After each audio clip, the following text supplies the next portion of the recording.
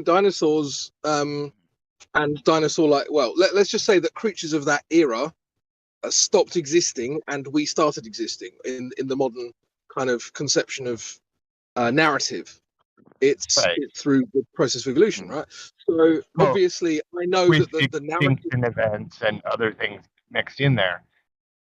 I Okay. mean, the extinction event is more of the. Okay, so you're nitpicking something that doesn't really matter. Like my point is the average person sees these things as very much linked. Yes, most definitely. You know, dinosaurs turn into whales. You know, all this sort of stuff. People don't go to the micro; they think of the macro when they think about evolution. You know, maybe in these realms or the circles that you associate with Kool-Aid, you know, you're thinking about organisms. But I think people in general, just like Crypto said, they don't think of it the way you think of it. I think they think of it as a whole. Most definitely, 100%. Okay, and that was the question, is because, you know, my degree's in micro, that's where I think when I think biology. So it was where do regular people think? Okay.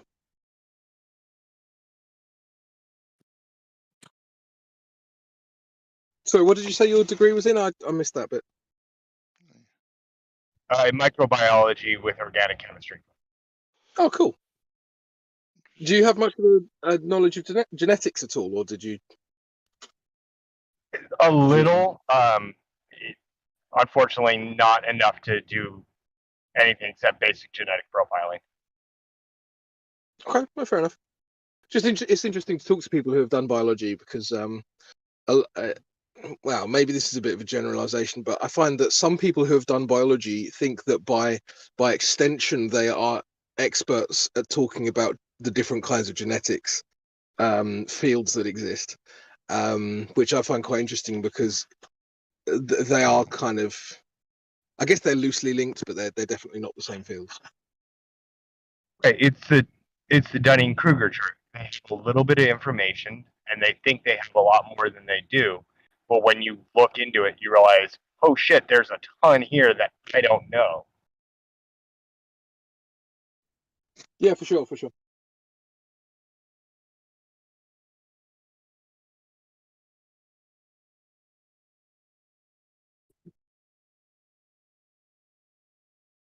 But I really didn't want to interrupt your conversation, so go back to it. No, you're good, man. You're good. I mean, sorry to cut you off when you were critiquing. It's just that I felt like you were going in like an irrelevant direction, and I don't mean that in like a mean or nasty way. I just mean like, I guess maybe I wasn't clear enough, but I was talking about the common perception and not my perception. Right. And if you would have said, hey, dude, you're high to a topic.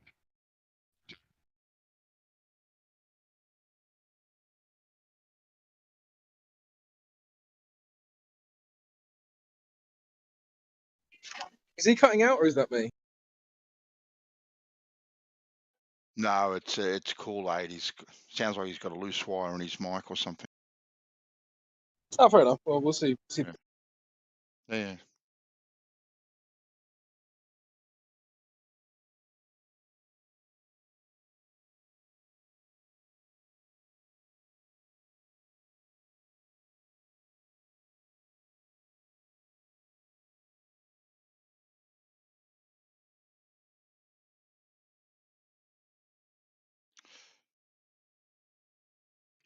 Yeah, but I don't see, you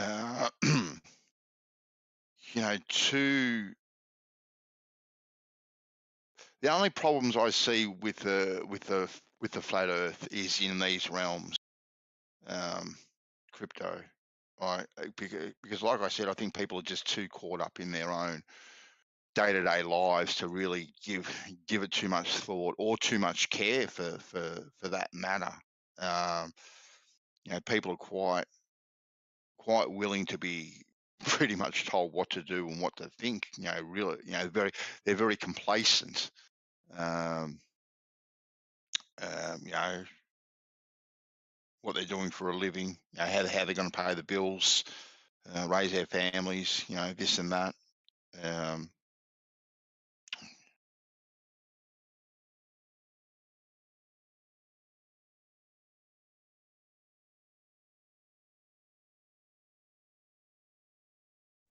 Yeah, I mean, This all fucking things we kind of discussed. pusher talk is.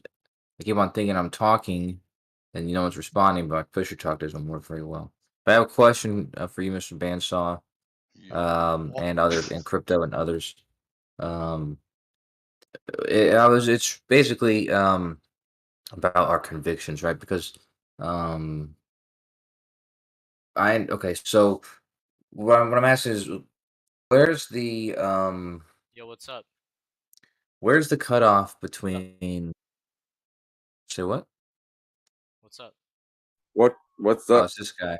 The cutoff I is mean, what's don't speak with me, man. But no, where's the cutoff from? Like, let's say where you guys see that there's merit in looking into questioning the globe, because there is it seems like there would be a big distance between questioning or doubting the globe, looking into the merits of the flat Earth, versus being convinced and having strong convictions that the globe is definitely wrong and the Earth is, by as far as you know, flat.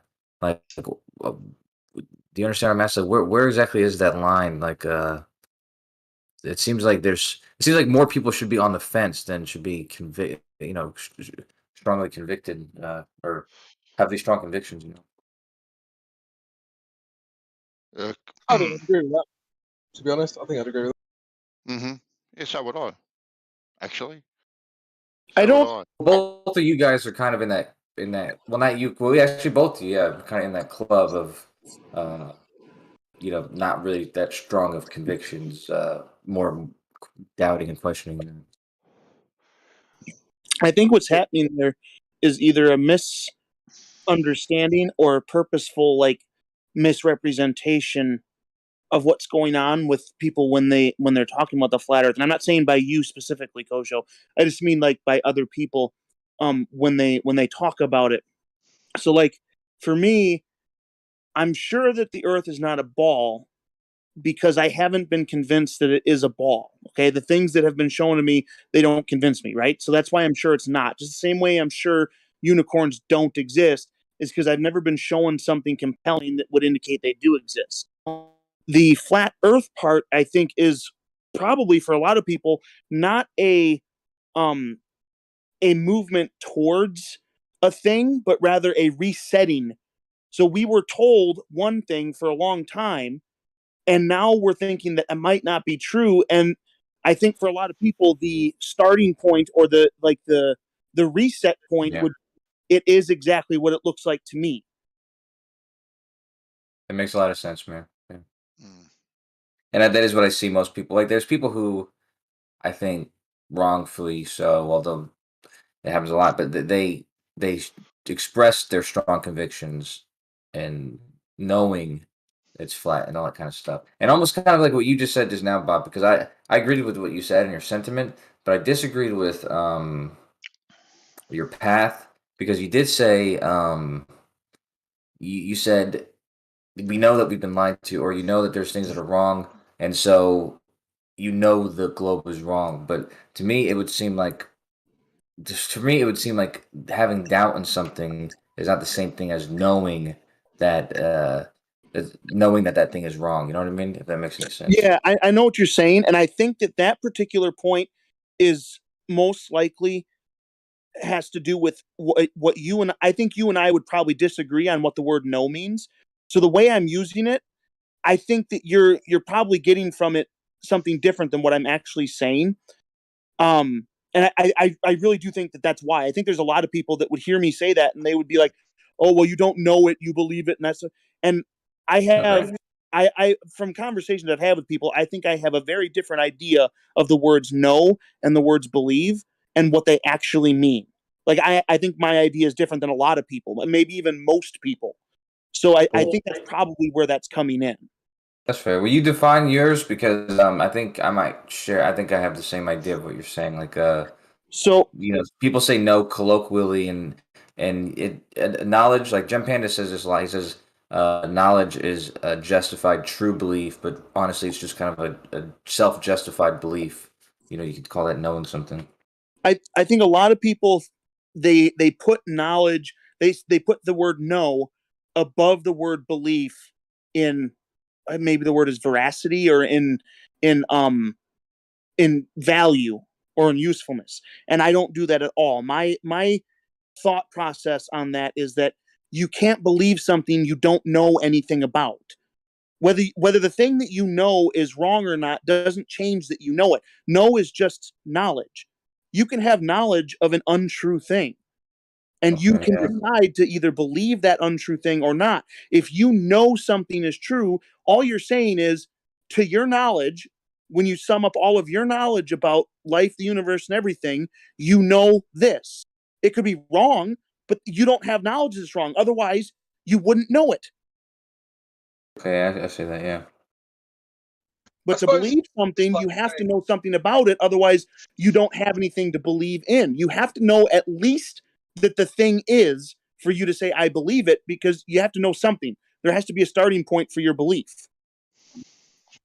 So I suppose what you're saying then is that no doesn't necessarily have to include the word true, which in some contexts actually makes sense. So if I was to say read a fantasy book, and I don't know if you guys have played Warhammer 40,000, but if I was to say, someone said to me like, which Tyrannid did Marnius Calgar defeat or something, right?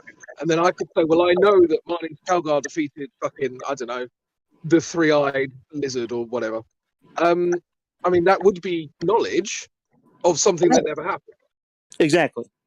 Right. Yeah. That's the knowledge that you have. The knowledge that you obtained from whatever book you read, that is the extent of your knowledge. And looking at all of the knowledge on that particular subject, you know your knowledge is that this person defeated this person. That's your knowledge. If you obtain more knowledge, you might change your mind. But until then, that's literally your knowledge. You know it. And I think that's entirely separate from the concept of truth. I can accept that. I'm not sure I entirely agree, but I can certainly entertain it. I think that's you've argued the point well, so I can accept it. But what were we talking about before?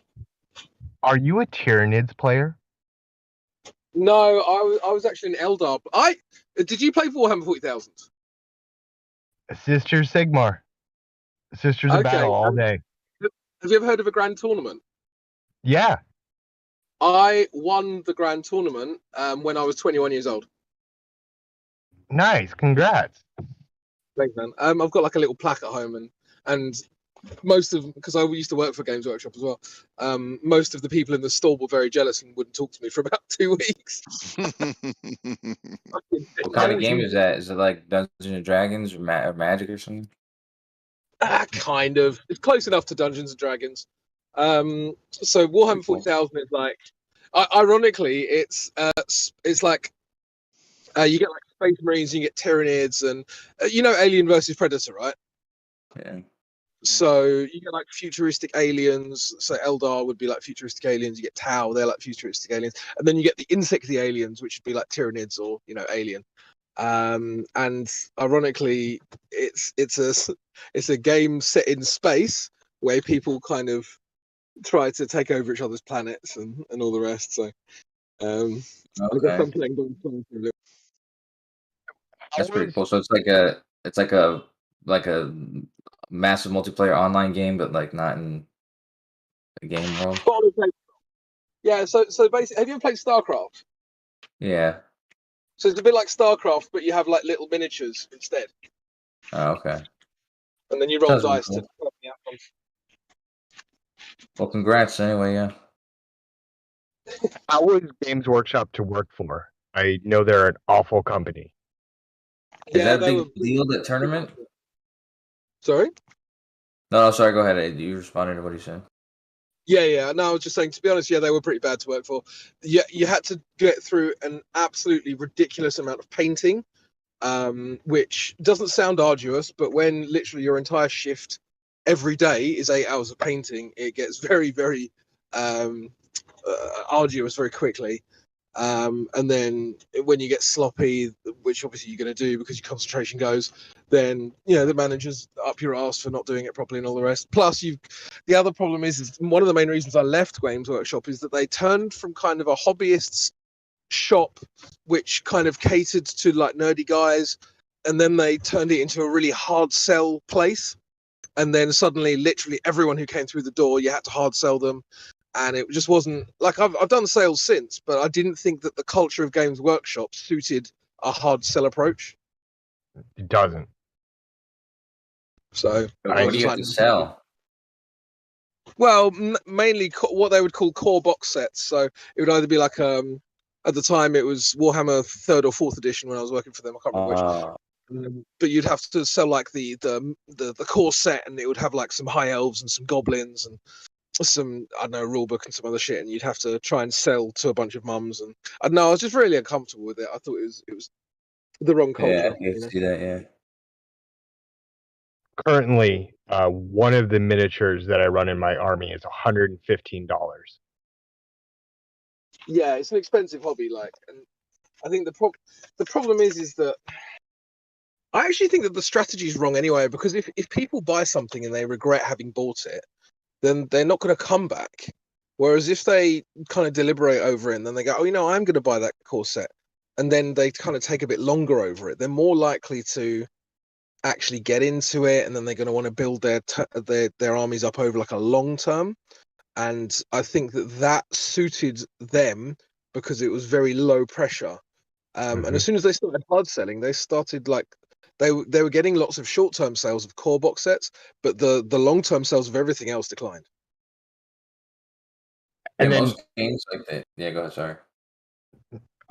did you hear about them going after text-to-speech device? With the Emperor had a text-to-speech device, a YouTube channel, fan lore with like 150,000 subs. No, I haven't heard about any of this. To be honest, I haven't really been into it for years. They attacked them for intellectual property theft and set them cease and desist. They had to shut down their whole channel. Yeah, it's all getting a bit kind of nasty of late, by the sounds of it.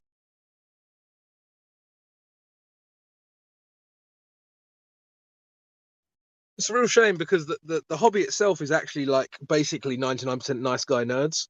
So like, I don't know, like nastiness doesn't make sense, in my opinion. But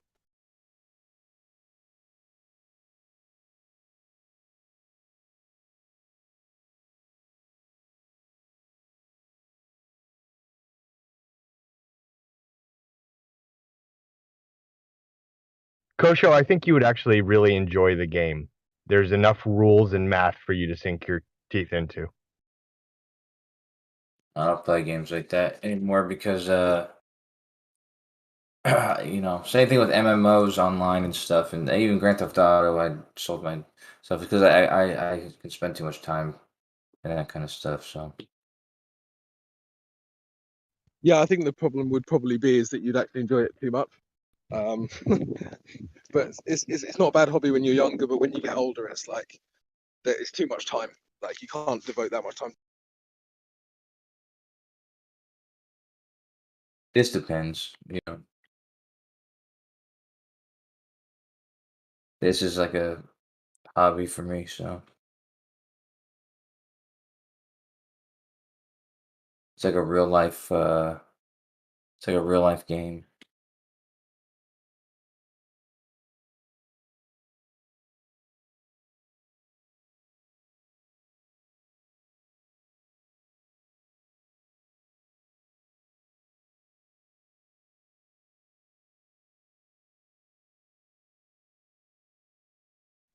Yeah, Bansal, I just wanted to pick up on what you said earlier. Since the room's quiet. On the South Celestial Pole thing, I have to agree with you. I'm not particularly satisfied with any of the kind of FE explanations. Past kind of saying I don't really know, but to be honest, I'm okay to say I don't know. I don't know why people are afraid to say that, because if you don't know, why would you pretend that you know? That doesn't make any sense. No, it doesn't make any sense. And look, you can throw out the I'm going to say regurgitated explanations, the common explanations.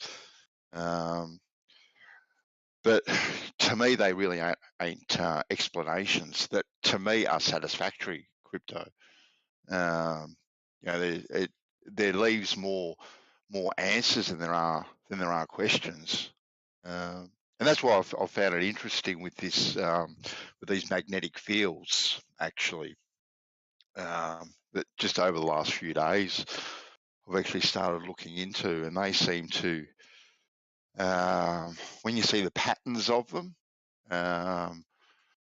it's something more tangible, practical that you can kind of sink your teeth into, if you know what I mean. Instead of just a explanation, there's something physical there that you can see that kind of marries up with what you do see.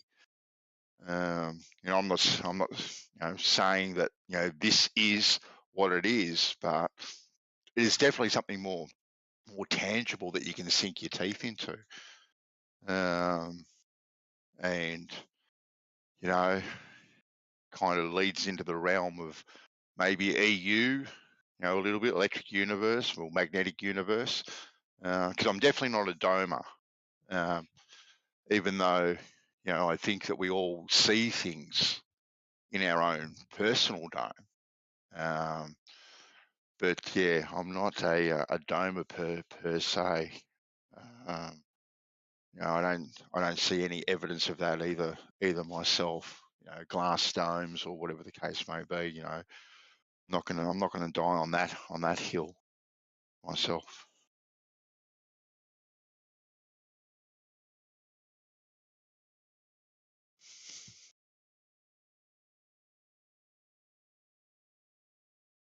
Are you guys interested in that challenge, the McToon challenge thing?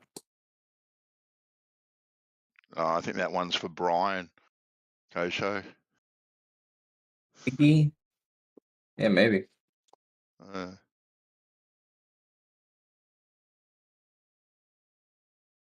Don't really know too much about it. I've heard a little bit. It's about, I don't know, triangulating stars or something, isn't it?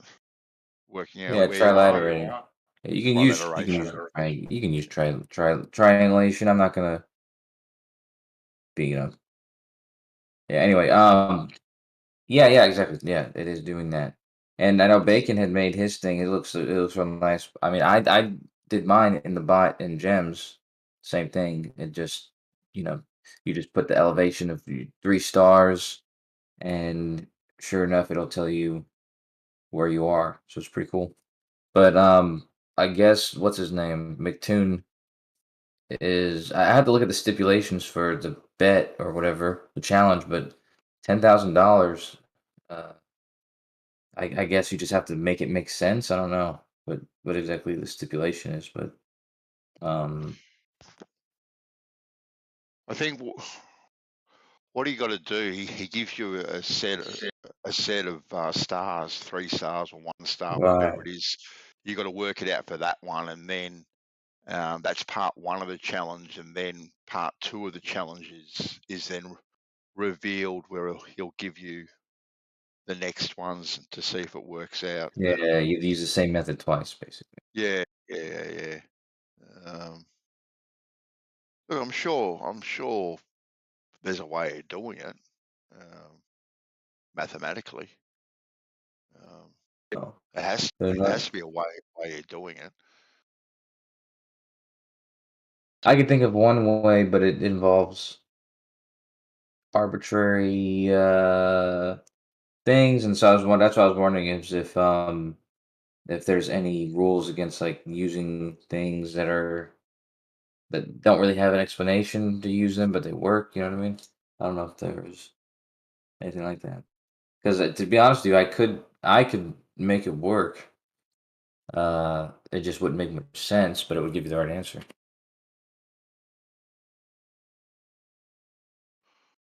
I think he's probably got some stipulations against, like I said, arbitrarily, just making things fit. What I've heard about the challenge is only third hand. I haven't been over to McToon's channel for years, really. He's in the crew of Fight the Flat Earth and stuff, so He seems like an all right guy, but I was on his website the other day, and there's like a section on there for flat Earth pedophiles. Oh, you're joking. No, yeah, I thought, what? That's kind of so weird. Weird. Turn of Well, that probably says a lot about his character right there. Yeah, like I said, because I guess I don't have that much. I don't like fight the flat Earth or any of those dudes at all. But at least what I've seen of McToon, he seems like all right. But then, like I said, there's stuff like that, like on his site. I was like, this is weird. What an incredibly dumb thing to do. If you had proof of something like that, why aren't you going to the police? You sick person. Well, no, all the people. He has 3 people on there, and they have all been arrested. He's posting their, I guess, police records or something. Oh, okay. So it's not like him calling them out as that. He's saying they've had that charged against them. Yeah, basically. Yeah. Oh, okay. There's like a whole section dedicated just for that. I was like, what is that weird?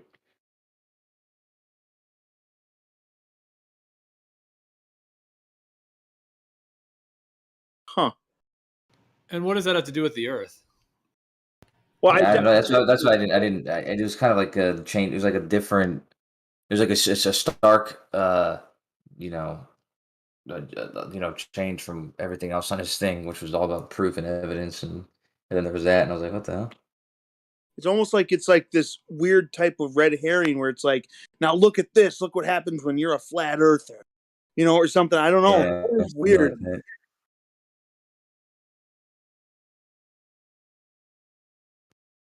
That's not. Except, That's of course, not.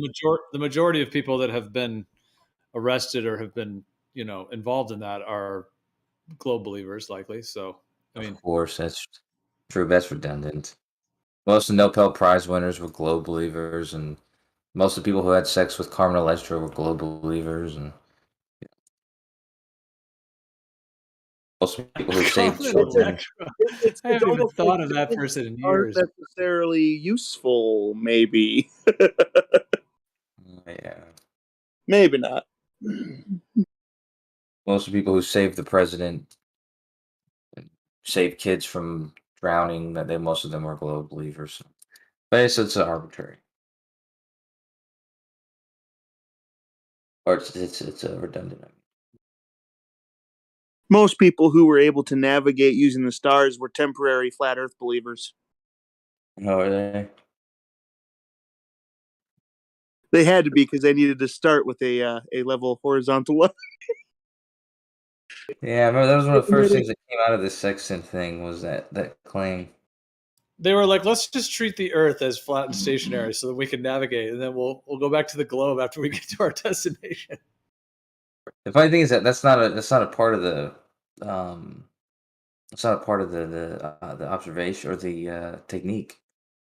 But people keep claiming that you have to use a flat plane, but You do. that's not Even anyway in the globe way, they call it the astronomical horizon, which is a horizontal line coming off the vertical plumb. So Yeah, you have to make up horizontal to do it on your globe.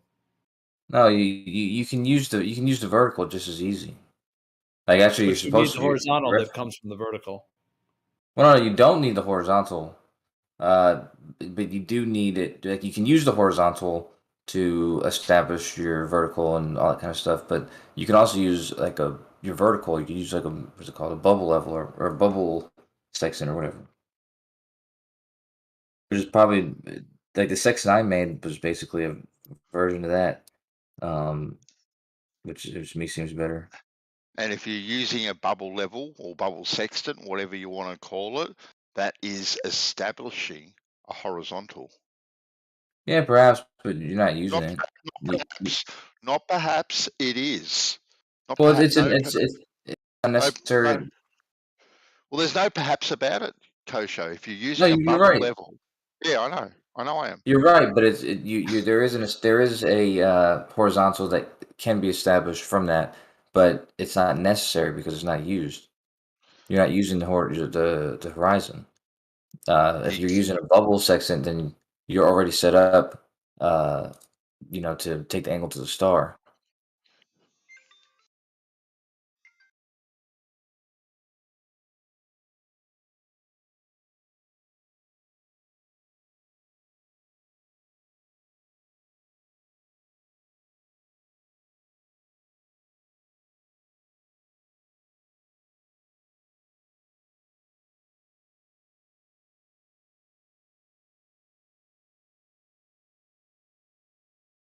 You know what, Ben? So me and you have been we've been in some pretty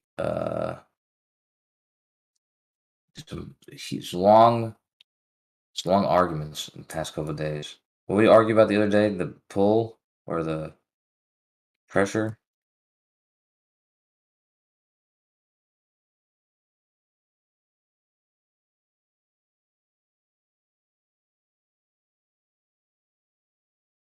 I'm gonna start auto conceding.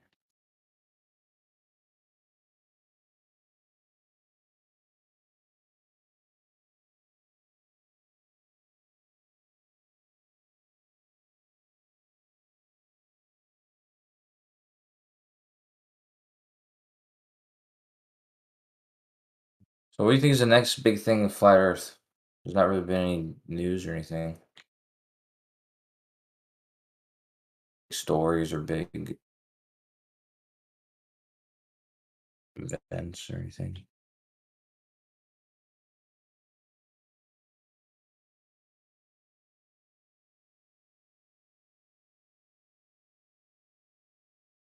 It's crazy that right now the most exciting thing in Flat Earth is McToon's bullshit challenge.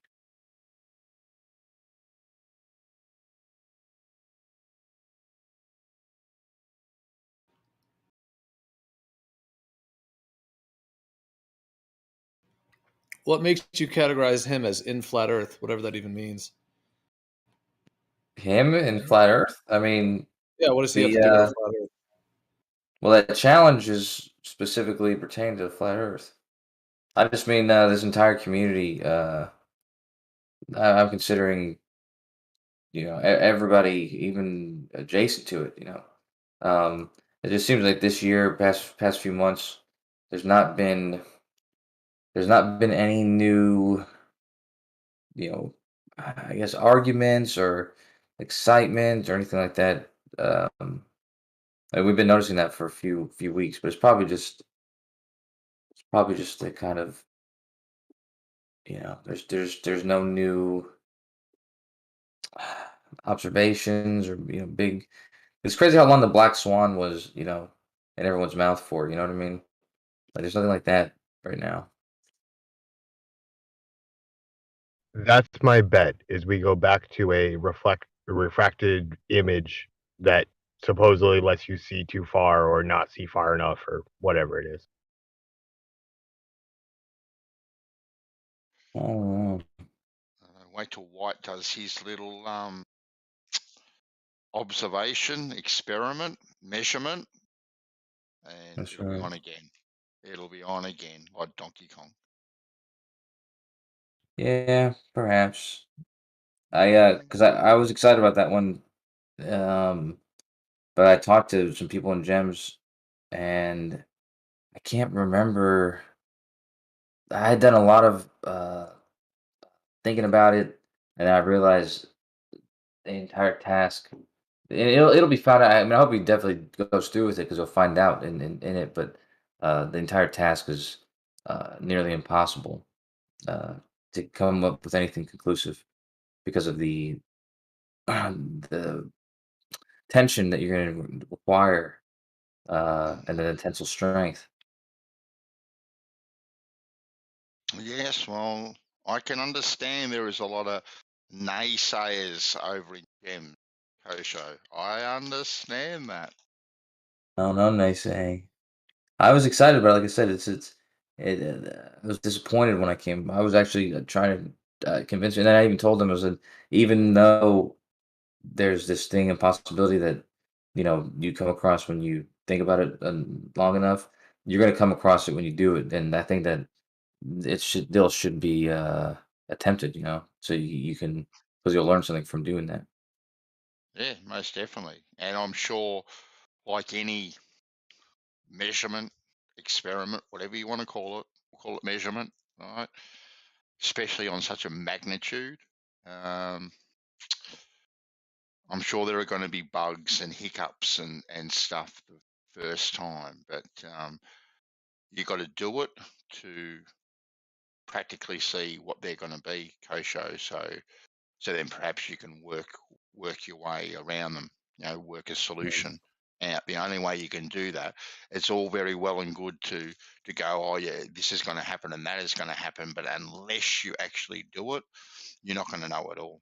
You're not going to know it all. I think it's definitely important to establish beforehand the expected results, for either model. That way, that way you're not finding things out and then adjusting what the evidence and all that kind of stuff, or the adjusting your confidence level. Well, I think the results are pretty evident. Kosho, apart from the actual weight of the line itself, that's going to be resting on the scale. If that reads either greater or lesser, there's the results. There's the results right there. If it reads greater, then that's a result. But if it doesn't read greater, then at that point, there might be, people might jump to claim that as a result, but that's the problem, is it's not a result if it's not greater. So if it's greater, if there is a force greater, then that's definitely a result. But if there's not a force greater, then there's a lot of things that could be the problem, and the main culprit is the fact that pulling it taut enough to achieve that positive weight is, like I said, it's near impossible. I would agree, Kosho. 100%. I would agree there. Yeah.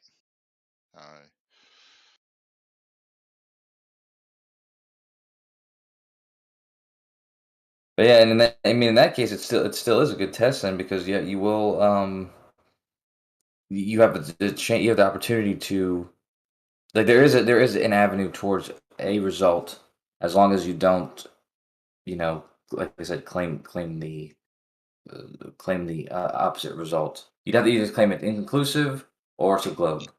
Yes. Yeah. But if it's inconclusive, you can't claim it's flat. If it's inconclusive, yeah, I'd agree there.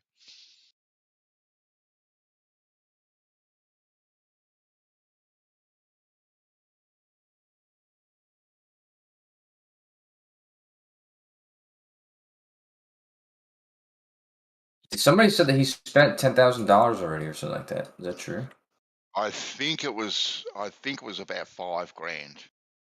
Is what I heard from him. It was about $5,000. You know what kind of cable or whatever he purchased? Look, the actual brand of the filament that he purchased, no, I don't know, but it's the same stuff that they use on lining fishing trawls, so or a similar one, a similar brand to those. So they're rated to some astronomical amount, the line itself. So yeah, we'll see. We'll see. What's troubling is when I did the numbers, I used the most extreme example of, like, the strongest. I don't remember what I used. I used like spider silk or something. I used something crazy, and it still fell short. So that's why I think, but that'll be discovered in the whole thing, that the amount of force required to pull that taut enough for a result is incredible. Well, this stuff is pulled taut over 5 or 10 kilometers as it is, when it's all up with 10,000 fish attached to it. So it's got to be pulled taut then. No, I'd have to show you my math, but I wish I had my notes ready for that, because I had a lot of notes from that when I was working on that. And that was the problem, because I was excited about it, so I was trying to convince the people in Gems, about it, but it was in doing this equation I was doing to find out how to, because basically there'd be a gap, like as you said, for 10 kilometers. Basically, you would need to get it within a range that was between the sagitta and what do you call it, the arc or whatever, arc length. You would need it to be tight enough that um, the range in in the middle is not going to be greater than that sagitta, and that's actually a tiny sagitta, and the gap there, it's almost impossible to get within that range. Mm. You say it's taut when they're pulling the fish, but the crazy thing is, um, even when you're towing something or you're pulling something heavy, depending on what kind of rope you're using, it it may be as tight. You may be pulling it and pulling the thing, and there's a lot of force, but there's still slack in it. Mm. Yeah. Potentially, Kosho. Potentially. Like I said, I don't know. I know there are people around, like, George and whatnot, have done all these equations to the tensile strength and stuff of different sorts of lines. How it possibly can't be done, especially when they're done things like what is it called, force the line, where they try to pull a line perfectly horizontal over Well, that over was yeah, which is at the end of the day, that is something different to what White is trying to do. He's not trying to force the line per se and get it perfectly horizontal. He's just trying to get enough downward, as like cutting the cheese, I suppose, is the word. A downward pressure on that scale. So pulling it tight enough so it would reach horizontal is not what he's trying to achieve.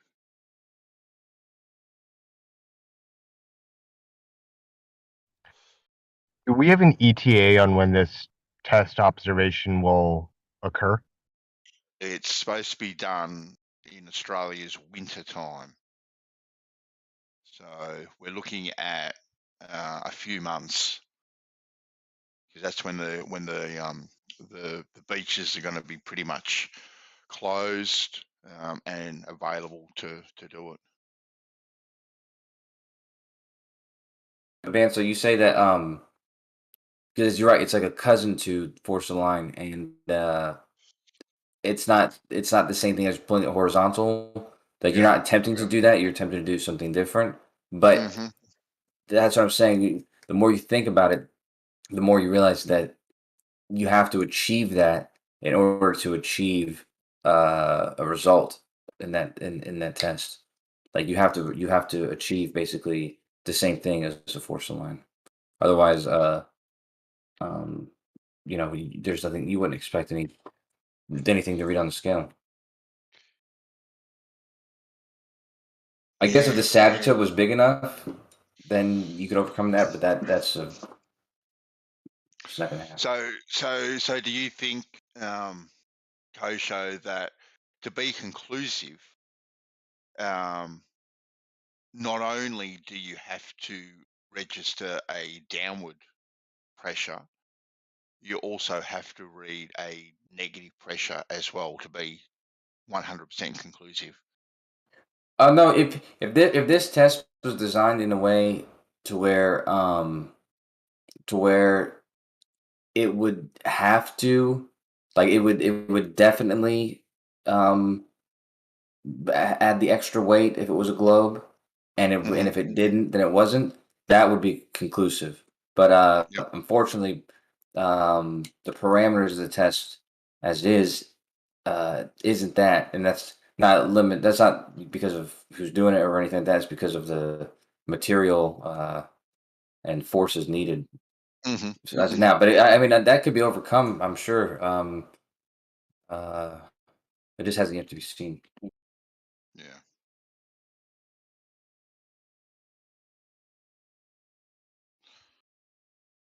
I suppose we'll find out soon enough. In 2 or 3 months, anyway.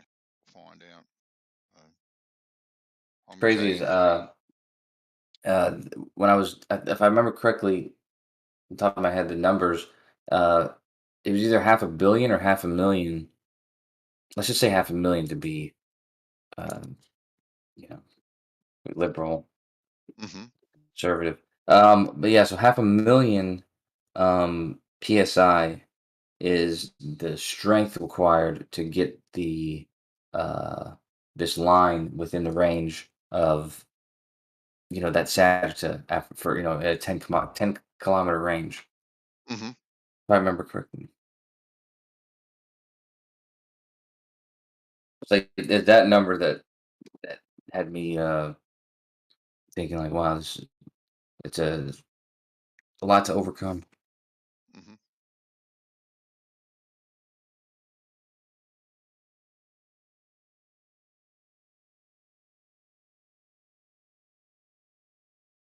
We're trying to get Jeremy excited about the concentric circle test again, but he's having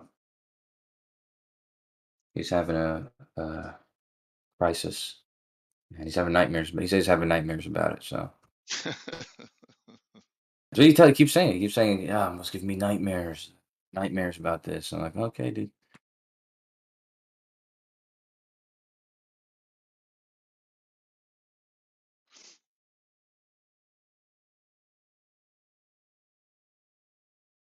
That test was. I think that test is conclusive. It's definitely. It can be done in a way that you could really get some answers that you could, you know, bite your teeth into. mm.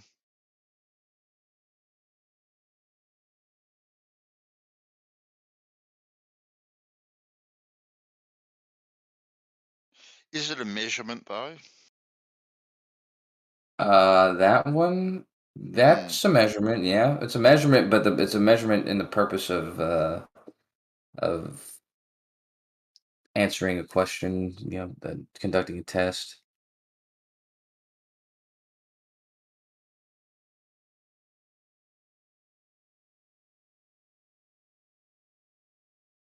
I think definitely it's framed in a way that it's definitely a test or experiment or whatever you want to call it. Okay.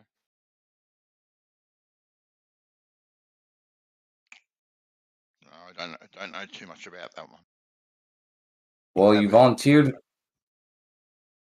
Yeah, when I I was did. doing my portion of it. Yeah. But what did I volunteer for? Well, Jeremy wants to measure. So the discussion was about the tropics and the equator, these three circles. The whole argument is on a flat plane, these three circles would be getting bigger as they go south, and on the globe, the biggest one would be the equator, with the other two being equally sized and both smaller than the equator. And to have the latter on a flat plane would require it not to be a flat plane, basically. So if you did this test and conclusively learned the relationship between the distances of these three rings, I think that you would have conclusive. You'd have enough information to make a conclusion about the shape of the Earth. That's right. You wanted people to make observations for it. What is coming to me. Well, yeah. Well, this thing, Jeremy wants to says it has to be on the subsolar points. He's dead set on that, which is a lot for him. But you can conduct the same test using people not at the subsolar point, but at just places along the same latitude. And instead of measuring the tropics and the equator, you could just measure that specific latitude. And that's when we were going to use people in Australia. So I was pairing people up in Australia to see, people who were in the same latitude, and then measuring their local solar noon and determining the latitude, the distance around the latitude through that. Yeah.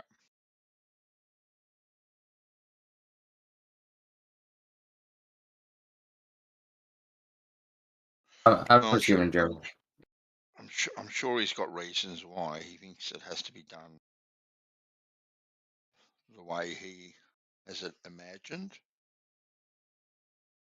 So I'm giving him a hard time, but he did I say know. he was having that. It was giving him nightmares. He said it a couple times.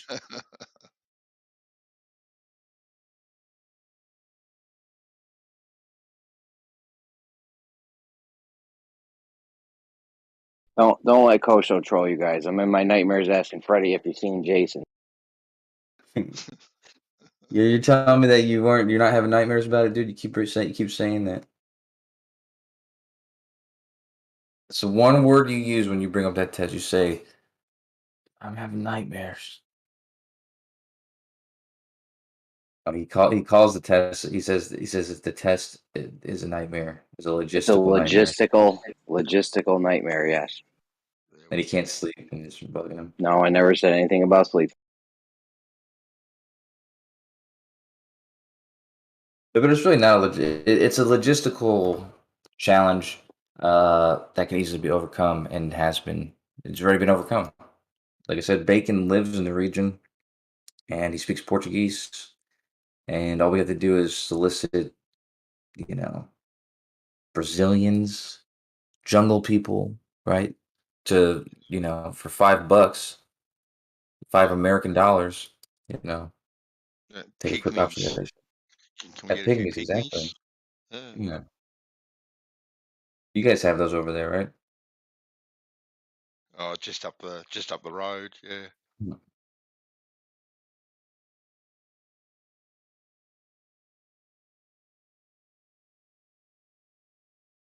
You ever been out in the bush like for a long period of time, like Mm, camping, I guess, for weeks or something?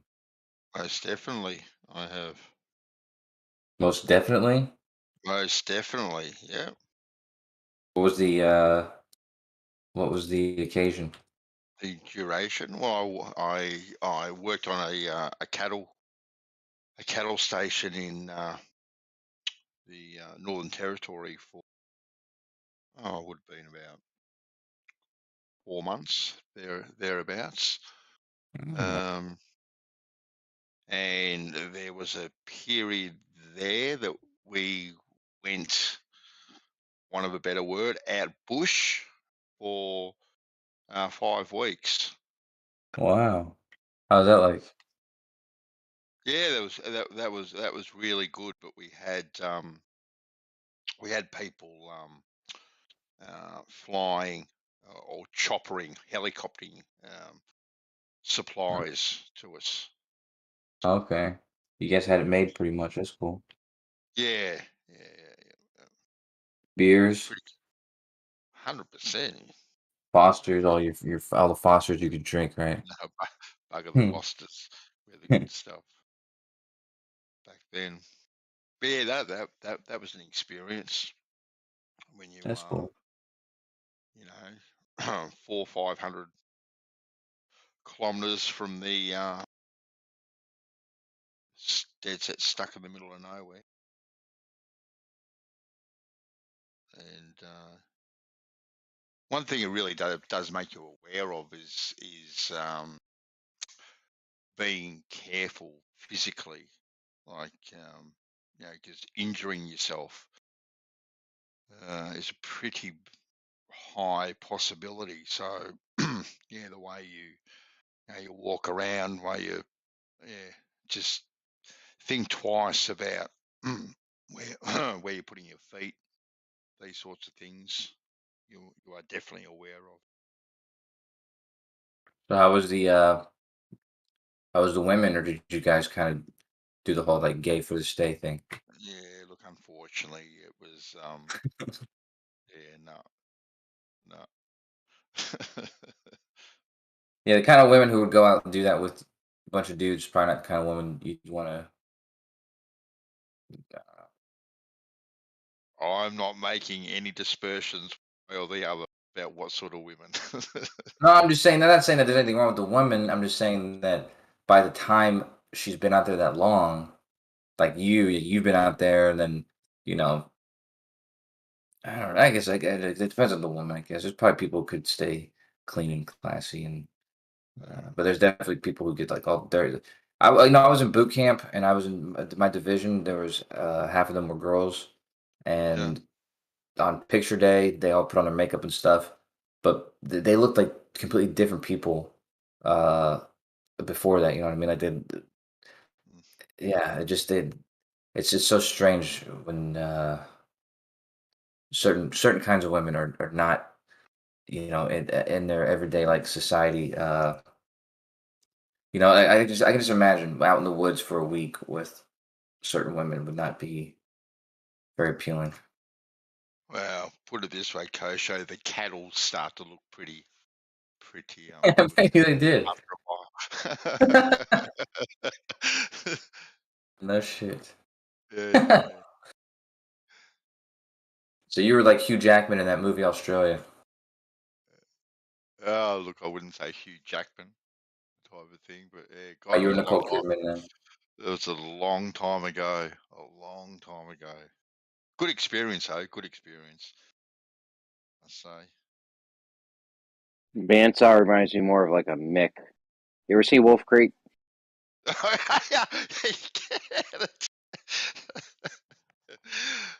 Yeah, Wolf Creek, most definitely. Wolf Creek 2 was a bit average, but Wolf Creek 1 is where it's at. They came out with a series. Me and my wife loved the whole thing. Right? Remember those Wolf Creek movies? And the series wasn't bad either. Okay, okay. Yeah. You know what movie my girlfriend likes a lot?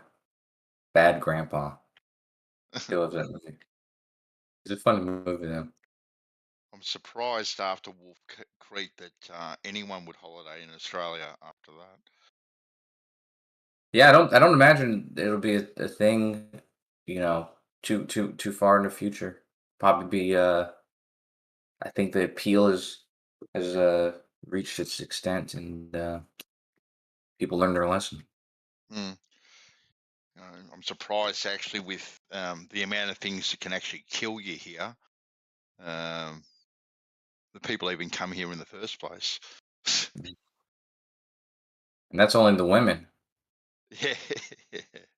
Man, Becky, I love Becky, dude. But she's said so many stories. She could probably write a book. You know what I mean?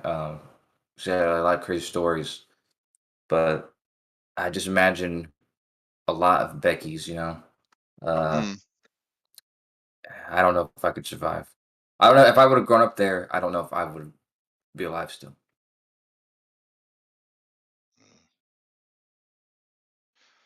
Most body things are okay. If you leave them alone, they leave you. Most. So you go to put your boot on and there's something in there. Uh-huh. You tap your boots out every day? I've done that before by accident. I got bit by a redback about 8 years ago on the back of the hand. Gee, that was painful. Is it a You talking about redback? you talking about when's Bandsaw been in the bush? For how long? That motherfucker lives in the bush. Yeah. Sipping coffee martinis, espressos. You know, Australians are like the kids of the earth. Like, you guys are such a kid fucking country, dude. Because like everything, all the places, like you have like the sandy desert. It's like a kid, but what kid could have come up with that? I mean, the sandy desert or northern Australia, South Australia. What is it? Don't you have like a what's it called? Well, then you got North Island in New Zealand, and then you guys name all your birds like the most perverted names. No wonder they want to attack you so much. But you have like the, double-titted, nipple bird. Double-titted shit. Who the fuck are muting me though? Who? Every other bird has the word cock in it. Yeah. Cocky, cockatoo. Yeah. Alright. Okay, I'll get that. I mean, it's because like I was in another room right now a second ago, and I wanted to make sure it wasn't part of that.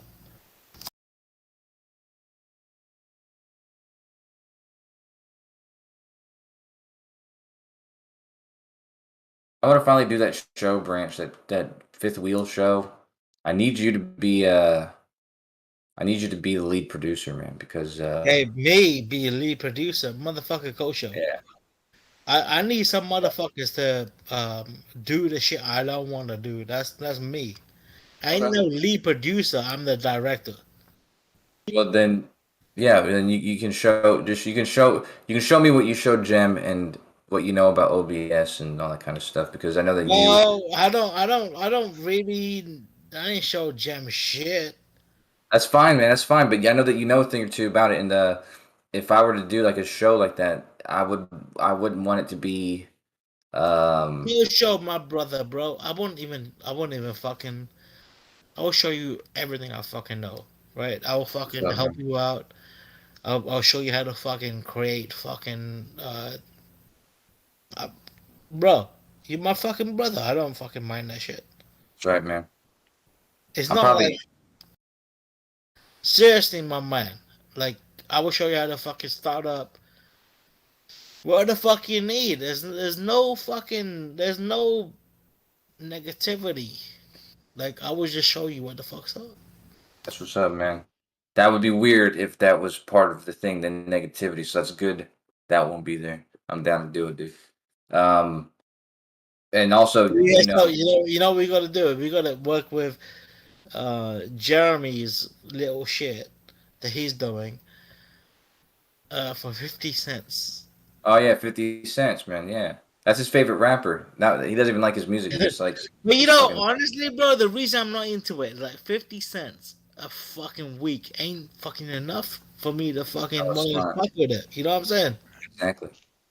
That's why when I was doing that Doge thing, I was planning to do several thousand a week.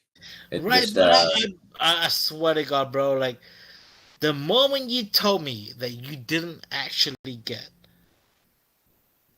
uh get it done, like I was like, nah. I have the macros. I just Did you use that shit I told you? Did you use yeah. Shona? Well, no, I don't know if I used that specifically, but I found something that did it with the pixel and all that kind of stuff, and then it was Shona is okay. the shit, bro. It was okay. Yeah, I gotta get out of here. My girlfriend's gonna be so mad at me, dude. Oh man, yeah. I think you need to fucking tell your girlfriend to meet up with Branch. Like, Yeah, I should tell her that, but I might not. I might. it'd be funny though, dude. No. Like, let's just say, yeah, you was like, hey, sweetheart, why don't you talk to Branch for a second? I tell you, she's racist against Indians. Oh, then that makes even more fucking reasons. Like, what type of Indians? Like, she's against like brown Indians or like American Oh, Indians? she's in real estate, and so she just had like that's her basically her. I don't think it's a racist thing All as much right, as bro. You know what? You know what, my man? If she's against fucking brown Indians, I need to fix this shit with you. Before you can fuck this bitch and make her your fucking wife, she needs to get over her fucking non. I'm not gonna let you marry a bitch who doesn't like brown people. You hear me, bro? I don't think she does anything as brown people. She's dating me, so Motherfucker, you ain't brown. You're fucking Calm down golden a bit, brown, Branch. Calm down, buddy.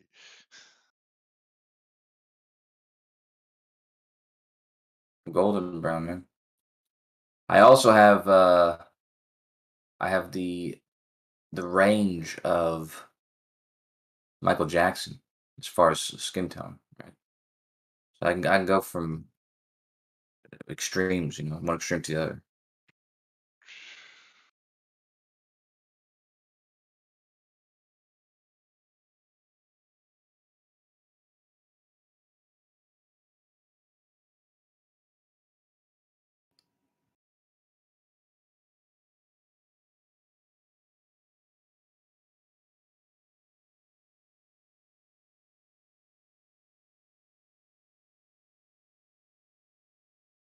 So you never did figure out that Doge Dash thing?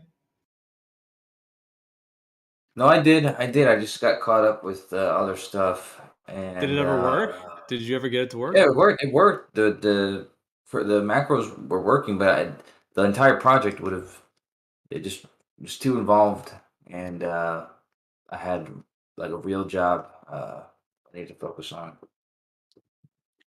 Well, there must have been something about it that wasn't working, because if it was, you were saying you were going to make all kinds of money, right? No, that was the plan. The issue, I guess, the issue was in getting the macro to be consistent, because that was part of the problem. But it wasn't hard to overcome. So it's like the macros were working. It just I needed it was a lot of complications. So if we were to get it working smoothly, I would have to. The macros were specific to my computer screen, for example. So I would have to set up all the VMs and make all new macros for all of them. So yeah, it's a whole thing.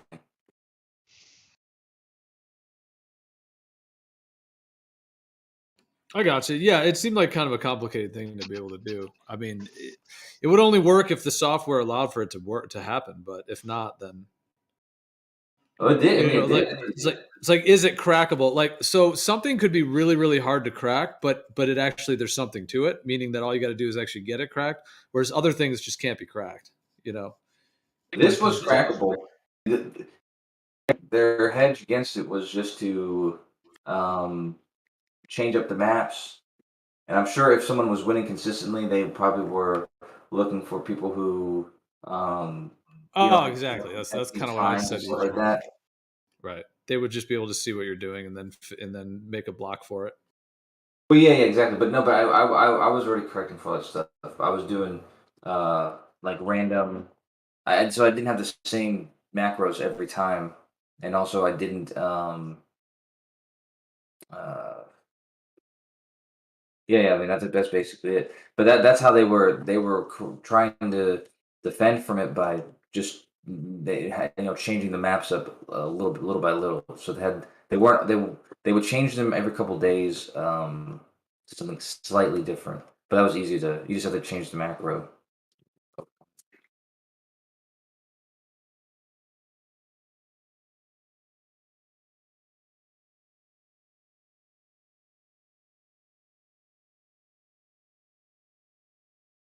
know what? I might look and see if there's something still to that. Who knows? I think the reason because there's a race against time also, because they're gonna go ahead and change the entire game. They're gonna make it a 3D game. So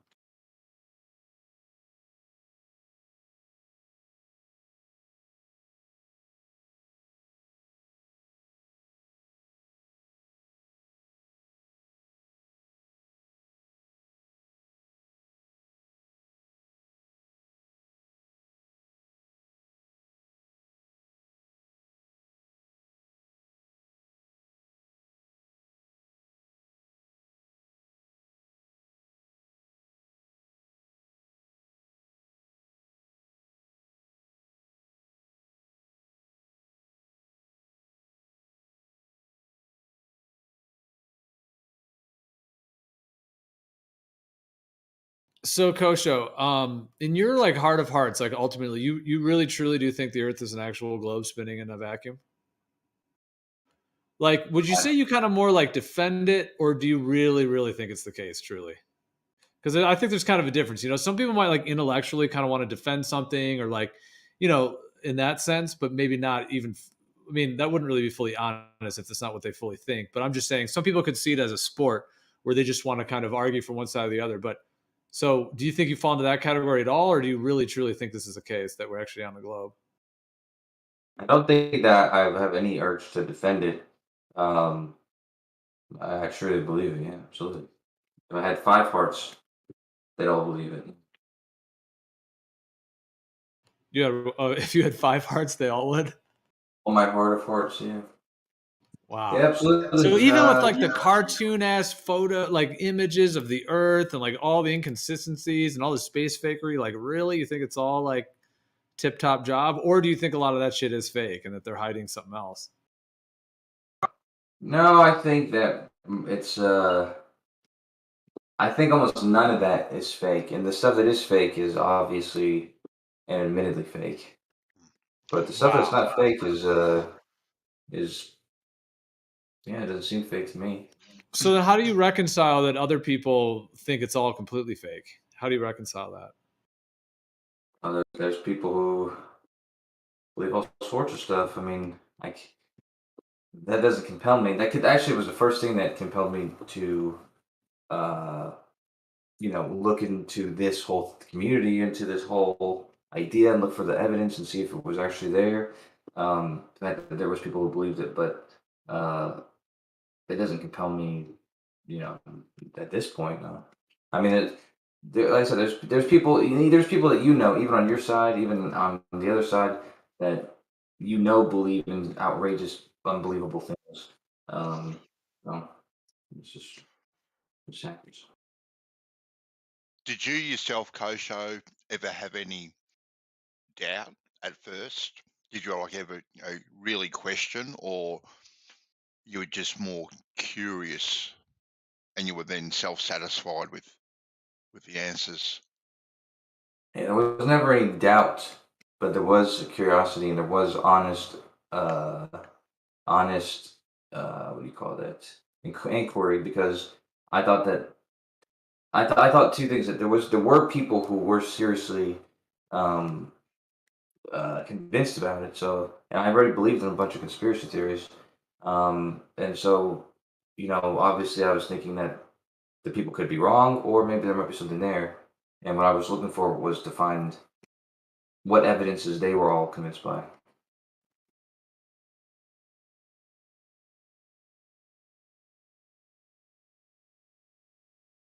Yep. That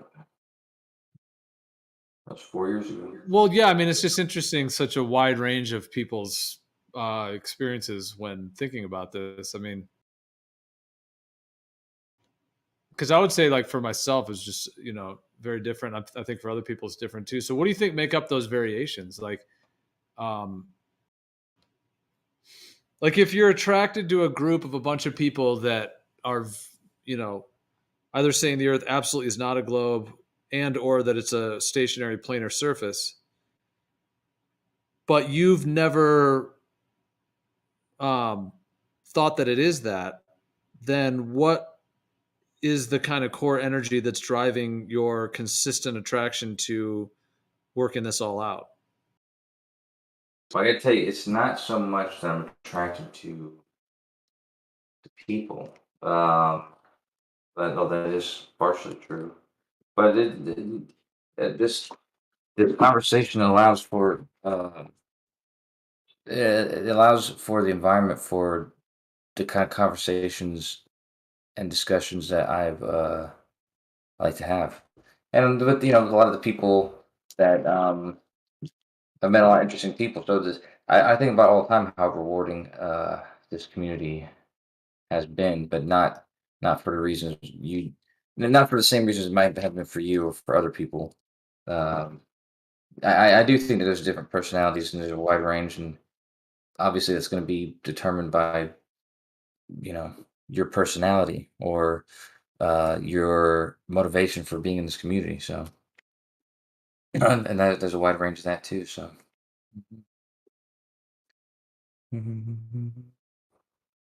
Yeah. So why do you think for some people it's like extraordinarily obvious that the Earth is stationary and that it's a planar nature, and then other folks can be so driven to actually believe what NASA is putting out and these other agencies, like the whole mainstream kind of government psyop thing that they're running? Like, why do you think there's such a dramatic? I mean, of course, that's my viewpoint on it. I know you don't see it that way, but I'm just describing it the way I see it. But even if you categorize it in a different way, like the main question is, what do you think makes that variation as to why some people can see it so easily and clearly, and then others don't, and then others want to defend the mainstream narrative? Oh, it's not as cut and dry as the answer I'm going to give, but generally, I think it can boil down to desire. There's people who arbitrarily, or like I asked you earlier, like, do you think there's people who are really, their convictions are strong? Or I asked them earlier, the convictions are too strong. Maybe past the point of appropriateness, that maybe they should be more on the fence.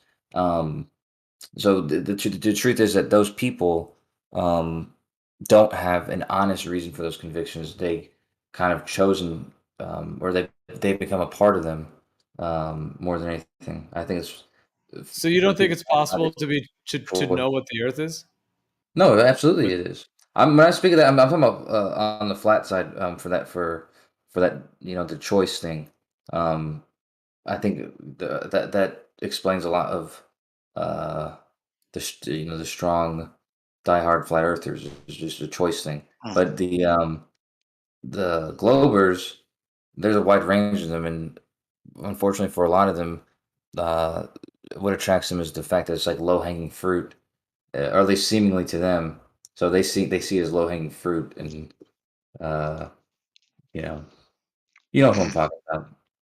Well, low hanging fruit because they have all these explanations with really big words and really fancy equations. It seems like unreachable, extremely high altitude fruit for them because they seem to never get any. They don't reap any rewards for any of it. Like they're here trying to convince a bunch of people of those that are of the mainstream story, and virtually no one is agreeing with them. So we're all just progressively moving on while they're desperately doing that. Geo, just think about what happens in like elementary school and middle school, and what children will do when one of their peers identifies like something different in someone else and decides to make that the target of teasing. What will happen with the group and their decision about teasing about that thing? It's not necessarily because that thing deserves to be teased about or because it's accurate or right or anything like that, but it can become an easy dunk for them. And then they're part of the group that's doing that dunking. And so they're part of that community, and that community is all about making fun of that one thing, whether it's legitimate or not. Yeah, right. And that's what I mean by the people who are attracted to that low hanging fruit idea. You're right, Gio, that it turns out not to be low hanging fruit for them a lot of the time.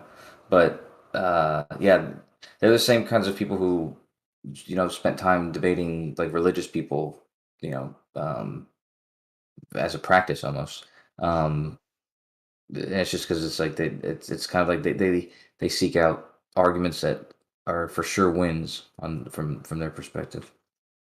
Although you're right, they turn out to not be so easy. But that's not me for sure. Well, if it was like, let's just say that it was, I mean, I'm not into this game, but I know some people are, but let's just say that it's a goal for the globe earthers to reconvince all of the flat earthers that the flat earth is false and that we actually do living on the spinning globe, like that they're here to save us. And there are these wonderful truth sayers that are here to help a bunch of these people that are off the path. I'm just saying, if you were to view it that way, their success rate is virtually zero. So I'm just saying from a raw perspective on that level, even if they think that's their mission and they're out for it in that way, they are 1000% failing on every single level at doing that. Absolutely. Although I will give them a little props, like the trolling, the derailing, the tactics, they have had some at least a little bit of effectiveness in that, but that doesn't do much at the end of the day. No, yeah, indeed, that's what, I agree. That's when you realize that after a while that it's futile, all that stuff. So, and that's kind of why that's why I said my answer about the desire is that honestly is what to me makes the big part of the difference between people who believe it and people who are against it or whatever. It's like there's some people who said it, like Pete Shea, and I'm not going to name names, but there's other people that when you ask them, the evidence isn't there to make a decision, at least from their perspective, but they already have made a decision. So so as I'm saying, it's like a decision thing. the best way to put it is it's a battle for the on the fencers. So you're discussing things, and it's up to the on the fencer listeners to decide who is right, who's logical, who freaks out, who's calm. Is this calm guy even right? Just because he's calm doesn't mean he's right. Yeah, I watched Yeah.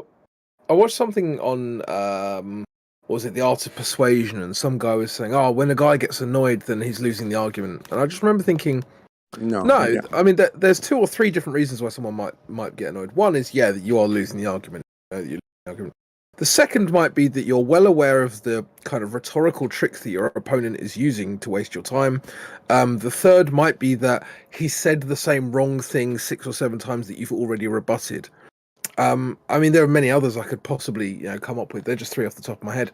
I don't think that the calm guy is always right, and in fact, actually, calmness could be an indication of some kind of mental illness. Because, and I don't mean I'm not trying to be all like, everyone who disagrees with me is mental. I'm not trying to do that. What I'm saying is that people who are irrationally calm, might be lacking something in their brain. And those kinds of people shouldn't probably be trusted either. Yeah, like monotonally calm in every situation, opposed to not getting triggered, but just changing a little bit, maybe. Well, it almost speaks to, like, I don't know, like psychopaths are very calm because they don't really feel your emotions.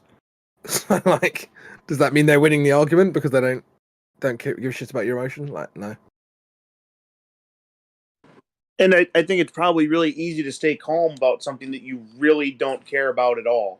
Like, if the topic is meaningless to you, I mean, think about what Branch does when he comes in here. I think a lot of the times what is being talked about isn't necessarily of any particular concern to him whatsoever.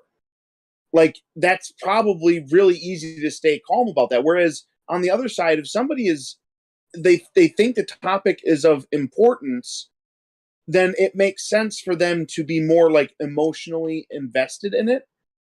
And so it seems like it would be easier for them to get frustrated when somebody is either not understanding or not cooperating or whatever.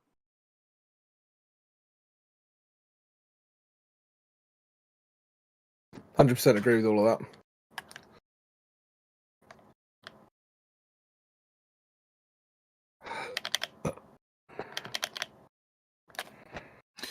Yep, I agree with a lot of that too. But on the other hand, if somebody isn't calm or if they're going off the rails, is that an effective vehicle to, elucidate truth and to be heard? Of course. Yeah. Oh, sorry. No, of course not. I think that I was just challenging the idea that the calm guy is correct. I don't think anyone actually claimed that anyway, but some people do claim it, and it's just like, no, I don't. No, I only brought it up because like Kosho and the Press Don were debating earlier, and Press Don was getting aggressive or whatever. I don't really know him. I'm not saying anything bad, but so Kosho was staying calm. He was getting aggressive, and obviously I'm a flat earther, so guess whose side that I'm gonna take. So Kosho's because he's secretly flat. Yeah, I'm not even just I'm going to take every flat earther's side, but like I've been around, so I know what's going on. Although I don't think Don I don't think he fully thinks it's a stationary planar type Earth. As far as I know, I think he's that was the weird. He's in here, so he can tell us. Is Don? Are you listening, Don? What is your personal What is your cosmology? State your cosmology. The only reason I mentioned Don is because I thought I heard him like a year or two ago on Oakley's, and I thought he was a Glober. Then he was debating Kosho today, and so I was like, is he flat or not? Like on these hardcore, I don't know everybody's stance, so they could be electric or flat globe. Like, well, I mean, of course, he would have to say for himself. But when Don first came into Brandon's server, I remember that he was, maybe a little more on the globe, but also like he would kind of argue both sides a bit, but I think a little more globe. And then from my understanding over time, he seems to have come more to like, I would say for sure he's a globe skeptic, is my understanding. I would say. Yeah, that's the exact instinct that I got from hearing him today. And like he calls out the bullshit of the globe for sure. Yeah, okay. Yeah. I think I've heard him call out bullshit on both sides too. Yeah. Yeah. That's you like, yeah. I choose, yeah, I don't usually attack flat earthers unless they're attacking me, then we'll talk about it, but so going off his roles, for his roles he has globe skeptic, and he has still researching, more land, ether, simulation, earth researcher, planisphere cosmology, electromagnetic cosmology, toroidal fields, ancestral spirituality, theist, holistic health, and herbal medicine. So yeah, in terms of the earth, sounds like globe skeptic. You can do it the ultimate dichotomy where like quantum racer, he's yelling, but is because he's yelling he's wrong, or is it because he's dealing with complete foolish people who don't know what science is, they don't know what a triangle is, they don't know what level is. So like just because he is excited does not mean that he loses the point. No, not at all. It's some people can control, some people can't. So yeah, it's. I have to say though, I distinctly dislike Quantum Razor's style. I can't get on board with that at all. You're not Robinson Crusoe there. What he should do is no. He could drag it, but I guess he's got so many clips that like, what's the point of dragging this new person out? But like, you gotta drag it out for a couple of minutes, get him to double speak, and then get him to do the ultimate double speak, where like, say it's rotating, but it's not rotating. Say the planes are flying backwards. Like, just get, yeah. But well, it also depends on what your definition of winning is.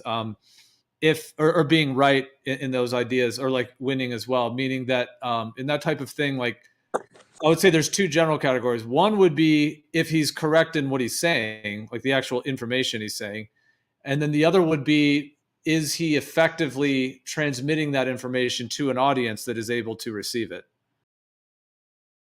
Because you could, in that sense, like you know, there's a win there by being able to have the message transferred in a way that is actually intelligible to the other person and makes a difference, you know, versus just being correct on the information.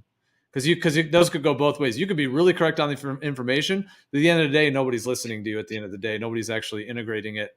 You know, and then on the other hand, you could be incorrect about the information, but you could come across as if where you're, you know, let's say convincing or compelling to people, even though you're wrong on the actual thing you're saying. I think at first, yeah, I think there was even a niche for his type of style, not letting the other side just get away with fallacious bullshit, to be put it quite frankly. But I think like everything, it kind of you know, it's got a bit oh well, a bit much for me, a bit too aggressive. But you know, I can see that where he was coming from, and their panel just not wanting the argument to be dragged into the weeds and having a dog's chase its tail, so to speak. The way you win in Flat Earth is you scream over other people and then No. trick them. No, the one thing with Quantum Eraser, you don't want the Glober to speak for 2 minutes, 5 minutes, 10 minutes, and go on a spiel. Like you stop them right away. Like he may do it a bit aggressive, and like I don't agree with some of his video presentations and some of the ad homs or some of the clips. Like you could do it a better way. Like so. QE doesn't let anybody talk. He talks over people. He doesn't let them get a word out. He has. No, he doesn't. He has. No, he doesn't. He has. No. Yes, he has. I've heard it. It's kind of like a fuse, you know. you get a couple words. You might get 3. You might get 10. You might even get 30, but it's coming. Yeah. The wrath is coming at some point. The way Yeah. the way that flat Earth works right now is that flat earthers are all in their echo chambers. How do you define echo chamber? Shit. An echo chamber is where you have only people that agree with you talking. Oh, perfect. Okay. So how would you Okay. describe the mainstream media with regards to the globe Earth?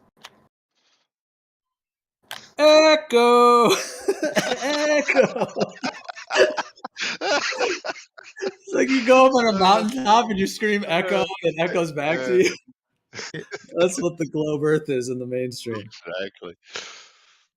Nobody debates. It's not a debate in the The biggest echo chamber on Earth, literally. NASA, the whole deal. Oof. Not a debate. 100% it is. What do you think an echo chamber is? It's a lack of debate. No, it isn't. As defined by you about 2 minutes ago.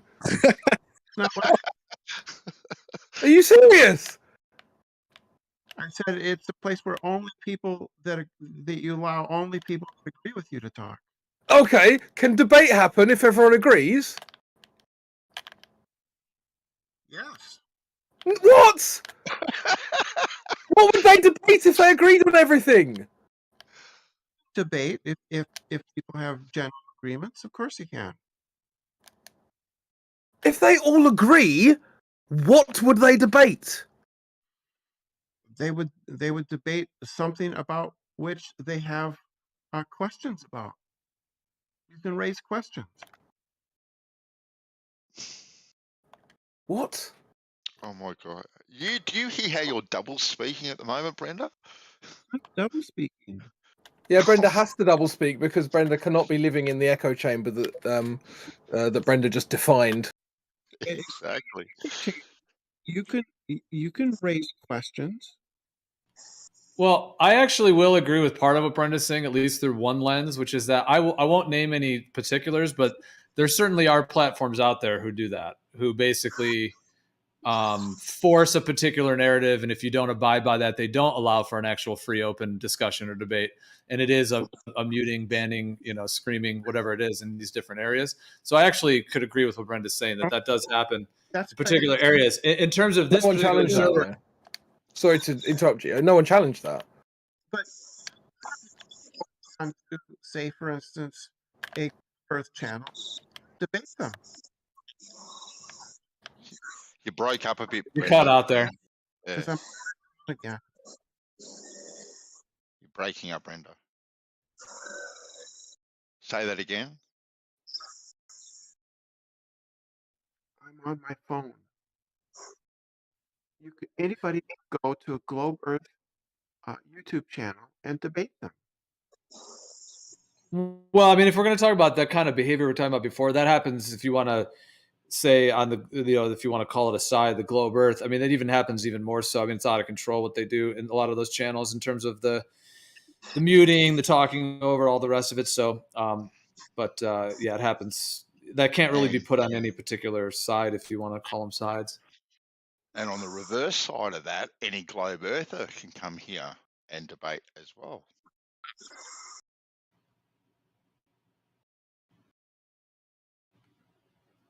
Yeah. Yeah, I mean, Brenda, No, she's gone. She's gone. Okay. I think I hit her with the truth. She was dropping out.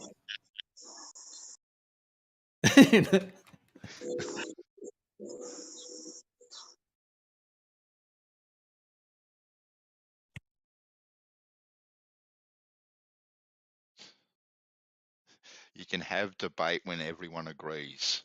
Interesting concept, that one. Oh. Let me ask you this question. On my phone. Yeah. What would you rather do? Have sex with a globe woman or literally eat dog food? I mean, I've had sex with plenty of globe women, so I'll probably go with that. What? Why do we have to only have sex with flat earthers now? Is that how this works? Like, Yeah, stick with your kind, man. I'm just kidding. Brilliant. There's definitely a lot more flat Earth women in this community than globe women. Yeah, I think that's because, generally speaking, like flat Earth has to.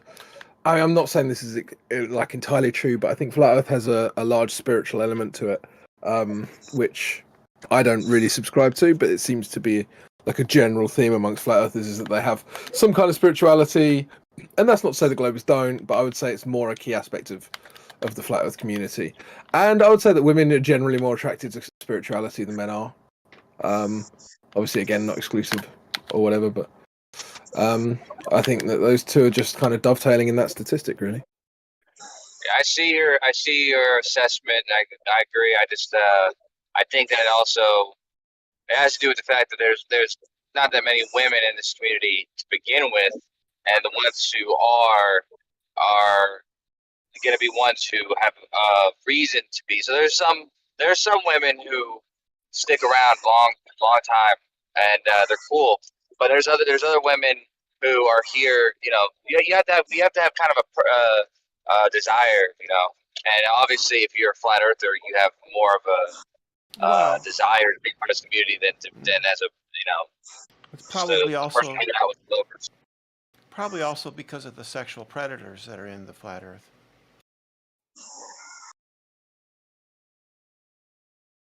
I wouldn't describe you as a sexual predator, Brenda. Can't even I'm believe thinking of specific. I'm thinking of specific people and who I know are who are and have done some pretty terrible things. Just right. End that thought right there. Thank you. I was never convicted. We can move on If you're to the asking Glober. if you're asking why women aren't around, that's probably why. Hold on a second. Hold on. We were talking about why flat Earth has more women than globe Earth, right? That was the topic of conversation. And so your answer to that is women aren't around because of sexual harassment, which would be an indictment of the globe Earth community because it was characterized as the one without having any females in it. Do you even listen to what we're talking about? I was thinking, I mean, yeah, lots of there's women. almost none. There's almost like women who actually defend the globe Earth. It's almost zero. Like We got Brenda. We got Twit. There's Twit lots does of defend. women. But Twit doesn't. When I said defend the globe, like actually debate for it. Actually, Twit doesn't do that. Brenda, well, That's true. I'm talking. Yeah. So are there any? I mean, I know that there are some women who are in the community in one way or another, but do any of them actually assert the globe Earth? They were on Modern Debate, but they were obviously second to the guy talking most times. No, there was that one woman that was on with MC Toon, yeah, and she didn't even know much about the globe at all. So Yeah, they didn't know she didn't know her own model. So yeah. I'm about 80% sure that Twit was only arguing for the globe to get Witsit's attention. Well, she's never argued for the globe, but she's but actually there's somewhat women on the too. fence. Like I think she would say she believes in it, but she's also somewhat on the fence. She doesn't believe in it. She's not on the fence.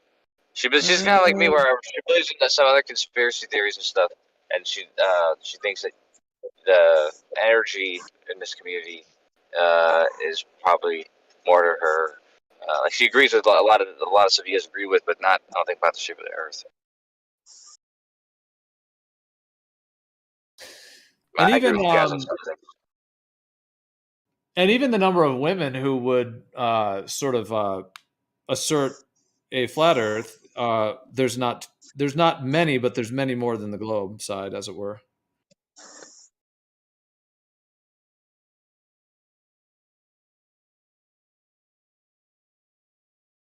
Well, women are the stronger species, the stronger sex.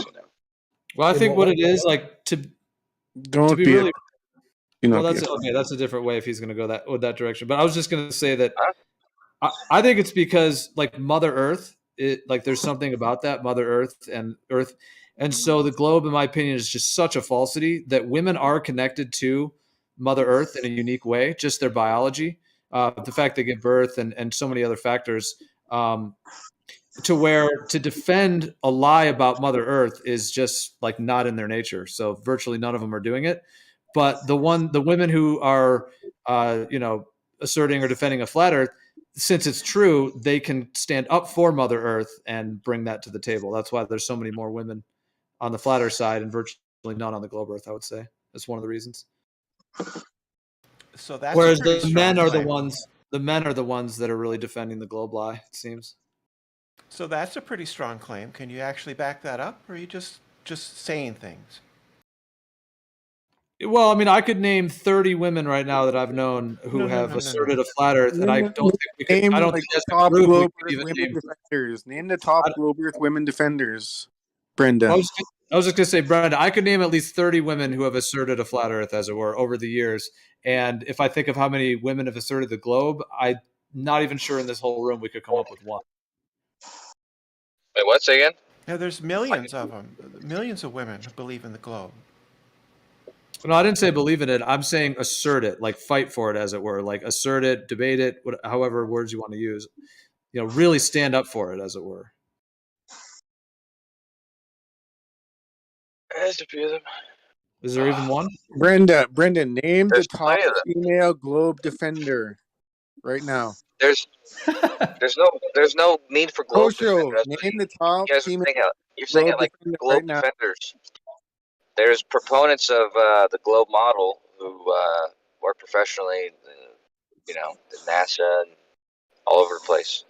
They don't have to defend the globe, but there's people in There's Gem that, Server. who's that, like Michelle Fowler or whatever, the Are you gonna NASA answer or woman. no? So yeah, I guess that's Yeah, about sure, the closest you can get. That's the Name closest you can get is a NASA employee, though, for real. top No, Discord female no, globe you Earth named her. proponent. Yeah, let's just go with No, Discord debater. Okay, let's Yeah. just put that category on. Discord globe Earth female proponent, top one. What's her Yeah, name? that's what I'm asking for. Top one. There's no top women, but Brenda's Just in name here. even We have 3 that have even. There's not a we lot have of. There's not a lot of. There's not a Rambo. li- Discord Rambo is zone. Discord is really a gaming platform. It was intended for gamers, and a lot of women don't play Question, games please. that much. That's not relevant. The Yeah, flat Earth- yeah. How many women do we have on 24/7? Like, this just really proves that Globers will defend and debate anything at all that a flat earther says they feel the need to oppose. Like, this doesn't even matter, and you're still opposing it. Why?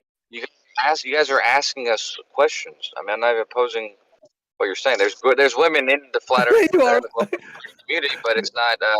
It's obviously. I mean, I'm the one who said that you guys had more female presence. I did find the irony quite delicious that I said that you would argue anything, and then you argued it. That's not iron. It's not ironic. I mean, that's. Well, it is wrong what you said. ironic. No, I'm the one. I'm the one who gave you guys. I'm the one who laid the whole thing out. Like, I was the one who said, you guys have more women, right? So the statement that, like, I mean, I don't know what's being defended here.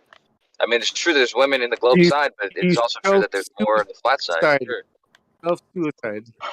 Okay, Kocho, do you think you could name 3 women who have debated, asserted, whatever word you want to use, a globe Earth? Like, really, curvature, whatever, actually debating. I'm not saying just kind of hanging around and like believing the globe and kind of like hanging out the sidelines. I'm talking about someone who actually debates it anywhere on, let's just say, Discord debate scene in that way. Could you even name 3 or even 2 or even 1? Yeah, sure. I mean, there's Hannah. There's always in Gems, and then Yeah, but there's she doesn't Allie. debate the Kat. globe, though. Hold on, but that Yes, she does. I've never heard. Well, Well, I yeah, guess I don't know very much. She doesn't. I guess. I mean, you say like debating, like going on like a show and debating, but no, she debates people when they come in there on all sorts of stuff. But and then there was a girl. I can't remember her name was, but she was back in 24/7. We were good friends.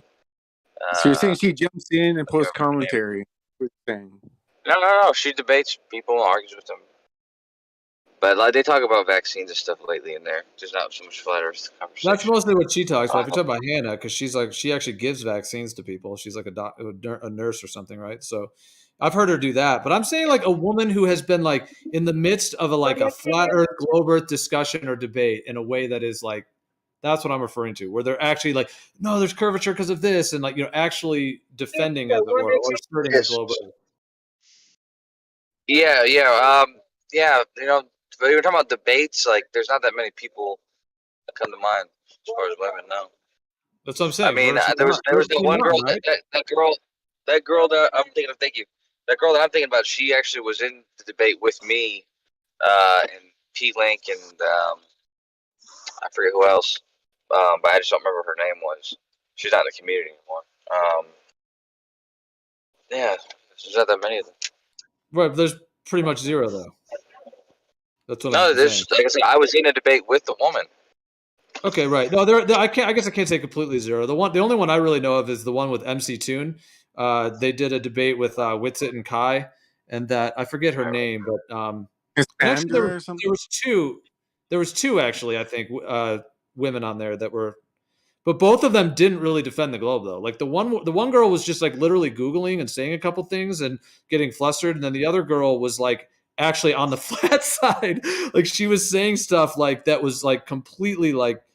She even said to the guy, this is the Globe Earth woman. She said to the guy when she was debating, she's like, "Well, can't we at least concede like that it is flat?" Like she even said that in the debate. Yeah, well, no, I totally forgot. There's this one British girl.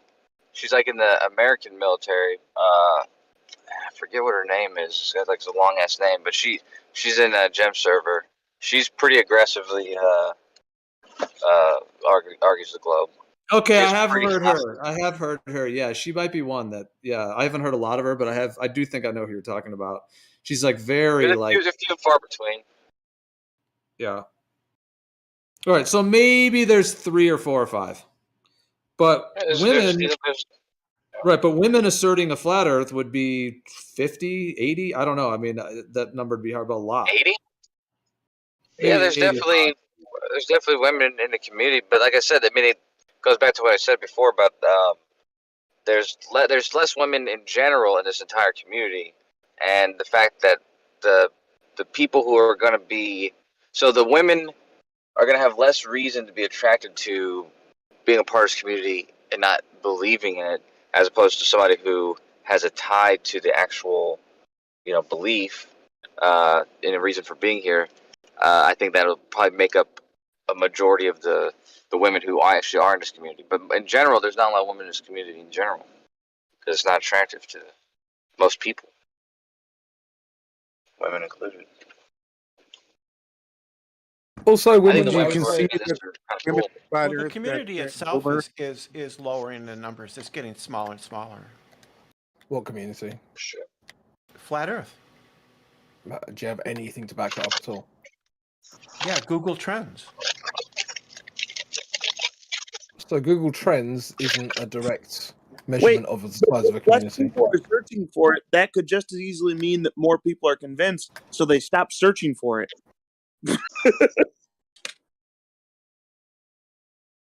Even Google or YouTube admits to flat Earth, so.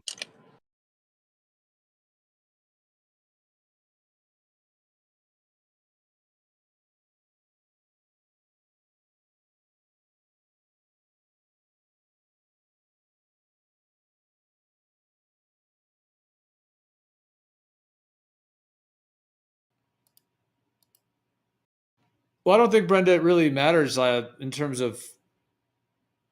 I mean, okay, so let's say for a moment, I know people have different viewpoints in this room, but let's say indeed Earth isn't a globe.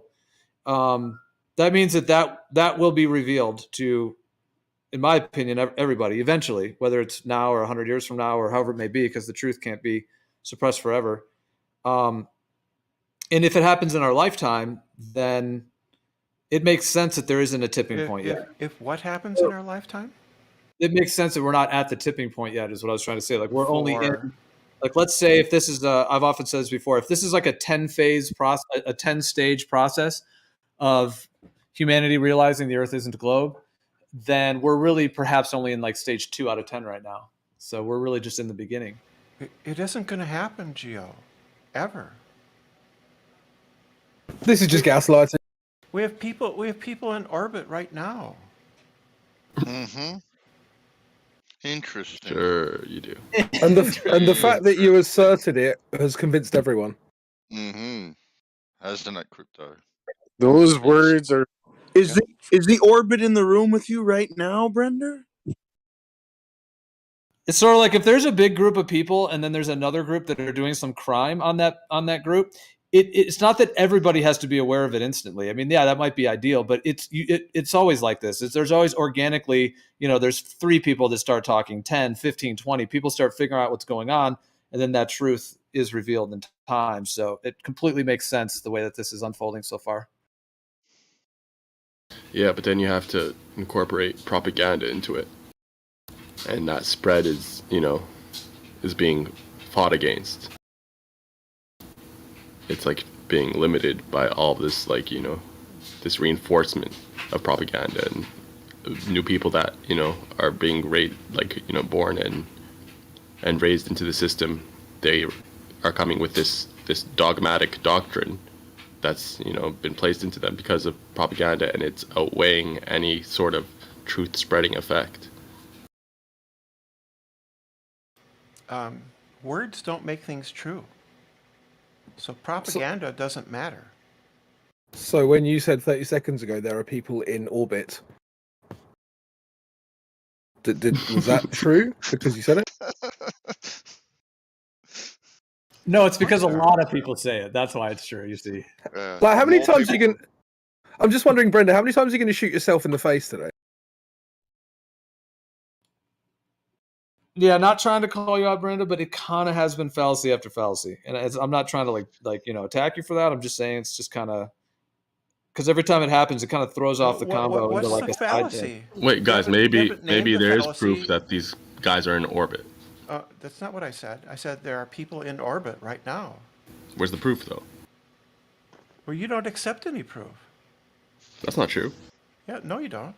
So there's people on the ISS right now. That's a reassertion of the claim. Where's the proof? We talked to them. There's photographs. There's video. There's all kinds of evidence. We do that. See? Yeah. You just reject any evidence. This is a psychological phenomenon I call somebody weeing on themselves. They'll say we do this and we do that, but they don't actually do it themselves. So they're just weeing on themselves. That's awesome. We as people, yes, you're just denying at this point. It's just denialism.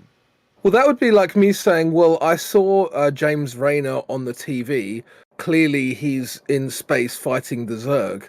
And to not agree with me is just denial at this point. Shout out to StarCraft.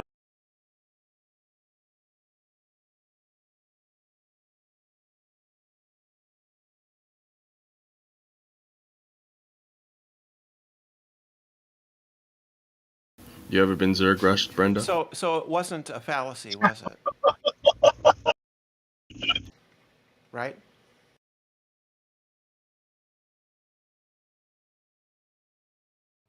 Which one? There's been about 10 so far. Well, go through them.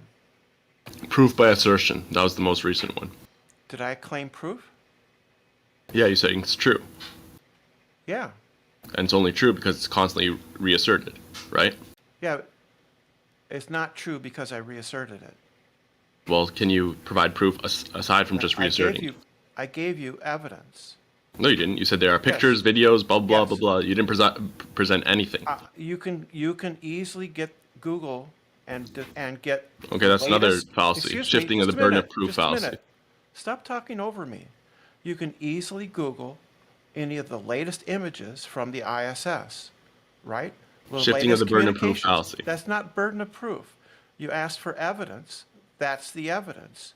Yeah, you want me to search for it myself for your claim, right? Taking me on a wild goose chase. What wild looking goose up chase? images that are not verifiable. That's evidence. Yeah, it's shit evidence. No, that's your claim. That's you denying it. Is it definitive evidence beyond reasonable doubt? Yes. Are you being honest? Yes. So images that we can't verify or validate, Yeah. or that, Yes, it that we have to actually is. rely, we have to have faith in the person that provided them. They are definitive evidence beyond reasonable doubt. Yes. Because it's unreasonable to say that because they're the only ones providing it that we have to, just have faith in them. That's unreasonable. That they're maybe not telling the truth. It's not unreasonable to believe the evidence from the people on the ISS because there's multiple ways of communicating with them, right? Video and audio and photographs. Plus people go up and come back down and exchange, we exchange people up there. People go up and come back down. Supplies are taken up and come back down. Right, so there's multiple lines of evidence. You ever seen any of that take place with your own eyes? No, of course not. Didn't think so. There's always consensus. So why does that, There's always what does that fallback have on to do with consensus, anything? Well, you're saying all of these. It's like I could tell you. Oh well, of course the dragons in Azeroth are real because otherwise the orcs wouldn't have been able to get to I don't know the cave of forgotten souls, and you're just telling us a story. Like at no point have you said anything that's actually verifiable, and that was Percentage's point in the first place. Verifiable. No, you haven't verified it yourself. Yes, I have. I No, you go fucking through haven't. official documents and stuff. Yes. Reassertions of the claim. No, it's not a reassertion of the claim How's the document definitive evidence? because it's. Can't they just official. write whatever they want? No, they can't. Why not? Because there are standards and procedures. Oh Lord. Just like Right? the kinds that they have in academia. Yes. See, you just deny. It's not that I deny. It's that Yes, you do. I'm And you realistic move- and you're you- naive. No, you make the goalposts unattainable. What? So That's not even a phrase. There's nothing. You raise the goalposts so that the standard is unobtainable. You can't raise what? Yeah. So you the phrase is demand- moving the goalposts because you're moving it I sideways. understand I'm making a different point. Okay, It's then raising use the standard appropriate to language. it's raising the standard to an unobtainable level. Right? It's 'Cause you easily simply obtainable. Up the standard. You up It's the standard. easily obtainable. No, They it's say not. that there's Not your 19,000 standard, is it? satellites. Next time, just send a single satellite with Your- a camera and record the horizon There's to plenty of the cam- to the globe, or another one dead reckon straight down from South Africa or South America, have through that. Antarctica. We have that. Show us a video of it It's called the Himawari. It's a live camera every 8 minutes. from the horizon to the globe. It's that a live transition, camera that shows the entire globe every 10 the minutes. transition from Every horizon. 8 minutes and every 10 minutes is live. What you know, Are you keep singing? moving, What- you what- keep what? moving, you keep moving your demand. What is your demand? I'm not moving it at all. I'm telling you what would satisfy the definitive evidence beyond reasonable doubt. One would be a video showing the horizon turning into the globe. Yeah, You don't have that. That's easy to show. Tens There's of thousands of different hours. things launched into so-called space, and you don't have a single video like that. There absolutely is. There's hundreds of hours of the Terminator line, right, from the ISS. The ISS going over the surface going over the Earth in orbit, going from daylight to nighttime. There's hundreds of hours of that.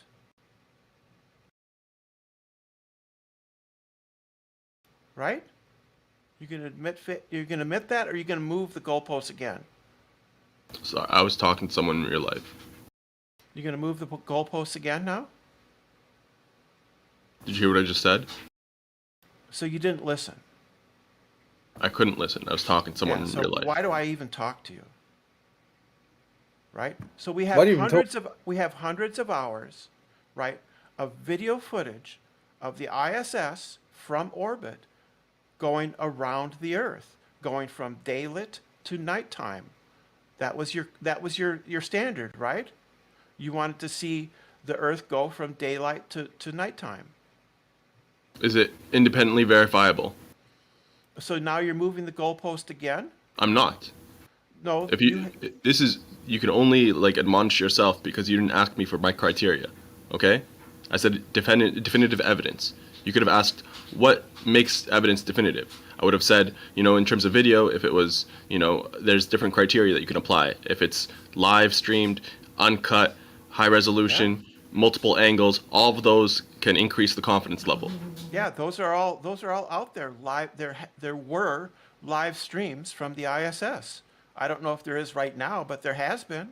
Another one of the criteria, though. So you're going to ignore another that? one of the You're gonna criteria ignore that? is that it's Another one is that it's independently verifiable. We don't have to just appeal to authority. What do you mean appeal to authority? It's just a live video feed. An authority figure or organization is telling us this is what it is. We have no way of verifying that It's or just a video, validating it, though. and we just have to have hope. It's a religion. We have to pray What that do you mean? It's they're not a telling us the religion. truth. A video feed isn't a religion. It's just a video It is feed. if you can't verify it whatsoever, right? Well, yeah, Brenda. What I mean, are the you thing talking is, about? Brenda, let me say this. It sounds like you're trying to convince someone of your viewpoint, which I understand, and sounds like Well, percentages. I was asked to. Let me finish. Yes, that's fine. If you guys want to engage this way, it's fine. However, if you're going to do that, if you're going to actually commit that you're trying to convince him, as it were, then I would say the evidence has to be independently verifiable to be fully valid, in my viewpoint. What does Otherwise, independently verifiable mean? well, that's part of the scientific method. What do you mean? Verifiability. Yeah, the other people have been up to the ISS. So what do you mean by independently verifiable? That it could be independently verified by the person you're trying to convince. Yeah, but there are numerous people independently who have been on the ISS. Really? So there's your independent verification. But no association with NASA or any other space agency that independently verified it? You asked for independent. Geo said the scientific method. The scientific method is you have different individual scientists who will verify. Different individuals have been on the ISS. Or are you changing your goalposts yet? Are they independent from the organization that's so-called, like, you know, the one that's responsible for this data?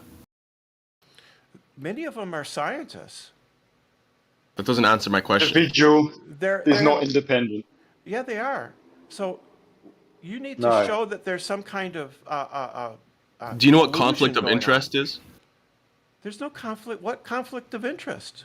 Well, when they're independent, there's no conflict of interest, And right? there have been private people on the ISS. There have been private people on. I think the Soviets had a shuttle or something in orbit that a rich person bought a ride on. Right? There are independent space agencies run by. But that's different than rich being people. independently verified. Just because there's multiple groups that you think are doing something, no, it's not. What we're referring to, if you're trying to convince somebody of your argument or your position, that what I'm talking about is that it has to be independently verified, meaning that the person you're trying to convince can verify it. Because otherwise, all you're asking him to do is just join into a blind belief. That's not what independent means. Yeah, Gio, I wouldn't go that claimed, far with it. I would say you claimed Go ahead. you claimed there's a problem with NASA. Well, there are other space agencies. There are other people. There's the billionaires with theirs, SpaceX and the others that have all sent rockets and people into low Earth orbit.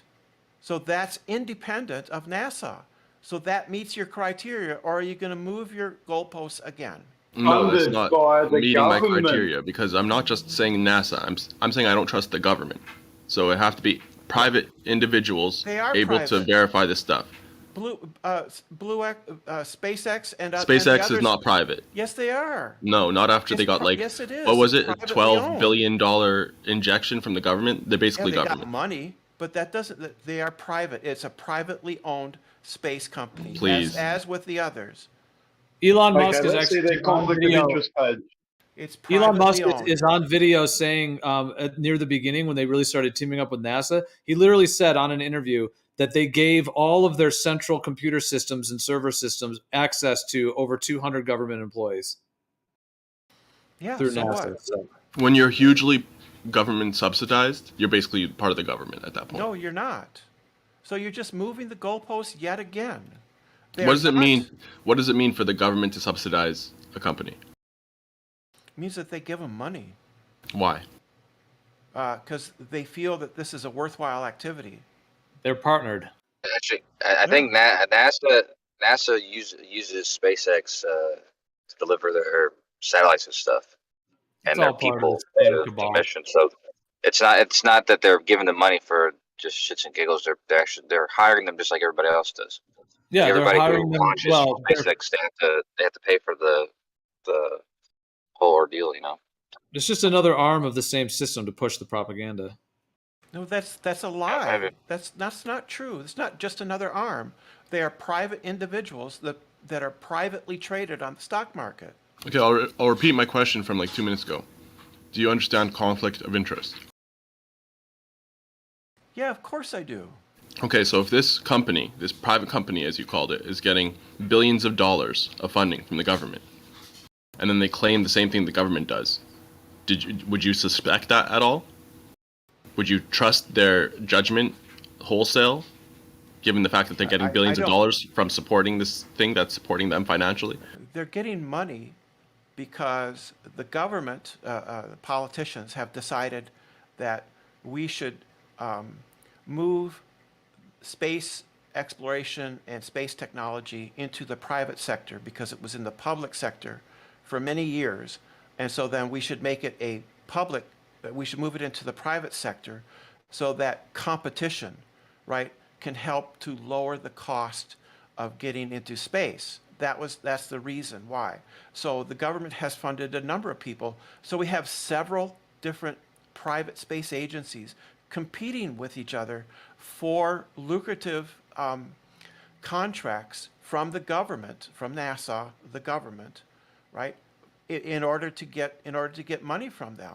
So that competition, as a result of that competition, the cost of getting things into space has been lowered. That was the whole point. But you didn't answer my question whatsoever. Would you agree that SpaceX has a conflict of interest and is therefore not like a purely objective judge There's no of conflict this of thing? interest. What's the conflict? So them getting I think it was $12 billion, doesn't affect their objectivity? They had to compete with other companies for contracts. What's the conflict? What is the conflict of You're interest? claiming that this private company is reliable as like basically a character witness in whether or not this is happening, right? And I'm saying the $12 billion affects their interests, that their private interests are not purely objective or neutral. And you haven't, given me a clear answer to that. Neutral with regards to what? Because they just With compete, regards to what's happening. but they just compete for contracts in order to develop a delivery system for satellites for the government. So I don't see the question. Hold on. Here's the problem. Let me see if I can clarify the issue. The contract is for building these things to like deliver stuff to and from space, right? Basically satellites, yeah, because that's a market. That's a lucrative market. If that's what the contract is for, that's what the money would be for, is to do that, right? Right. Right. So if at any point SpaceX were to admit that they weren't doing that, they would lose the money. Therefore, they have a conflict of interest. Except that they would lose customers. The thing is that customers are buying the services of SpaceX to deliver. Their customer is the government. No, it isn't. The main customer is the government at this point. No, It's not their main customer. The customers are private telecom companies that want, say, a telephone relay satellite put into orbit over such and such an area to deliver their telephone services to that area, right? Yeah, you have to remember that your question to Brenda is unfair in general, because you're asking if there's a conflict of interest with, SpaceX being the ones, tasked to investigate if NASA's claims are true, when that's not what they're tasked to do. They're not on a mission to test the claims of NASA. So I never said they were. I never said I that. know, but then there's not conflict of interest then. Yes, there There is. is conflict of interest when you invoke them as being, the judge of whether or not this is happening. Right. You're not judging whether you're not. This is hold up. No, but you said that they are the They are kind not of thing that independent. makes it independently verifiable. They're not judging whether or not space is real. They are actually putting products into space from they're getting money from the government to develop a service, right? And then customers are coming to them and purchasing that service to put their those customers' satellites into orbit. That's That's the what's point. Is you're invoking them as the variable that makes this thing that's not independently verifiable as independently verifiable. That You is act like they are a separate, trustworthy variable that we can rely on. And I'm saying that they're not trustworthy because there's a conflict of interest. The customers are getting their products delivered into orbit, though. Great. That's so happening. This should be really Show simple it. then. Brenda, you believe that people can they can use crystals to remove the demons from inside them, right? Of course not.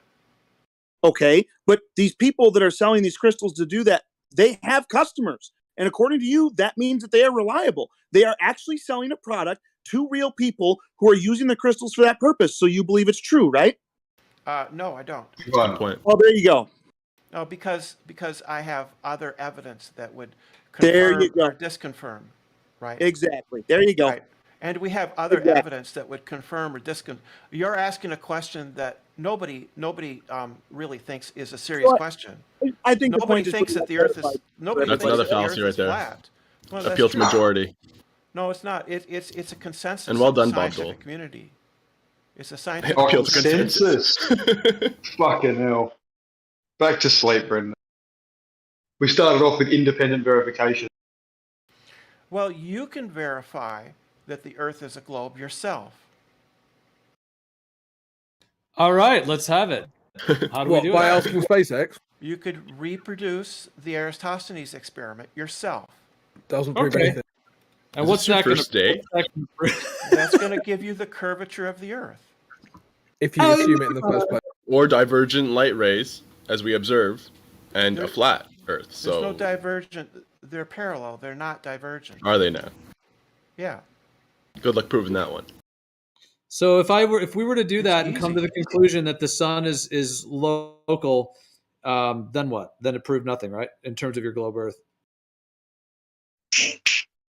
I'm saying we could use that to verify. We could go in with a theory that the sun is a close and local light source. We could go in with that, and we could use the Eratosthenes type experiment, the sticks in the ground, to verify that quote unquote prediction. No, you can't. I'm not saying it proves it to be true, but I'm saying that in the same logic you're using, we could do that. No, you wouldn't be able to. Oh wait, Because why don't you guys? Why not? Why don't you guys do Your that? test would come back false. No, because the test would come back showing the shadows of that close and local light No, it source. wouldn't. No, Yes, it wouldn't. would. It would not. Why don't you guys do this? The equinox is next month. Well, it's obvious it does that because the sun has a different declination throughout the year, and it projects onto the Earth at different angles, which is why sundials work and have since the dawn of time. So we know that there's light hitting the Earth at angles that are divergent because sundials have always. But the Eratosthenes is conducted at solar noon. In two different positions, yeah. Yeah. Solar noon in one position, yeah. So No, that solar can noon tell in me- both locations. So not at declination, at solar noon. No, it was solar noon in one location. It's And then- it's solar. They That's do what I solar noon in both locations. Just because it's solar noon doesn't mean that the sun is not at a particular declination point, which it is. It means it's directly overhead. So yeah, it's at zenith. It's at your zenith. It's at zero. Well, if it was whatever. if it was directly overhead in both positions, there would be no shadow to measure.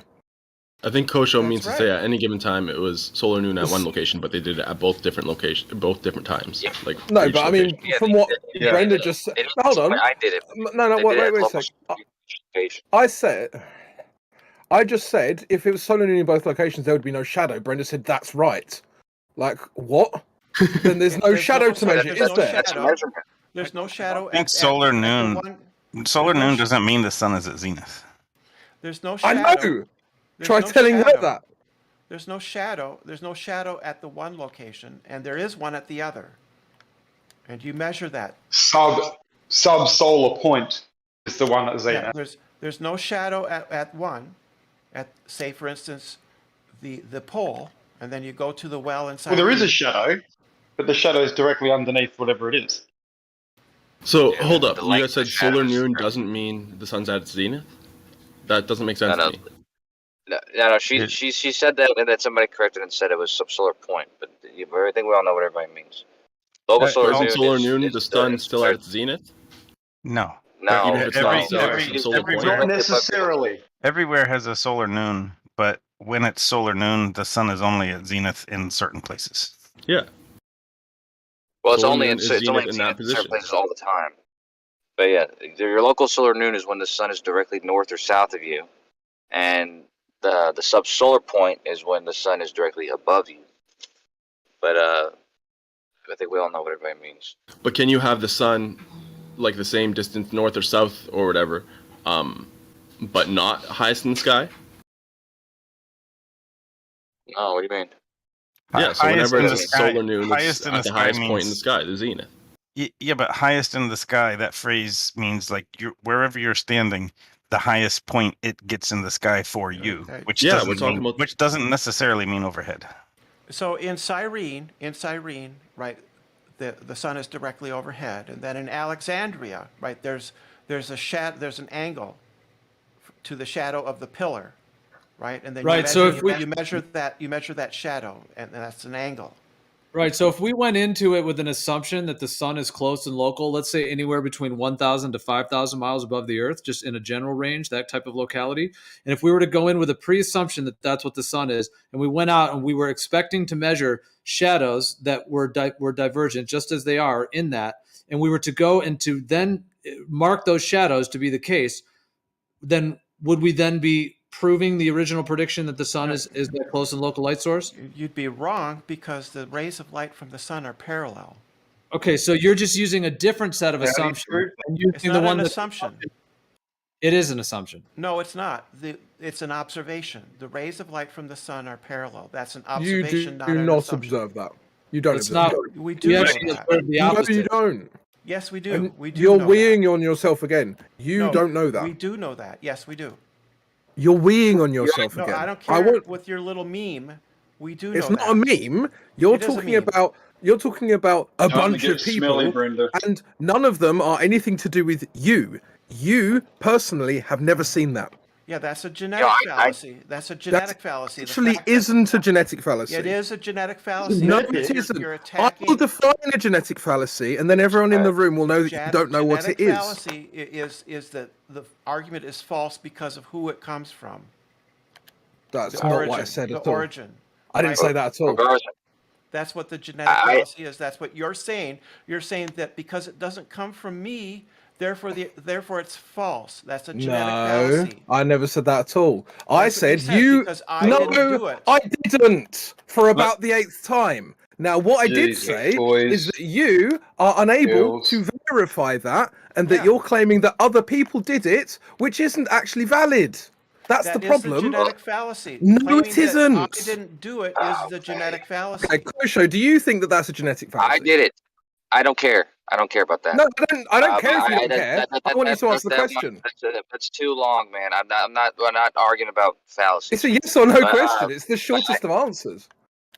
I know. I wasn't paying attention, man. I was waiting Yeah, for okay. that to be. Everyone knows that that's not a genetic fallacy, and Brenda's wrong yet. No, It sounds like you guys should stop talking about whether it's a genetic fallacy and talk about how you would establish whether the rays are parallel or not, Well, yeah, because we the can- experiment is really coming down to I that. did this. I did this test. Apparently it's easy. Fallacy. Yeah, it is easy. All right. Apparently. I did this test, and I had to ensure the parallel lines, and I had to do all these things. I had to predict the flat plane, like Gugio said. I did all that stuff. Maybe. And yeah, and assume the flat Earth, but I did it. That's to make predictions for both models. Yeah, and I made careful consideration about the parallel lines, and yeah, there are ways to confirm that they're parallel indeed. How did you do that? Well, there's several ways, but in the paper I just put that I put that you could confirm the rays from hitting the moon and hitting a ball in your hand are consistent. That's one way, but another way for local measurements is you can confirm that when you're receiving a shadow from the sun on two parts of a city, a 10-mile apart city, you're receiving the same angle of light from the sun. So there's not some divergent pattern happening. The rays are consistent. Right. at the same moment. Crepuscular And this rays, is what that's yeah, crepuscular rays are due to perspective, right? They're actually parallel, because that's what parallel rays look like. So, Kosho, are you saying that you feel like they are parallel, and you confirm that? I'm confident that I confirmed it. And I'm confident that it's been confirmed otherwise. But just like Brent is saying, crepuscular Kosho, rays let's give go you the through- idea. Hold on a second, because it's important. But crepuscular rays give you the idea that there's a convergence or divergence going on that you can see blatantly with your eyes. However, when you, like I said, when you measure the angle of light coming from the sun from any two locations, 10, 20 miles apart, they're consistent. That tells you that whatever phenomena you're seeing with the light being local and close or something, and then diverging rays, if the shadow you're receiving is consistent amongst the city at the same time, then there's not some convergent or divergent rays. They're parallel in that city. Yeah, but a sun that's, say, bigger than 20 miles, it can still be close and be giving that effect. No, it can't. That doesn't dictate its distance. It can't be. It can't be close. That's impossible. That's just silly. It comes down to scale, doesn't it? No, it doesn't. If it was close, they would diverge. They don't diverge, so it can't be close. No, but you're assuming that it's close and smaller than the distance that you're looking for shadows. If it's substantially bigger, what's to say that the light rays can't be almost parallel to the point you can't measure any difference? It's not an assumption. Like Kosho said, it was a measurement. He measured the angle. It's not an assumption. But I'm saying you might not be able to. So you've measured the angles of buildings 10 miles apart, whatever, and you can't tell a difference. So your assumption is that the light rays are parallel, and they're parallel because the sun is so far away. It's not an assumption. Okay, so how do you know it's so far away and not close and big? Bigger than the distance you're measuring. If I measure a table at 6 feet long, it's not my assumption that it's 6 feet long. It's a measurement. No, you're missing the point. You're missing the point. If I got a 20-mile wide flashlight, right, and I tried to measure fucking 2 sticks apart that were maybe 5 miles apart, those two shadows may in fact appear to be parallel, even though clearly the light source is only 20 miles apart and close. So it's a matter of scale. It's not. It's just not how light works. I'm sorry, but it's just not how light works. Okay, so then you're now saying that because it comes from so far away and we can measure it being parallel, you're ruling out any refraction now. So light comes into the Earth and doesn't change one iota. Yeah, when it's at your zenith, there's zero refraction. Yes. Now hang on a minute. We're getting shadows 10 miles apart, so it can't be at the zenith of both. No, at Cyrene, it's directly overhead. At Alexandria, No, it's not directly we're overhead. talking about these buildings. We're talking about these buildings that was just measured a second ago. Oh, the angle of the shadows is exactly the same. Sun can't be at zenith for both of them. Kosho isn't measuring them at zenith, probably when the sun is low on the horizon in order to measure the shadows. That's just But there's refraction. That's just to These are 10 miles apart. Shadows don't refract, dude. Depending on I know the depending on shadows don't, but the light that hits the building does. Like the angle of light. but no, the angles that's hitting any building or hitting any surface in that city is identical. The angle is. This is my claim, and this is the truth. How can it be identical? One city could have heaps more humidity than the other one. It's not going to be identical. Angles.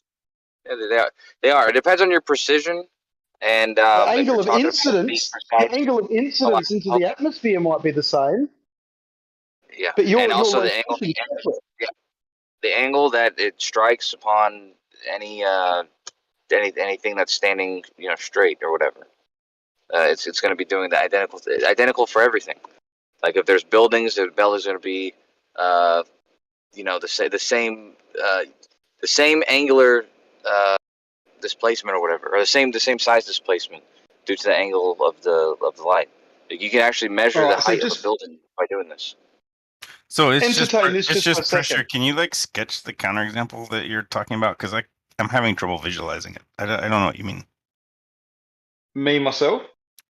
Yeah, like just sketch this like geometry that you're trying to describe because I can't picture it. Yeah, I can't really sketch it right now, but I'll try and describe it again. Picture a sun, let's just say 3,000 miles across that's close, right? And here you are saying we've measured. How close? Oh, I don't know, 5,000 kilometers, or I don't know, but a lot closer than it is currently claimed. Right, just for scale size. Right now, it's apparently so far fucking away that the light rays are parallel. Well, yeah, but if you're saying it's and that- 3,000 miles of diameter and it's 3,000 miles away, that's like those two numbers are important, right? Well, for what reason?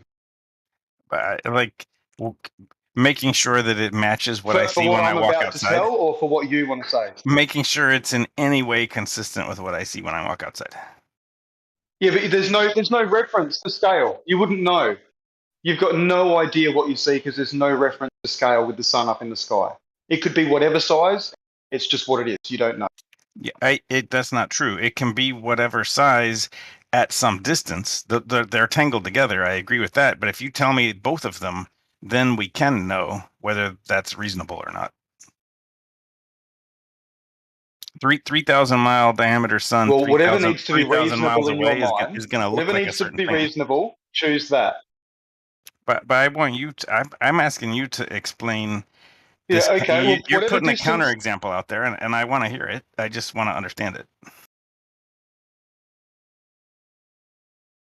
Right. So whatever distance you think it needs to be to fit how it needs to be in your mind. My argument was mainly the width of the sun.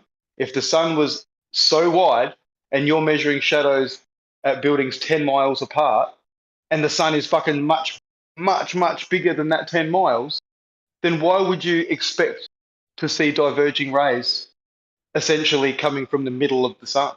The rays at the I'd understand that if it was like a light bulb, a really light bulb that was fucking, 2 foot across, I'd understand those rays to be diverging.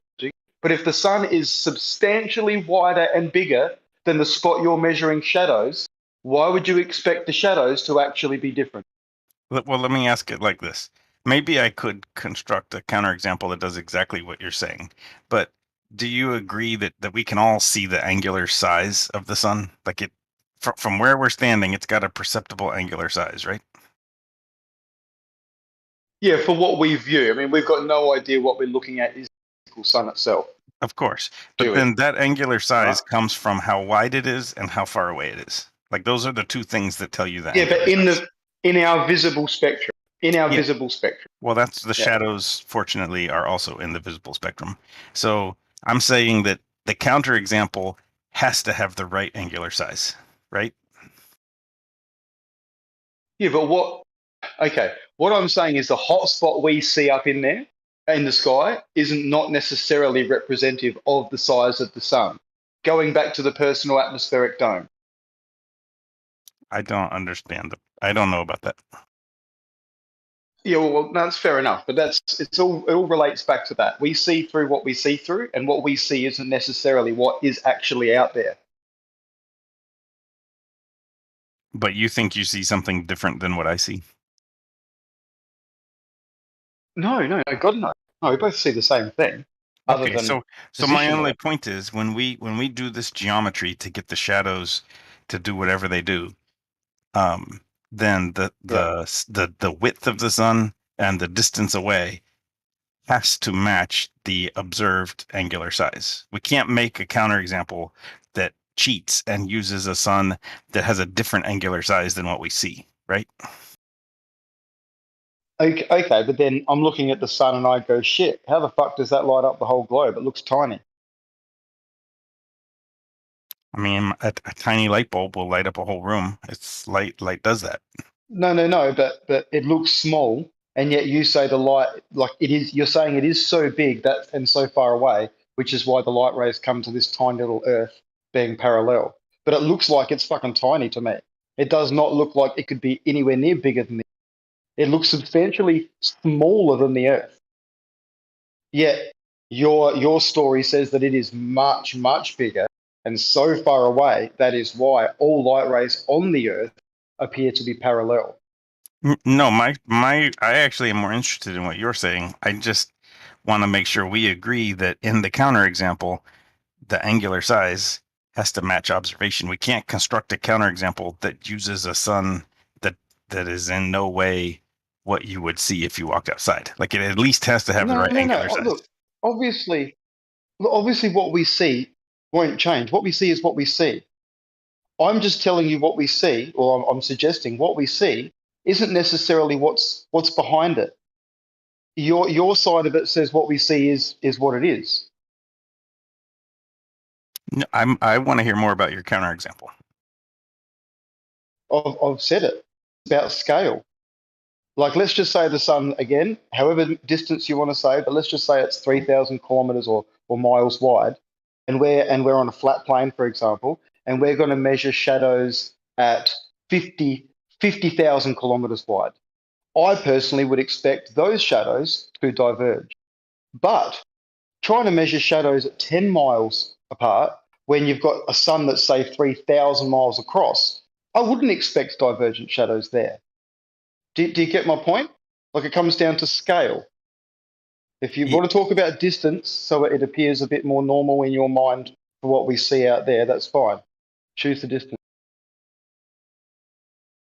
I really feel like that the thing that you're saying doesn't matter is actually the most important thing, because the width and distance of the sun and the apparent angular size of it in the sky are going to entirely dictate what the shadows do, if even there are shadows. If the sun gets big enough and close enough, I don't think there even will be shadows.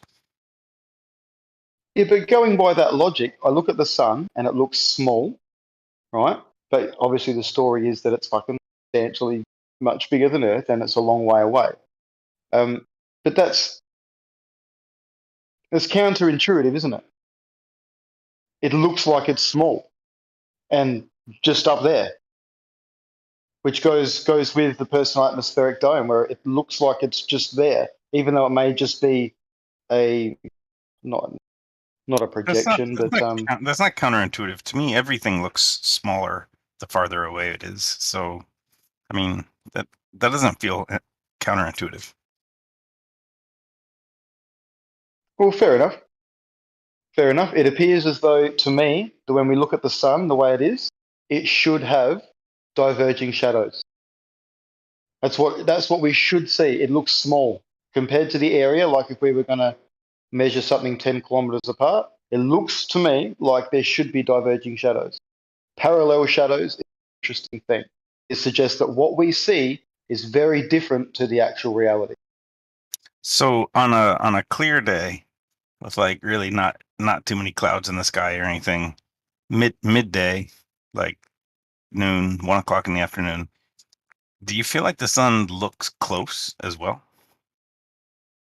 Well, I've said this before, but I'm in Australia, right? So I get the long hot summer days, and they feel very much like that. A hot long summer day.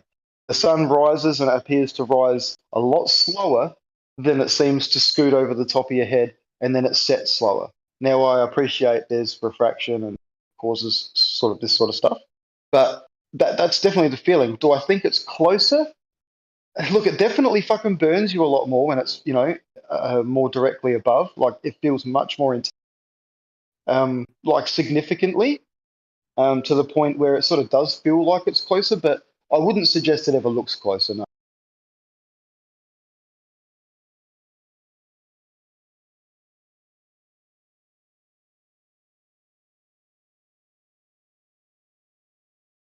It feels very much like it gets represented in the atmospheric dome, the personal. So is there something that would convince you that the rays were not divergent? Is there something that would like falsify that for you? No, see, that's the thing, I suppose. At the end of the day, just because if someone says light rays are parallel, measured in two buildings 10 kilometers apart to be the same angle, that to me doesn't rule out a close big sun.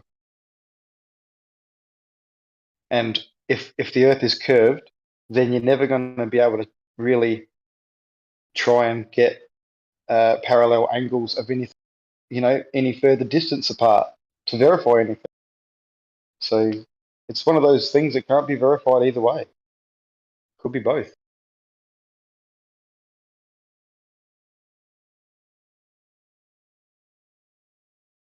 Feel free to offer something up.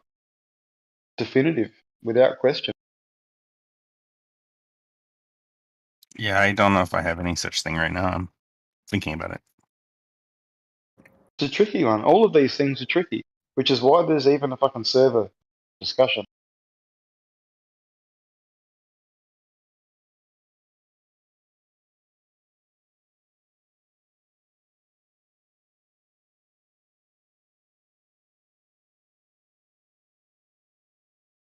Somehow I feel like I interrupted and I really didn't mean to, so I apologize for that.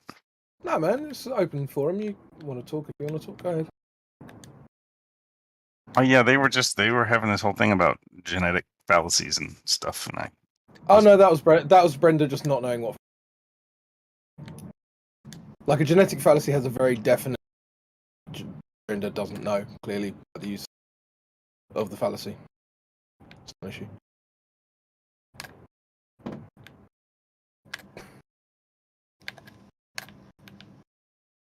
Yeah, I'm certainly not up to date on all this fallacy nonsense, so I sort of step back when you're all talking about it. But at the end of the day, you're all just trying to fucking one-up each other with your knowledge of fallacies. It's pretty funny. I mean, come on, man. Like, the genetic fallacy is a fairly common one. Not in that you would have heard it addressed, but in that it's like, let's just say, you could say vegetarianism is bad because Hitler was a vegetarian, right? That's a genetic fallacy because you're essentially saying that there's somebody who does this, therefore it's bad, sort of thing. Or maybe a better example of it would be that Hitler invented vegetarianism. Maybe that'd be better. And of course it's irrelevant because you're just eating vegetables, right?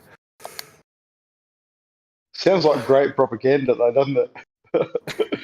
Well, yeah, but that was why that flagrant misuse of that fallacy was so irritating, because I wasn't actually addressing, like, I didn't actually care what the origin of the quote unquote data was. I was just asking Brenda if they had actually done it themselves, right? So I wasn't dismissing something based on its origin. I was addressing whether it had been personally verified, which is completely different. Yes, independent. I mean, independent verification, like those words, they're pretty important. It sort of means that anybody can verify it. Any independent person can verify it, but obviously that's not the case with space.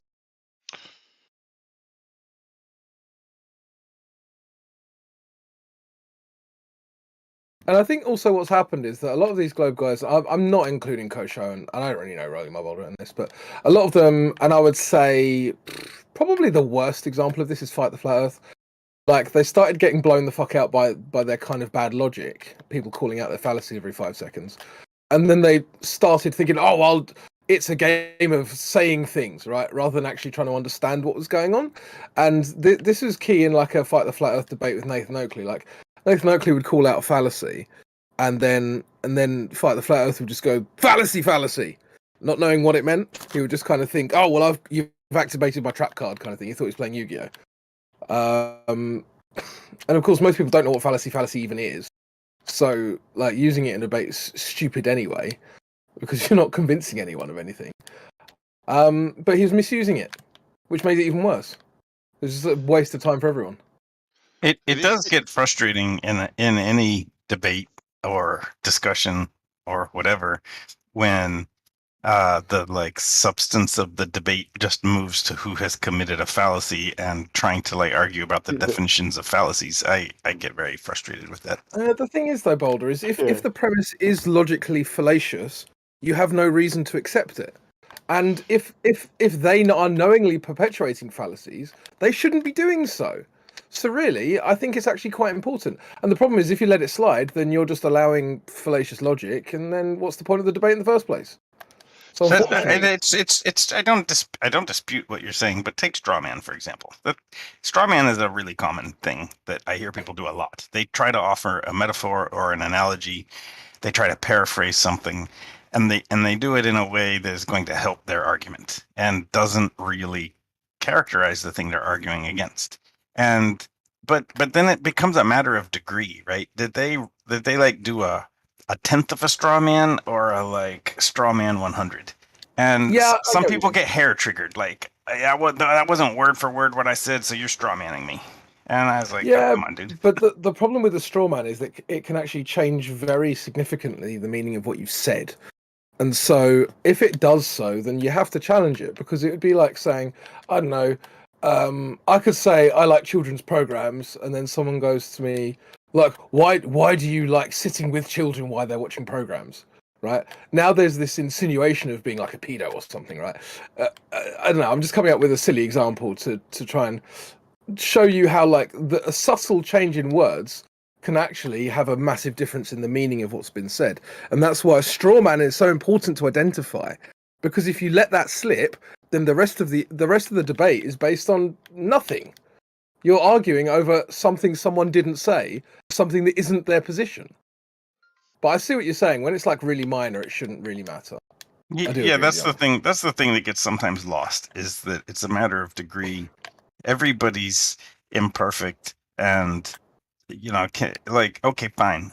Like, if somebody says that I strawman them, I don't like fight about what strawman means or whether I did or not. I ask them to refine their point, and I try again. And if they won't do that, and they're like, no, you strawmanned me, then I know they're just like throwing strawman at me for fun. Yeah, the problem can be as well, though. I do agree with you to be honest, most of the way. But the problem is, of course, can be is if you let it slide, then you're in this basket of being, you are the straw man, effectively, right? Yeah, no, I mean, dude, I strawman people all the time. Not even flat Earth. Like, I do it, like, that's probably my most common one by accident, is that I try to simplify or construct an understandable analogy, and I accidentally strawman. Like, I do that probably more than anything else. I would say, though, that strawmans are more than often deliberate debate tactics. I think an accidental strawman is much rarer, in my opinion.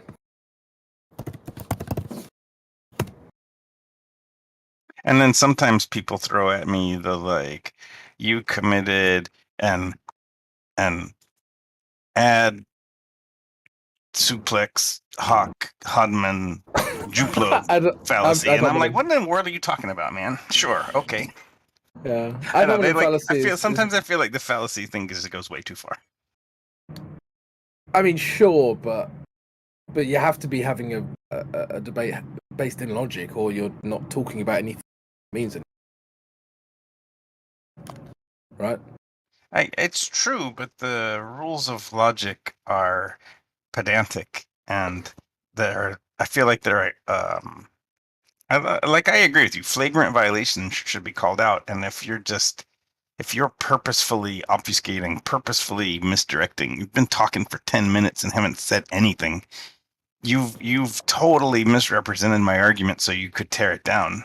Like, I guess call that stuff out. But when it feels like people start trying to win the debate with like red cards, that's when I feel like we've really lost the substance of what we were trying to talk about, and it doesn't matter anymore. Well, don't you feel like Brenda did that with me 10 minutes ago? I couldn't tell. Like you guys both. To me, I don't actually know what fallacy is, but you guys fell into the trap of fighting over the fallacy when I felt like there was a question: are the rays parallel or not? She asserted they were. You asserted they weren't. But instead of like reducing the argument down to that discussion, it's became a like fallacy attack from both sides.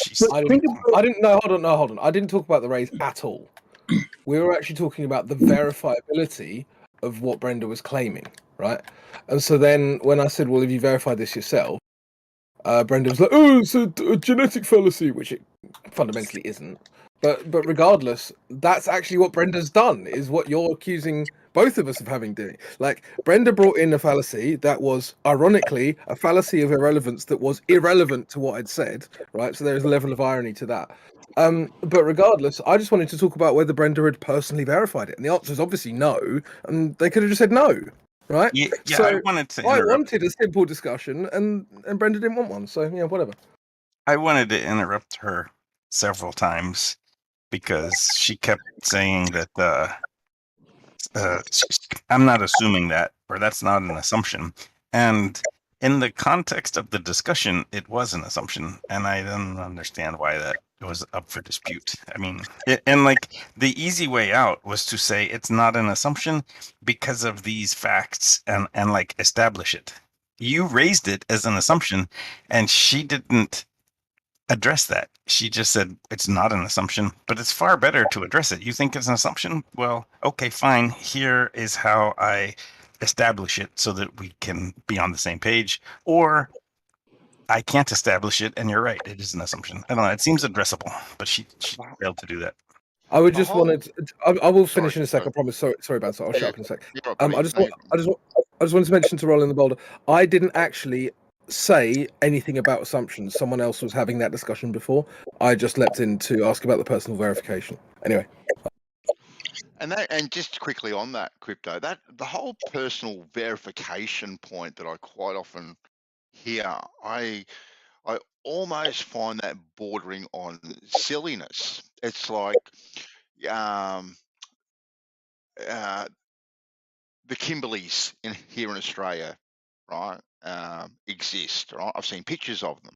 I haven't been to them, right? I haven't personally verified them, but I can say with 100% confidence that they do exist. So this whole personal verification track that people sometimes go down, I almost find it bordering on silliness to say, well, have you personally been out of space to verify it? Have you personally been to the Kimberleys to verify it? To me it's I want The to. average Joe can go to the Kimberleys. Can I I want answer to that? point out the difference there, Can I answer Bandsaw. that? There's a difference between you looking at something and saying, I see this picture and I choose to trust it as my source for thinking this place exists. There's nothing wrong with that. You have the right to do that. Okay. There's a difference between that and then you going to someone else and saying, I believe this picture, you have to also. Those are two very different situations. So you can say, I believe this place exists. I know this place exists. I've seen pictures, and that's 100% valid. But if you're trying to convince somebody else that place exists and all you have is pictures, you don't actually have proof. You just have a story you've been told through pictures that you choose to believe. And again, that's 100% okay for you. It's just not valid proof for convincing someone else. 100% spot on. yeah. Sorry, go buddy. Go. No, I just wanted to add to that. I'm very, very much in agreement. But I think on top of that, you're talking about the central premise being reliant on something that hasn't been verified by them, right? So it's like there's actually two layers. We're 2 layers removed from truth here. Like if Brenda had, I don't know, somehow verified that the rays were parallel and I just wasn't believing them, then that's one issue. But Brenda can't actually know that for themselves, right? And Brenda's asserting that I must believe something that they don't actually know. This is absurd. To themselves. Yeah, I'm not saying she. Sort of subtle. Yeah. Look, I hear what you're saying, Crypto. I hear what Bob is saying. I just, kind of have my own different What about views on it. me, Bandy? Yeah, I don't take anything you say into consideration whatsoever. The idea, like, Bandy, you know damn well that you can take your camper and go to the Kimberleys, and I'm sure that you've bumped into someone that's been to the Kimberleys, and I'm sure you know people potentially that have been to India and things like this. Like, there's levels of verification that your average Joe, can go and do. You may not have done it, but you could go and do it. I can't fucking verify space, mate. I can't do that.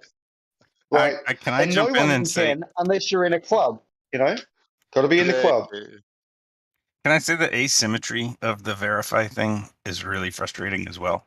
Because like people say, well, have you verified that for yourself? And you say no, and they're like, well, you can't use it. But there are things that I have verified for myself that I am for sure know that people won't accept as evidence. I have pictures of them. I did them myself, but I know that's not enough. So it's like aggravating sometimes that people use that, but then if you say, yeah, I did do it myself, it's still not enough. Did Well, you you hear what I should. I said mean, though? Like I kind of addressed that. I said that there's two levels to this, right? So there's the idea that you can know that for yourself, which is what Bob Dole said. Cool, you can know that for yourself. Someone can choose to believe you or not. Brenda is asserting something that they don't actually know for themselves, and that's a much bigger issue. Yeah, well, it is very frustrating conversating with Brenda. I'll give you that.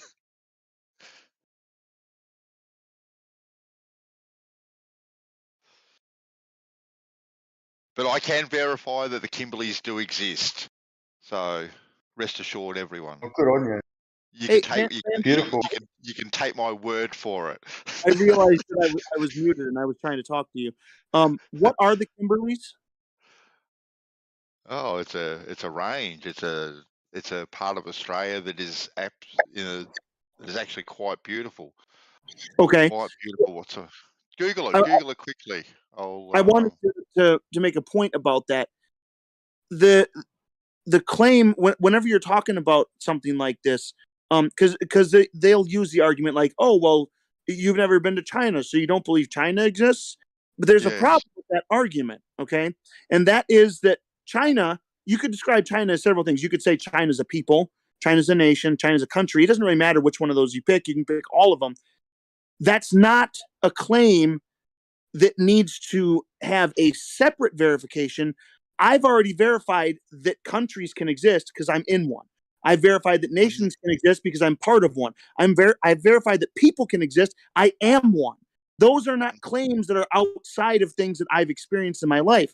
So, but when they say something like space and, oh, you haven't been there, so it's just like China. No, it's not. Because space isn't Very like different. any I've experienced in my life. I've been to a country. I've seen people. I've seen a nation. Those are all things I know that exist. So when someone claims that another one exists, there's no problem here. It's like saying if I've seen a horse and someone else says there's other horses somewhere else, there's no issue there. Well, fine, there's horses elsewhere. I know horses exist. There's a difference between that and saying space is real, because we don't have a place like they say space is, a vacuum or almost a vacuum or whatever. We have What about- vacuums. What do you mean we don't have vacuums? What about if I We don't have asked, vacuums. We literally can't even make one, let alone find one in nature. You mean like True a perfect vacuum, or? I mean a vacuum.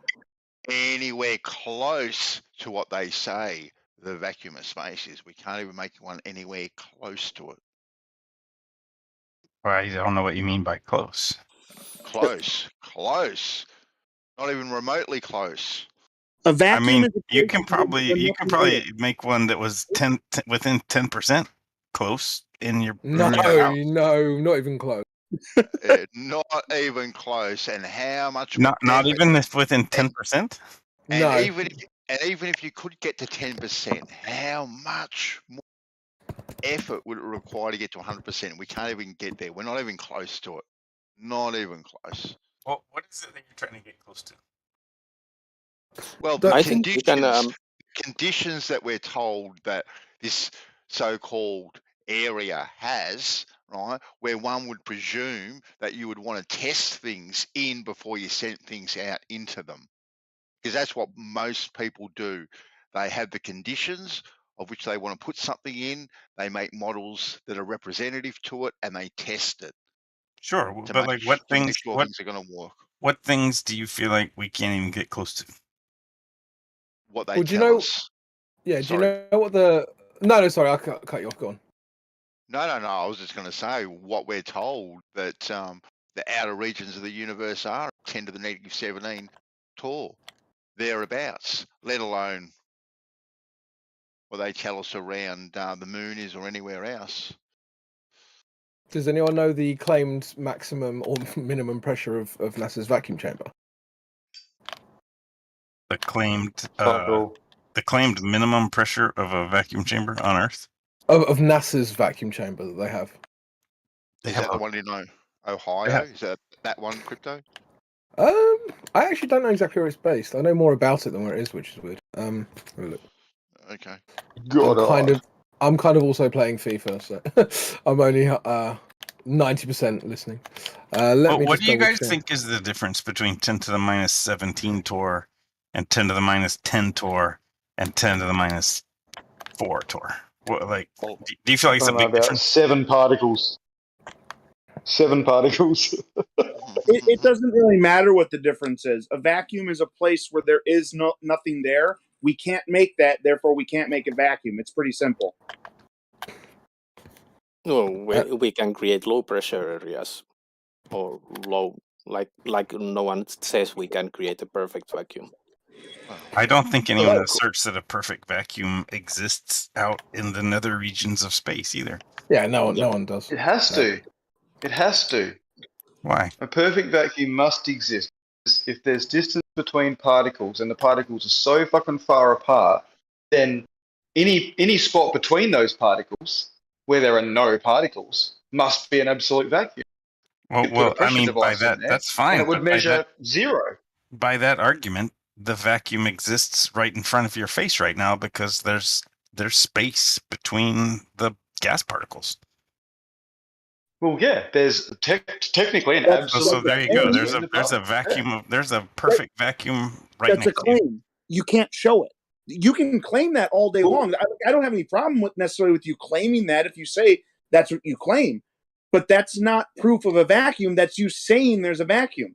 I experienced That was your definition of vacuum. I don't offer it as proof. Okay, if you have some sort of an accredited source that says that a vacuum is something other than a space with nothing in it, then go ahead and provide it. I was under the impression that that was the accepted definition of a vacuum, is that there's nothing there. That's why it's a vacuum. Right, but then, so I'm saying that out in space, the distance between particles is bigger, but even right where you're sitting, there's space between the gas molecules that has nothing in it. Yes, that's a claim. You don't think that there's any space between the gas particles in front of your face? I don't believe that. I don't experience that ever. I mean, do you think there's anything between your eyes and the computer screen? You're not experiencing anything. There's nothing. I think it's air. I experience air, and that's it. I don't experience any space in between the air.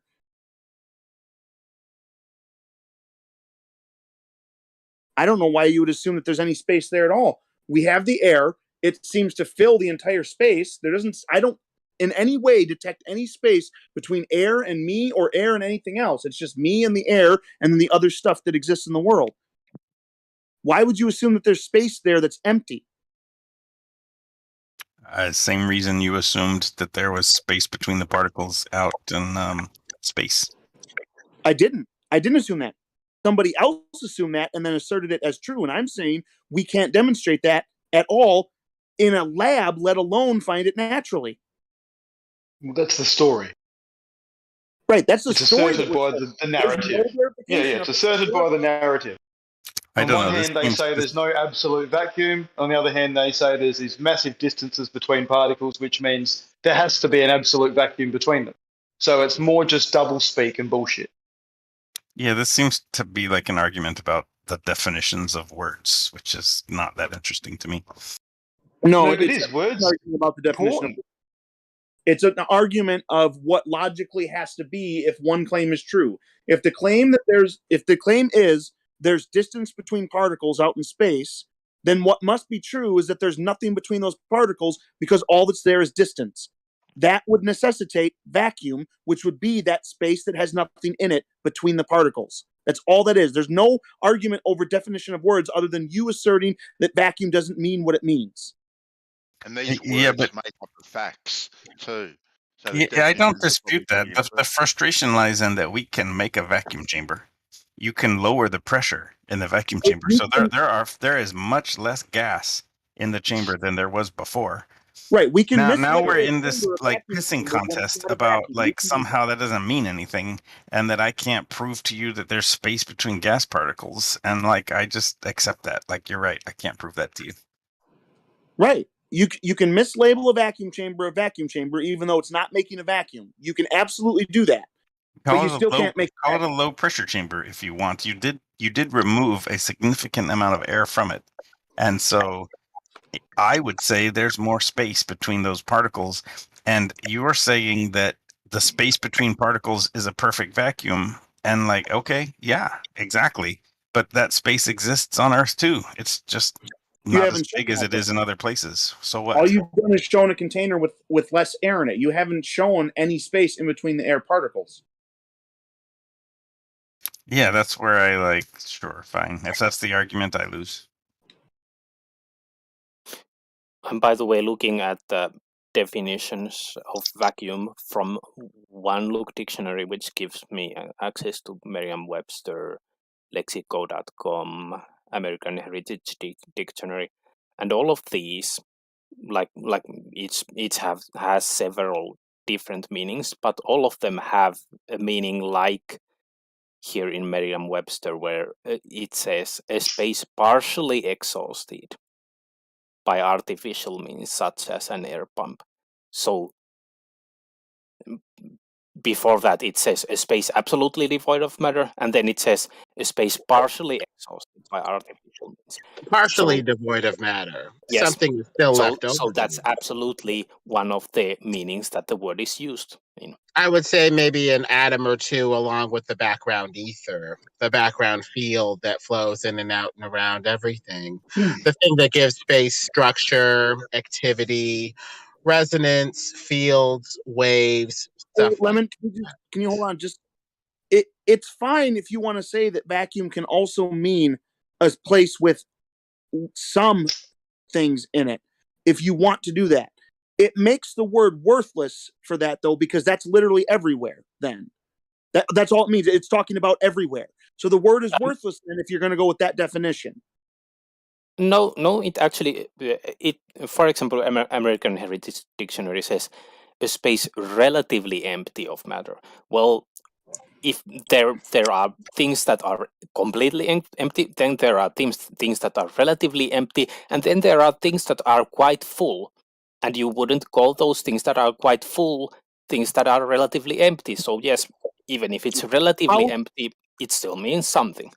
How would you prove that it's quite full? That's beside the point, I think. Yeah, okay. But we can, for example, compare a low pressure area inside a vacuum chamber to the atmospheric pressure and say that, well, the atmosphere has more particles in it, it's more full. Yeah, that's a claim you can make for sure. Yes, it's a claim. That's how things work. Why is low pressure equated to no? Why isn't the definition of a vacuum an extremely low pressure environment? Why does it reference matter? Could there not be a rock in there? What happens to a rock in a vacuum?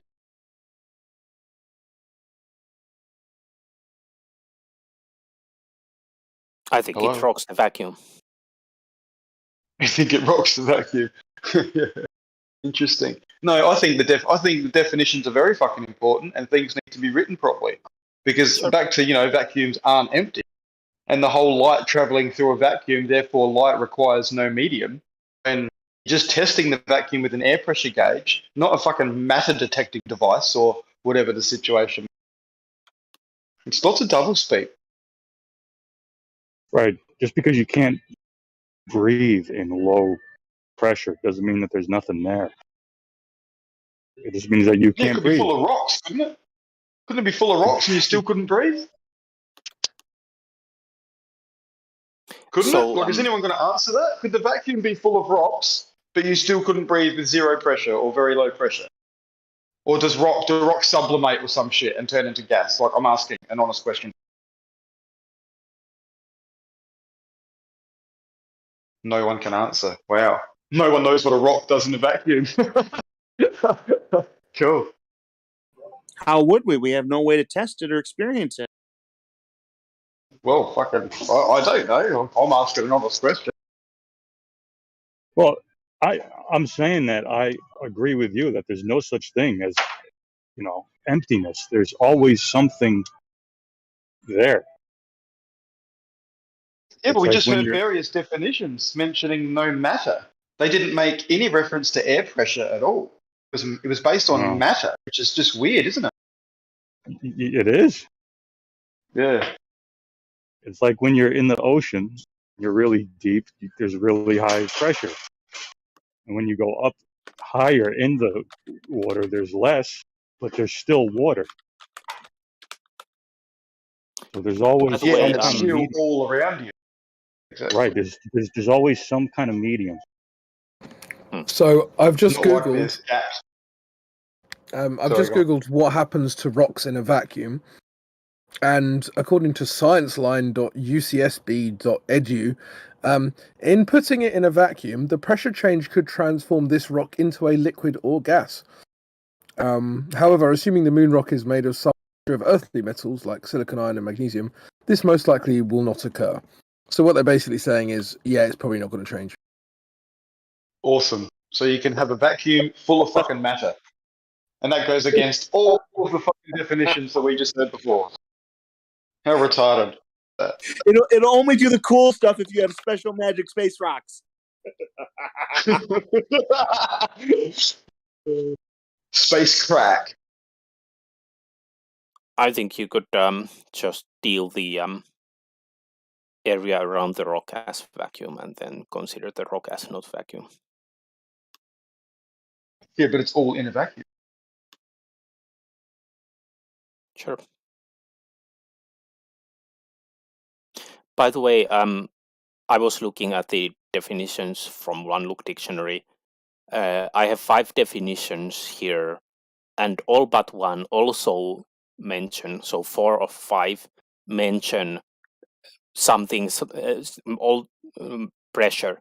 So, for example, Merriam-Webster has one meaning that says a degree of rarefication below atmospheric pressure. So yes, pressure is also referred to here. I just But didn't does read the that- complete yeah, okay. because the Merriam-Webster is like, it's long and you don't want to listen to me read the whole complete, each every single meaning. Yeah. True that.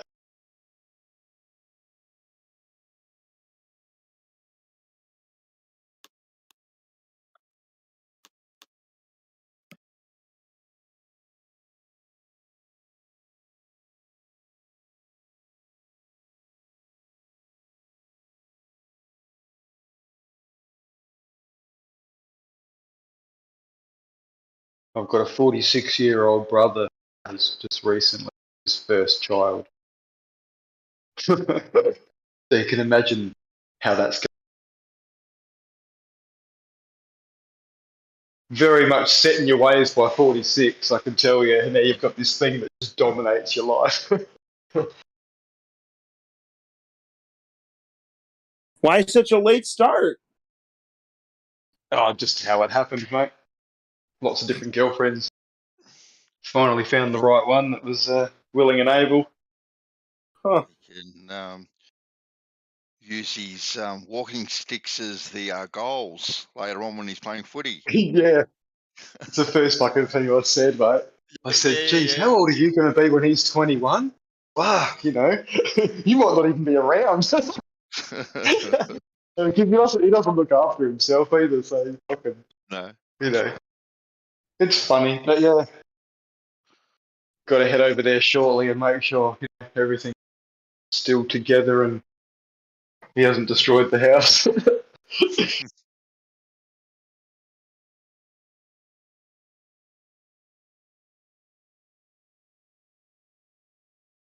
Yeah, I could. My youngest is 12, so couldn't imagine doing it again. Not ready for grandkids either. I've got a 20-year-old, so I'm not there for. It could happen, don't get me, but yeah, I'm not quite ready. My youngest have just turned 18. 2 boys have just turned 18, and yeah, I've got a few grandkids and another one potentially on Hey,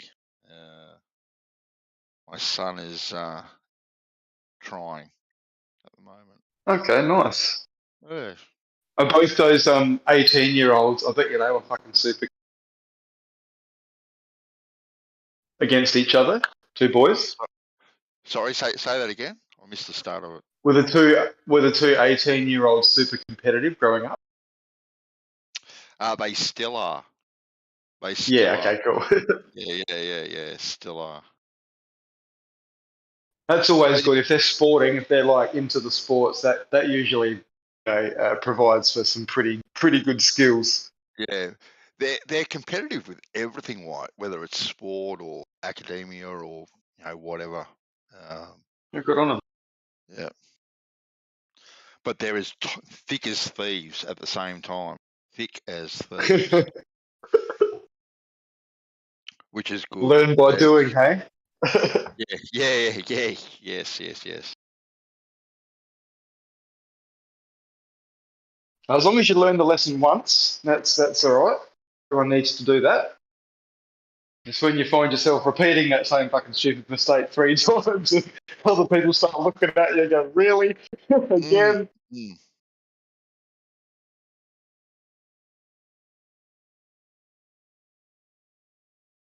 We truly have been blessed though with our kids. No dramas, no trouble. It's been a pretty good run. Touch wood. So you can ask for, mate. Yeah.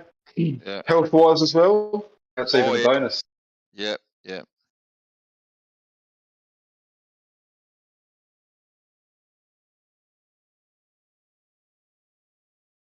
it does make you wonder what goes on in some situations where there's kids that want to themselves off and just get off the rails, and run them. And so you're not about to like Yoda us, are you? Talking about how it's been a good run. Sorry, what? You're not about to like Yoda us, are you? It's just like get a nod off on the Discord and then you're gone forever talking about how it's been a good run. It's been a good run. Oh yeah, it's been a good run. Just kind of slowly watch your clothes like flatten as your body disappears into the ether. Yes. Good afternoon, good evening, and good night. Vaguely see your face in the in the clouds or something. Classic. A bit more to live for, I think, by the sound of it.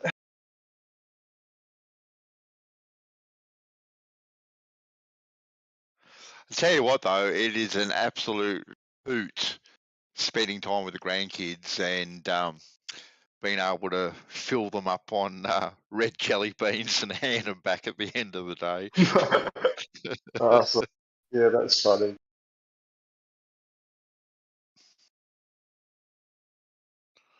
Okay, I've said it right though, but there is nothing better, especially when Connor comes around. He's 5 and comes around, and I bought him his own little tool belt. He's got his own little tools and all that sort of stuff. Awesome. And he's got him on the bandsaw.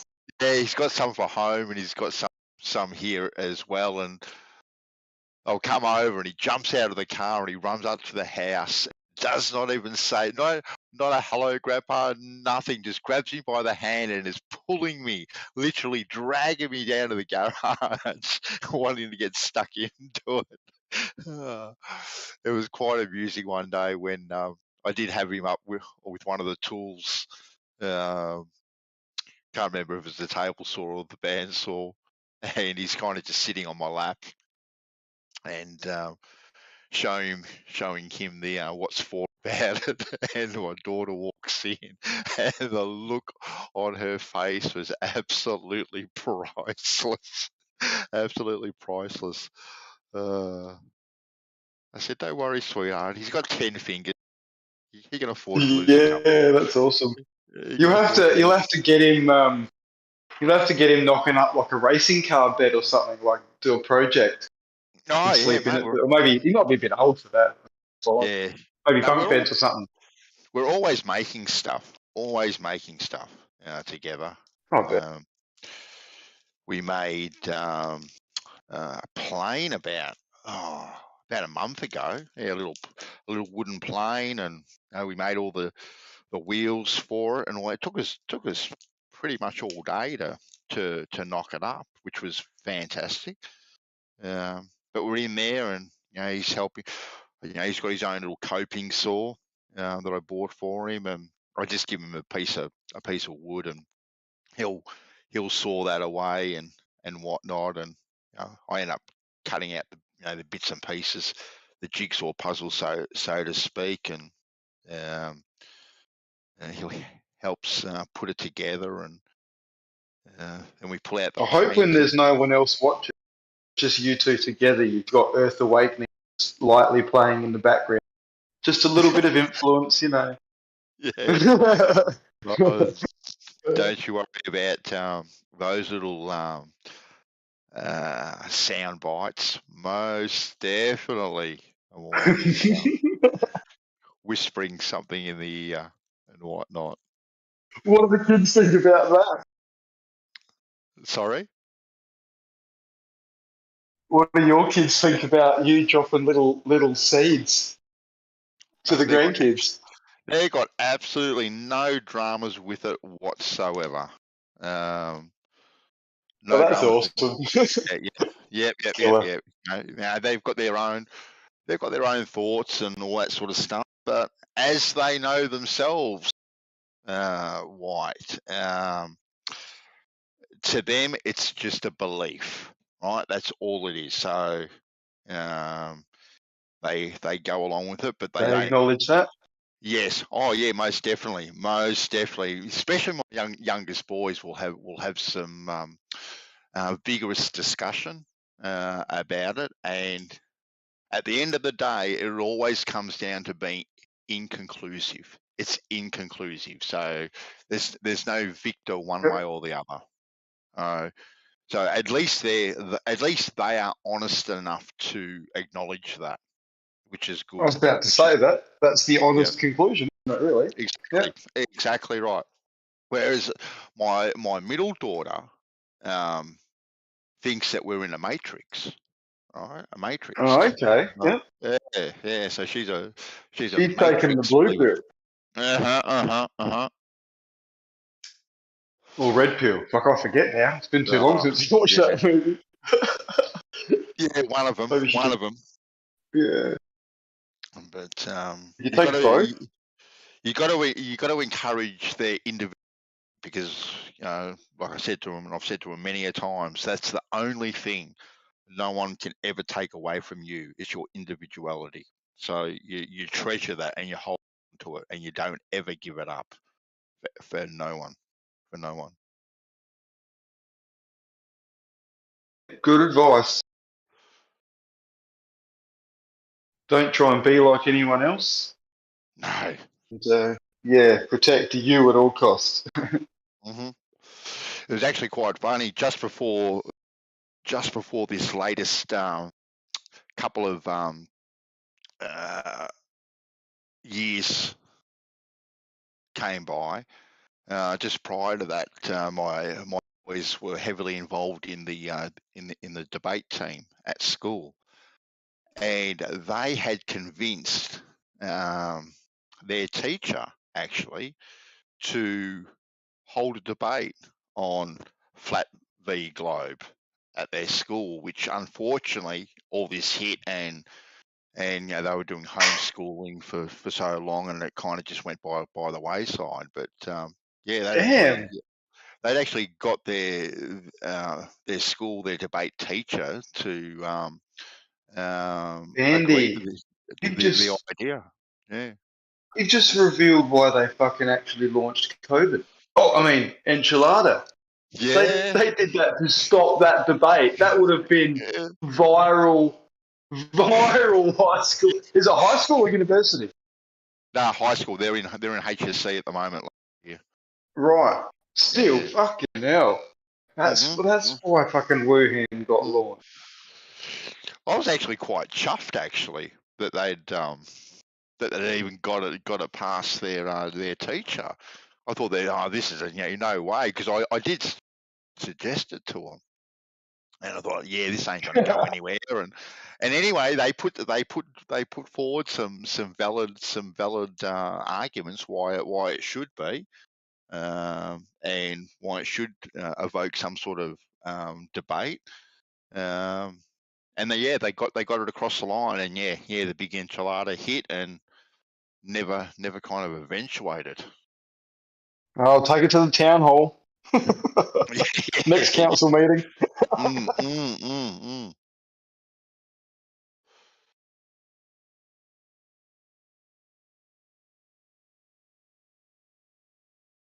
I only Well, just heard the end of that, I think, but I think that probably taught all those kids a bit of a lesson, about how things happen in the real world.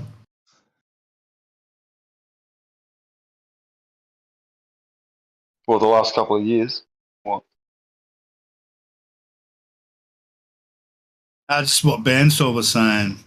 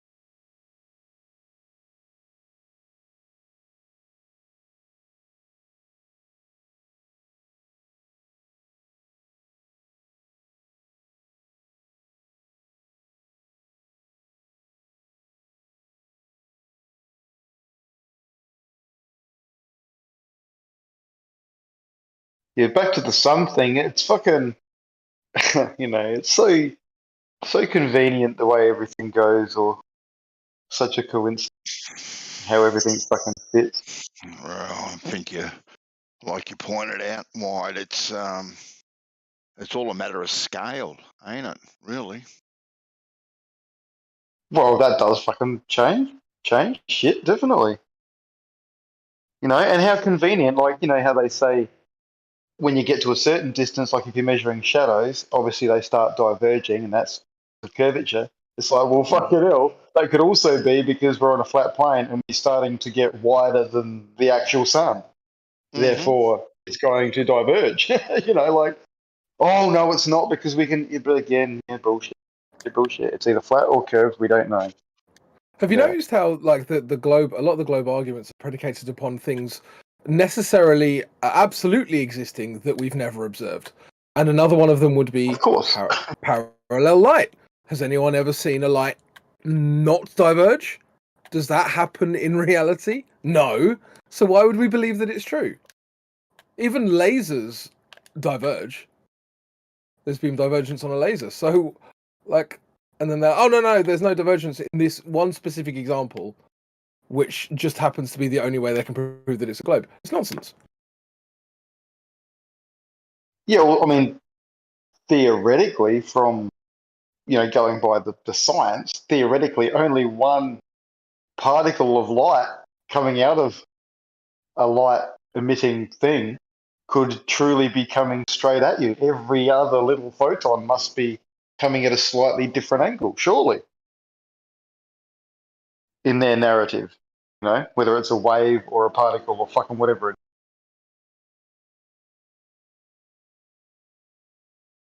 I can't even see how it's possible to be parallel. Light coming from a sphere in their narrative. How the fuck can you have any two being parallel?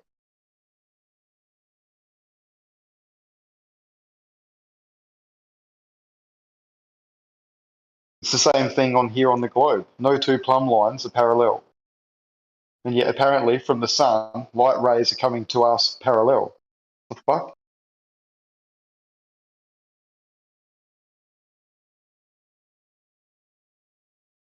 It's just a case of accepting like idea after idea after idea that we don't actually verify or can't verify for ourselves, and then Yeah. they say that we're denying. It's really weird. Yeah, because I'm sure the argument the sun's the sun's surface or whatever scatters the light. Point, but it's not. It's so scattered that it's just everywhere, in all directions at all times, but also being parallel. Well, the light rays coming from like the left-hand side of the sun, they'd be coming at you at a different angle than the ones from the right-hand side of the sun. But how are the ones from the left even coming to you? They should just be going straight past Earth. How are they even getting to us? Like, does the light not come out of a central point? Does it get to the surface of the sun and then go off at 90 degrees? Like, that's what I'm trying to say. Like, does it emit evenly, like, or is it so scattered that it's just permeating everywhere in all directions, but also while being parallel? Like, fuck, that's a contradiction in itself. More double gobbledygook.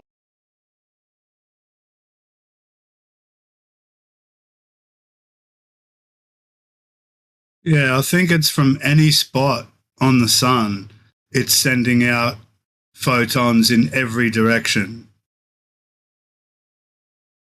I mean, because the sun's so big that you've got on So the how can we Earth. say light's parallel?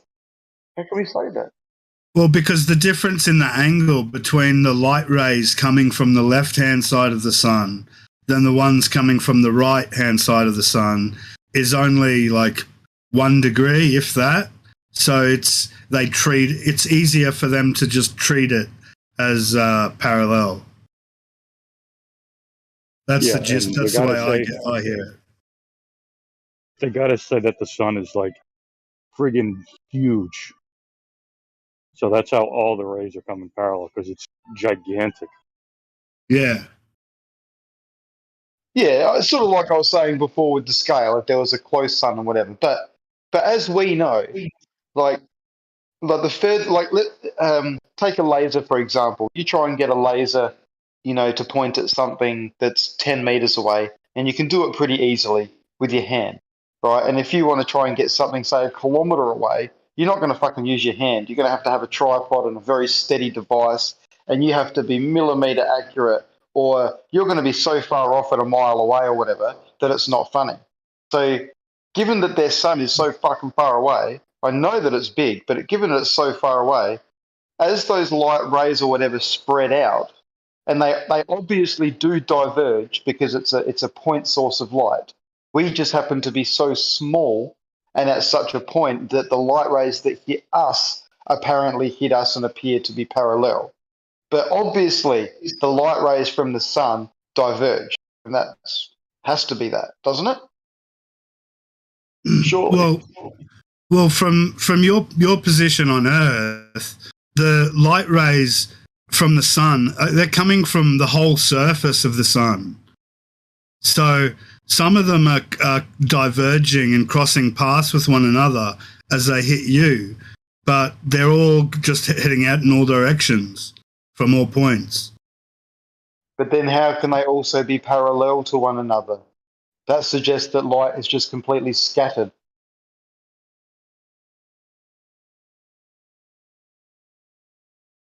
And don't forget they have to be converging for eclipses as well, so you actually need all three kinds of light.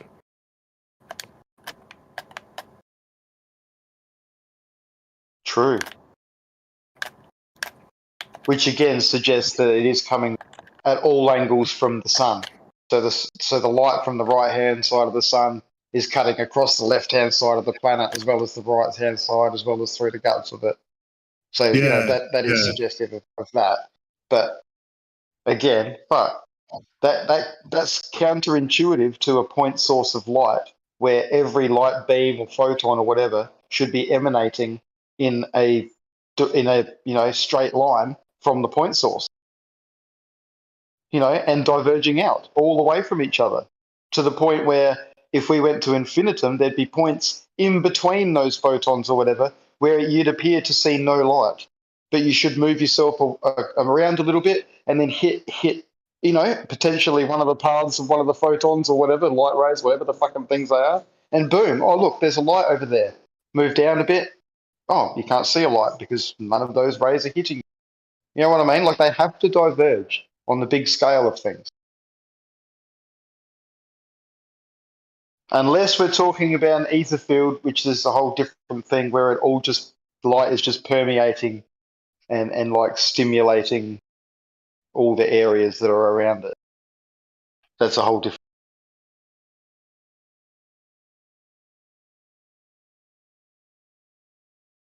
Neither side can be proven.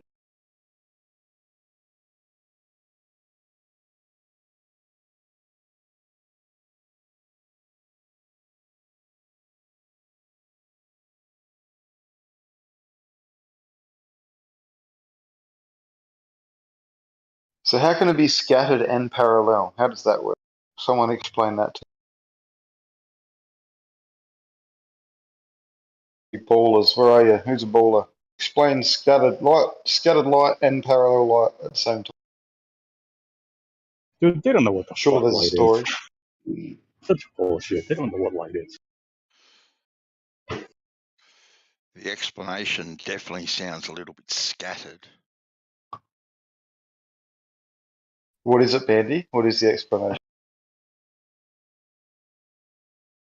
You know what? You've Googled it? No, I'm not going to waste my time. I'm going to stay in my echo chamber.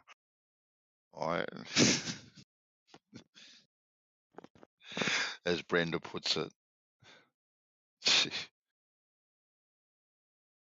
Well, isn't it that when you go from a light point source to a light that actually is something that's massive, then you can have,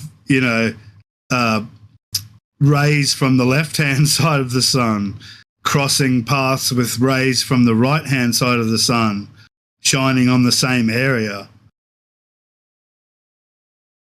Because the light source is so parallel big. light, though. Yeah, I know. fucking know. You It's just strange. can't say it's parallel at that point. That's odd. And shouldn't our shadows be then bigger than us? If the light's cutting across at angles as well as... Oh, fuck, I don't know. Weird. Tripping out over this. The explanation is that they're so far away, appear to be parallel. Because they're so far away, coming from a source, that is just so far away.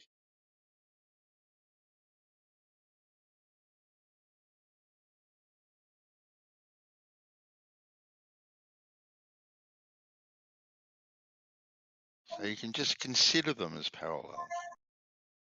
I contend that sunlight. I contend that the sun isn't even a light source. Like, light isn't coming from the sun. I contend that the sun induces the atmosphere or the quote unquote ether, and the atmosphere kind of lights up, but it's not coming from the sun. Well, it does. That's what they say it does. Okay, Jerry. Space is dark. And then it excites our atmosphere. Let's go with Jerry, with what Jerry's saying for a moment, that light is just, say, energy that is excited by the sun. So then why then, when you are underneath the sun at the hottest part of the day, it feels like sometimes your burn is just getting fried off your bones. Is that because that's where the most excitement is taking place? Could be. Okay. We can literally No, see... I think it's just the angle of the energy coming into you. Yeah, it's more direct. Yeah. You can a shorter frequency. Yeah, possibly. We can literally see details on the sun, and we can see it revolve. I know, yet it's so far away. That's counterintuitive, isn't it? No. No. is so far away, yet we can focus in on shit on it. Fucking hell. Yeah, they're called lenses. Okay. Fair enough. I don't know if I've ever seen a picture of the actual sun revolving. Now, I'm just because I haven't seen a picture of it doesn't mean there isn't a picture out there that doesn't exist. I'm just saying I haven't seen I've seen plenty of pictures of the sun. I've seen what they call solar flares, this sort of stuff, but I don't think I've ever seen any footage of the sun revolving per se, Brenda. That's just me. That would be a movie, though, a video, not a picture, right? Well, if you want to see something revolving, you would have to see it in moving pictures. Yes, it would be a movie, a video type of thing. Yes.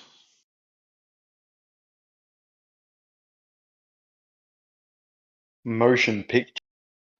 Mm-hmm. Because otherwise, how are you going to see motion? It's just a picture. Maybe I'm being a little bit too pedantic asking for some sort of moving picture of revolution. Maybe Brenda doesn't understand that movies are just lots of pictures. Be that. How come you never look up any of this? How do you know? I haven't.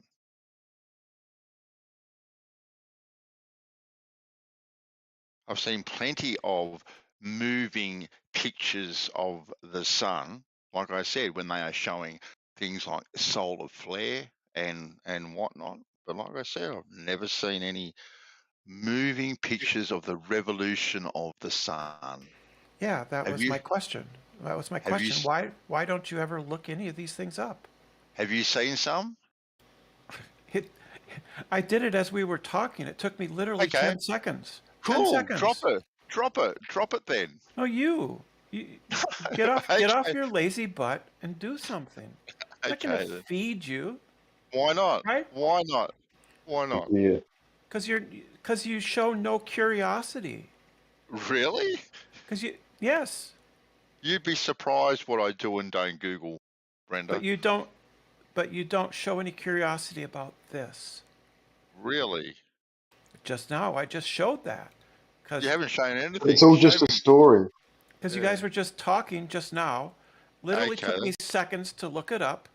And you're talking as if this is a complete mystery. Okay, then drop. No, we're not talking if it's a mystery. No one mentioned that it was a mystery, Brenda. Can you verify that it's actually happening, or are they just pictures, Brenda? Because at the end of the day, good on you. Woohoo, pictures. Yay, a black dot moves across the surface. Yay. Yeah, you're just denying. Yeah, that's what I mean. This is what I mean. This is just denial. As soon as you get presented, we were talking about how scattered light somehow is also parallel. We weren't talking about how it's so mysterious that maybe the sun revolves. No, there was no talk about that. That's what I Andy said he hadn't seen it. That's what you were just he was talking about he hadn't seen it, not that it was a mystery. Are you guys how just does singling scattered Brenda light out because also be she's parallel, black? Brenda? So, what is the problem then? How is scattered light also parallel light? Well, it isn't, is it?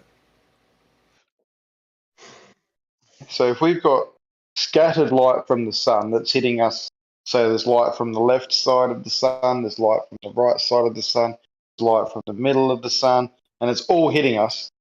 So essentially scattered light, it's all crossing paths and hitting us in all directions. How is that also parallel? Well, it isn't getting scattered.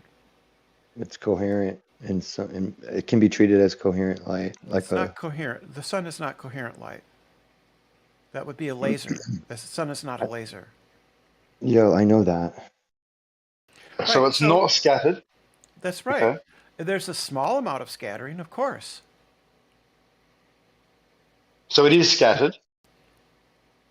Partly yes. Partly no. Partly so, yes. Okay. Partly no. So how many? Okay. So the sun's light obviously diverges, doesn't it? Because essentially it's a point source of light. Although it's a big point, a big, large three-dimensional point. It doesn't diverge, and it's not a point source. It's a Okay, so if disk. all light from the sun's parallel, how does it create a sphere of light? What sphere of light? What are you talking about?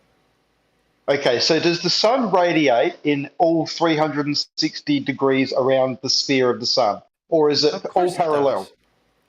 Okay, so it must diverge, no? A very small amount, though. Well, hang on. What do you mean? It's got to cover a sphere. The light has to go out in a sphere. So just like on Earth, no two plumb lines are parallel, right? It must be the same with light coming from the sun, surely. Yeah, but the light that doesn't hit the Earth, we don't see it. Well, okay, right. So where is the light that hits the Earth coming from on the sun? The part of the sun that faces us, that we see. Okay, so they themselves, that part that's facing us, those light rays also must be diverging. Yeah, because there's ones coming from the left side, the right side, the bottom side, the top side, the middle, everywhere. And they'd all be diverging. Because for us to visibly see the sun, they must be coming from every aspect of the sun, not just the bit that faces the printer. Or we'd only ever see the sun as the bit that faces us with our eyes. So we're either, maybe you're right. Maybe the bit of the sun that we see in the sky is just that little bit that faces. And maybe there's a lot more to the sun. Like all I said was sunlight can be treated as coherent in some situations, because doesn't it take coherent light to do the double slit experiment? And don't they do that with sunlight? So it has coherent properties to it. And that's a wave. Is that a wave? It's the horizontal and. I'll give you a link from the stock exchange so they give the full explanation. The stock exchange, the physics exchange. Hold on. Don't you dare. What are the words for that? A link, Grim, for us lazy people that should be doing it ourselves. So what's coherent light? What's the definition for that?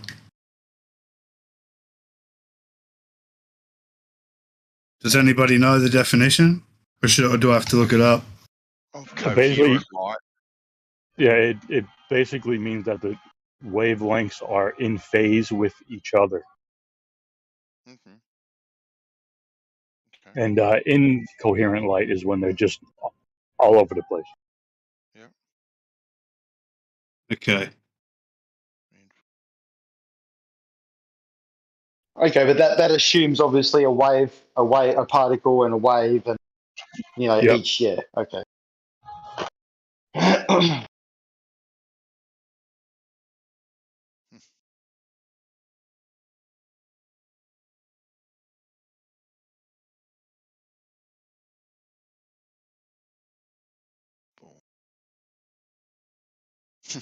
Yeah, I don't like that fucking double slit thing, but anyway, so coherent light. So that suggests that there's like literally light waves coming from the sun, and if no two of them are parallel, purely because it's a big fucking sphere, and if the light's coming, it must be radiating in a spherical manner, which means there's either complete and total scattering going on to the point where light isn't parallel, or there's rays coming out and they've all got their own fucking angle, like plumb lines would on this Earth. Picture plumb lines being fucking light rays shooting out from the fucking Earth. The further you got away, the more chance there would be that you would miss them. Earth could fucking actually miss light. Yeah, that's right. That makes sense. Unless it's completely That's the way. smothered. Well, if you imagine that the sun is very much bigger than the Earth, right? Then there's enough surface on the sun that many of those rays will come parallel to the planet. Yeah, many of them will but that would scatter, but suggest many that of them will be parallel. So, and okay, it'll be based enough- on that, it'll be enough to where you can at least use the coherent waves to dial in the spectacle on the microscope. That's literally what one yeah, of no, I the appreciate that. prerequisites are for it being coherent light, as far as wavelengths and. But then you've got then you got the issue of that we look up and we see the sun, and for us to see the sun, like all the light from the sun, from every edge of the sun, if we're seeing the sun for what it is, must be hitting the earth. Like otherwise, we could only perceive the sun for the light of the sun that hits us, and we'd be getting, well, put it this way, what we would see as the sun obviously wouldn't be the sun, would it? Because the sun's obviously a lot bigger. We'd see what it is. We'd see it like it was. I don't understand what you mean. Okay, so if all of the light from the sun isn't hitting the earth, how could it possibly be going into our eyes to be seeing the sun? We can see only the light that's coming from the sun. So we can only perceive those dimensions of the sun. How are we possibly knowing how much bigger the sun is if we're not seeing the light from it? I think you're missing a step. You're oversimplifying something because the photons themselves go out in all the directions. So you can still see that the ones that are in line with the forward path of moving straight towards you, that it's like radially they're going out, but there's enough surface straight up facing the earth. The entire, like, that's how do you explain that? Isn't like anything you look at? There's so many photons, right, that are happening. It's not like there's just one photon per square inch of the sun or something to where it would become like pixels on a thing. Like, it's not like that. There's photons underneath photons, wrapped up in photons, and they're getting excited brand newly, and these plasma, interactions and stuff. So there's literally just, a lot of different scattered light going on. It's just completely scattered light. But there's so many of them that by default, many of them line up parallel as well. Yeah, so you're saying that there's enough of them that line up parallel to give, exactly, from any given space, right? To give you all the. Although there is some scattering due to the size of the sun. Exactly.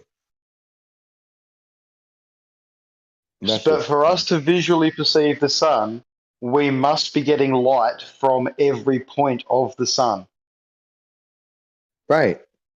Yeah, there's not just one photon. There's so the photons whole underneath surface, photons underneath half photons. of the sphere, so the whole half that faces us, that we perceive as the sun, all of that light obviously is hitting the earth.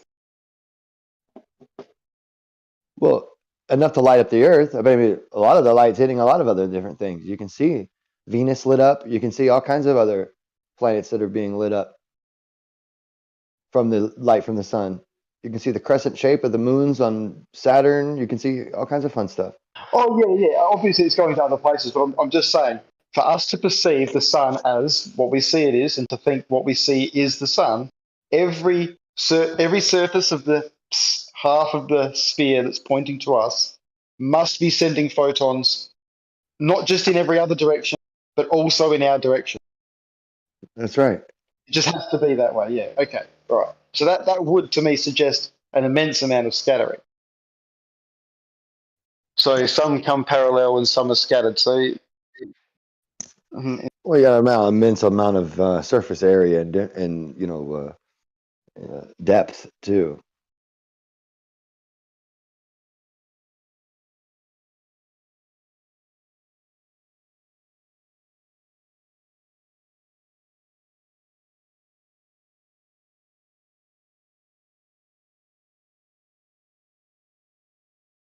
is there any interference, like with all the different frequencies of light that are coming from the sun on their way?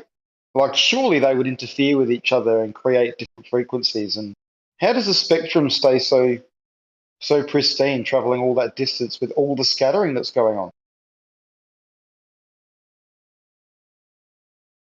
Wouldn't it all just create fucking? That'd just, there'd be shit that cancel each other out even, surely. Maybe, I don't know.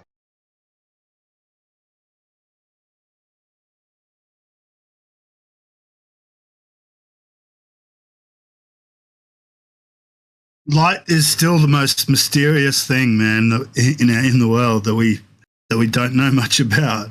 And that double slit and the quantum eraser experiment, especially the delayed choice, is just weird shit. Yeah, I mean, if they are done with sunlight, not through any lensing or anything, they're just sunlight through a thing, and sunlight acts weird. That is an interesting thing. And second to light is water. Yeah, here.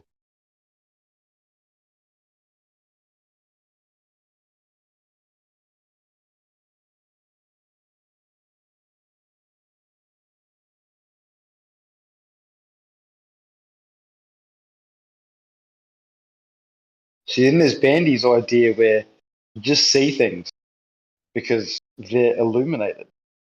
And so that, that sort of goes a bit hand with the whole ether theory where, things are just stimulated through the ether, in some sense. There's no light that's going from one thing to another. It just induces light stimulus. Well, I'm told that's an outrageous idea. Why? That we just see things because they're illuminated.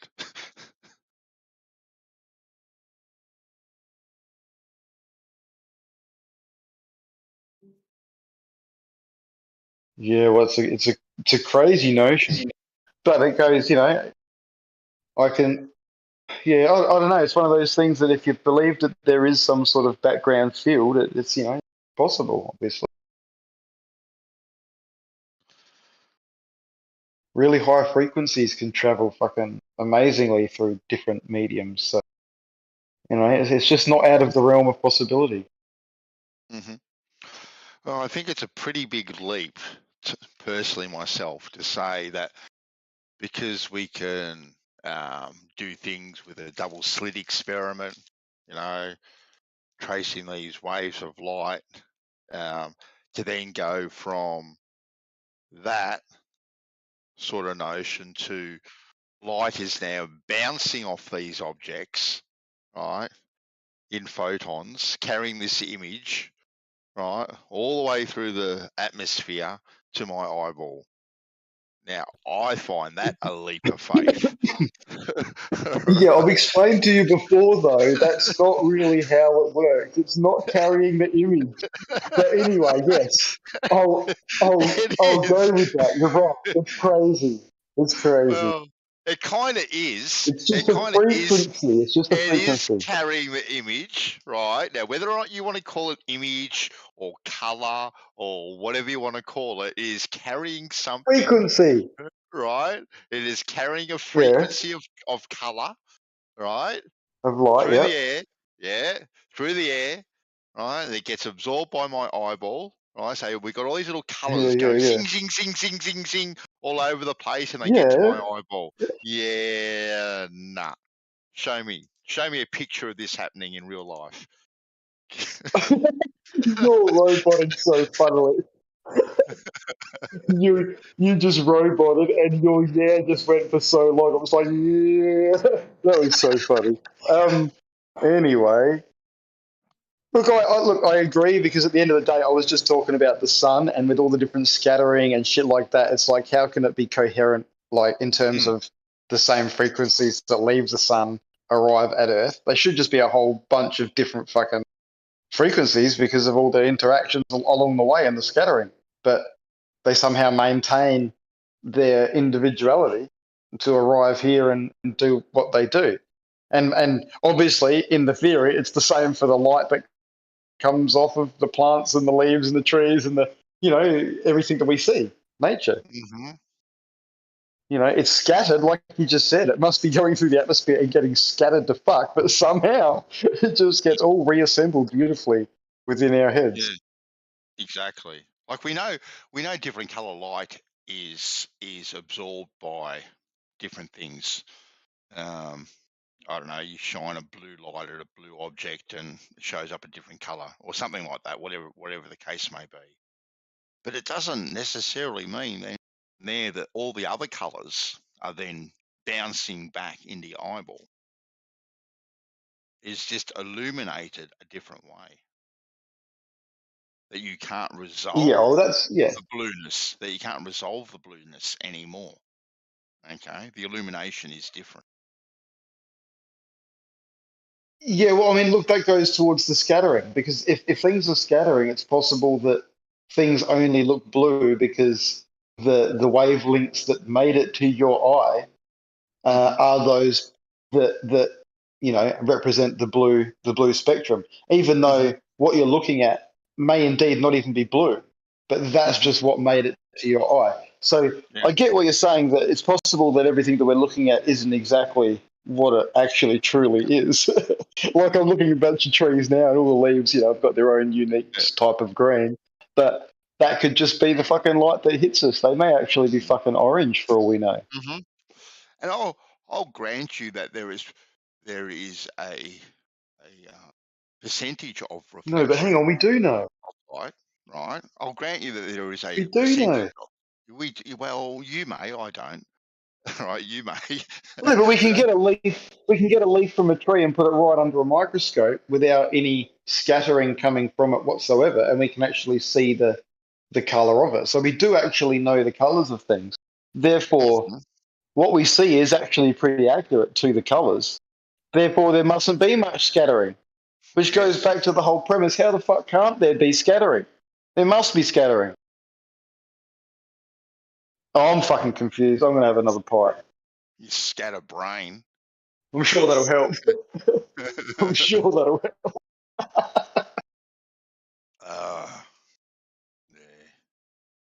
Someone with 2 fucking brain cells, come in and sort this nonsense out, will you?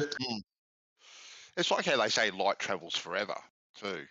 Like, it just travels forever. Like, it never stops, which is absolute ridiculousness. Absolute ridiculousness to say that light travels forever. It's pretty ludicrous, isn't it? Like, it really is. Like, forever, ever? Forever. Well, apparently it travels trillions of light years. Well, at least billions. Whoa. Maybe not trillions, but at least billions. It would have to be No, trillions. it is because trillions. It just goes It is forever. trillions. It is trillions. It is. There Yeah. you go. I stand corrected. It is trillions. That's absolutely And ridiculous. does it bump into the edge when it gets there? Like, is there a whole heap of light just bumping into the edge of the universe while it's still expanding, or is it only expanding at the rate with which the light is expanding itself? Oh, that's just.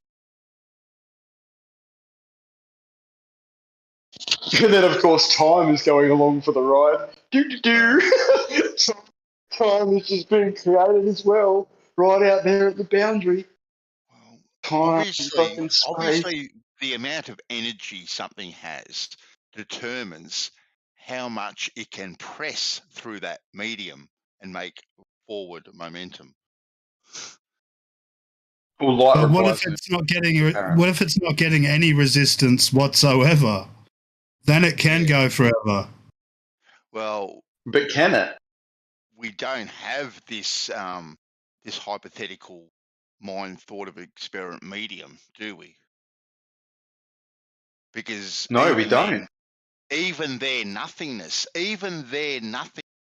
has something in it.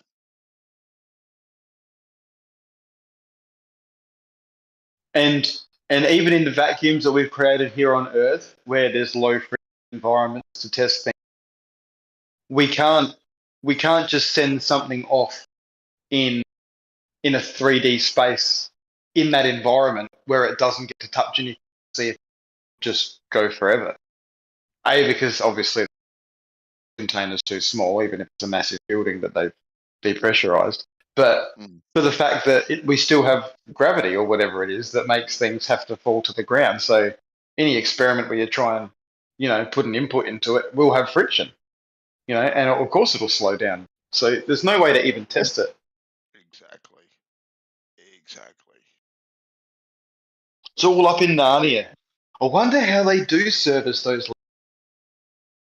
you reckon someone rocks up with a little truck and just tops up the... Or do you think they've got like pipes that run all the way to the streets that supply each lantern with oil? What do you guys reckon? That's essentially what we're fucking doing.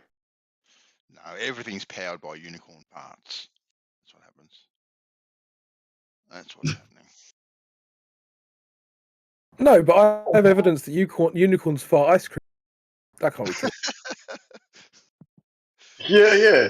How does Santa services? Oh fuck! How does Santa service his reindeer? Well, I didn't really want to say that because I didn't really want to make it sound like Santa services his reindeer. Oh shit! Fuck that up. Are you a part-time reindeer fluffer? Are you white? Hey, Bandy, get this. I reckon there's fucking moose on High Marsh Island. Oh, really? That makes no sense given that we don't have moose. But I reckon someone's fucking released moose on High Marsh Island. I'm talking massive fucking buck. Just these, they tower above the fort. Like, it just come out of the fog one night, and I swear I was straight. Everything was good, not drinking. I was heading right across the other side of High Marsh Island, and you go onto some dirt, and there's some like high and low bits of road. And I was coming over a crest that was quite foggy, so I wasn't going too fast. And fucking right in front was this fucking just massive buck. And I just, in straight in my head, I was like, a fucking moose. And its antlers were like, I swear, like up to probably, like a first story gutter on a house. Like, this thing was huge, right?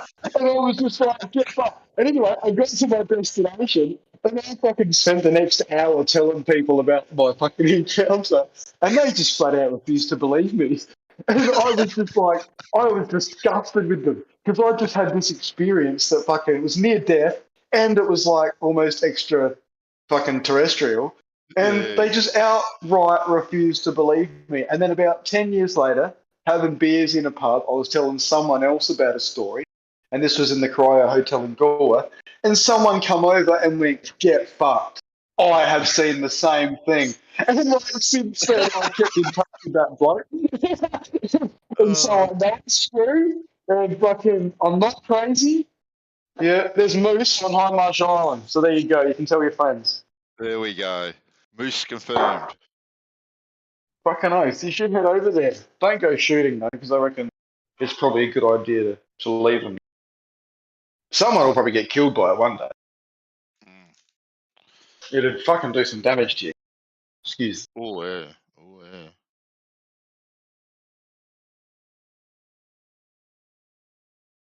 I don't know where they go, though. You know, the island's not that big. Like,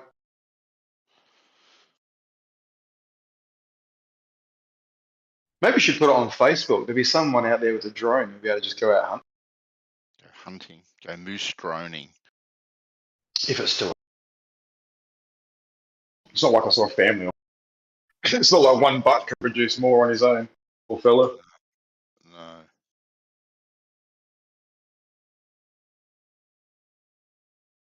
Moose.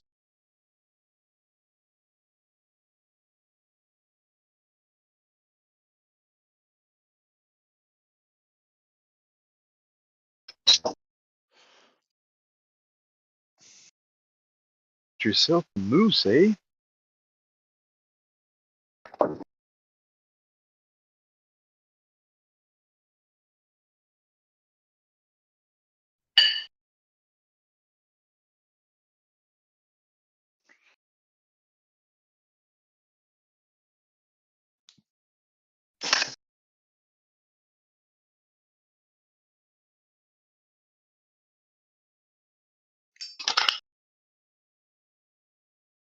There's that Zippo. Such a familiar sound, isn't it? It's Scooby-Dooby-Doo time.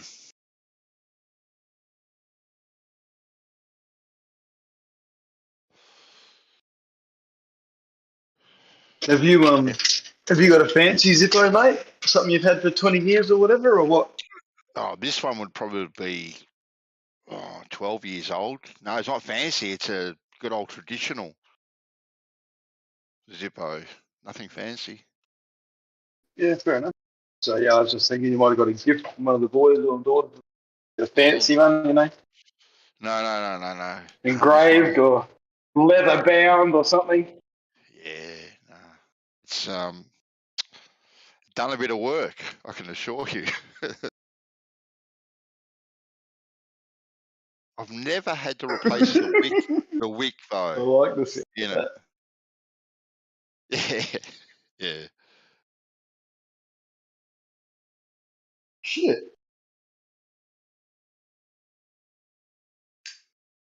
Not that much work then.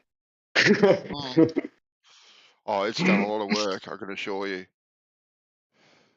You're obviously not wasting it. You Oh, just no, because I actually, no, this isn't the original one because the hinge broke on it about 6 or 7 years ago, and I got in contact with Zippo and sent it to them, right? They gave me an address that was all pre-postage paid and everything. Sent it off to them, and they nice. sent me back. They sent me back a brand spanking new one. Didn't even repair it. Just sent Good me a on new them. one. Yeah, exactly. That's the way it should be. So yeah, so it ain't the original. Back on it now. So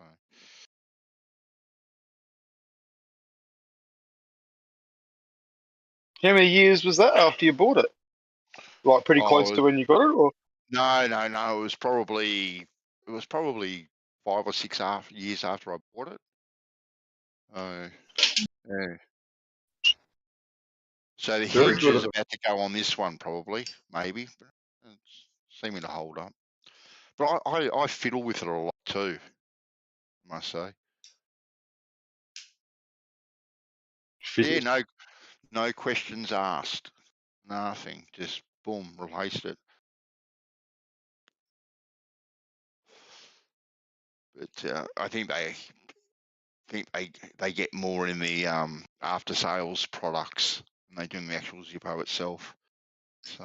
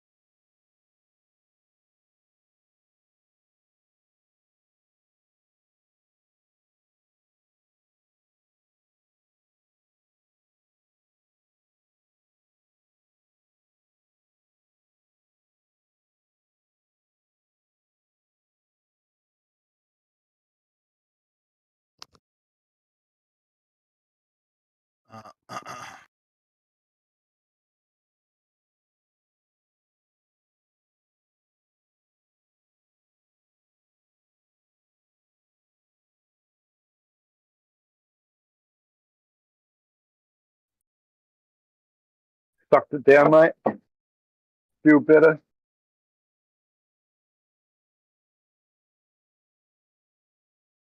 You see the curve yet? Well, you got a couple into you, have you? No, I thought you were getting on the end of it. I did. I'm cooking a steak. Oh yeah, good.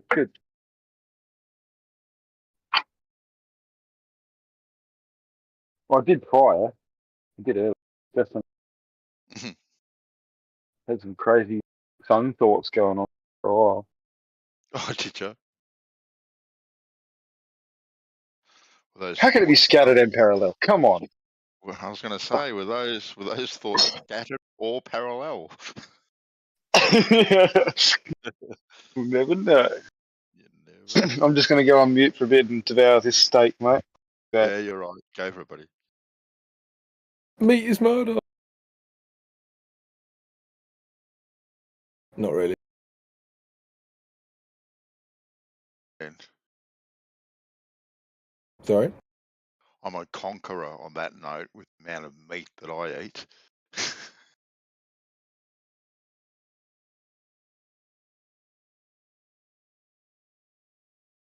You swole, bruh.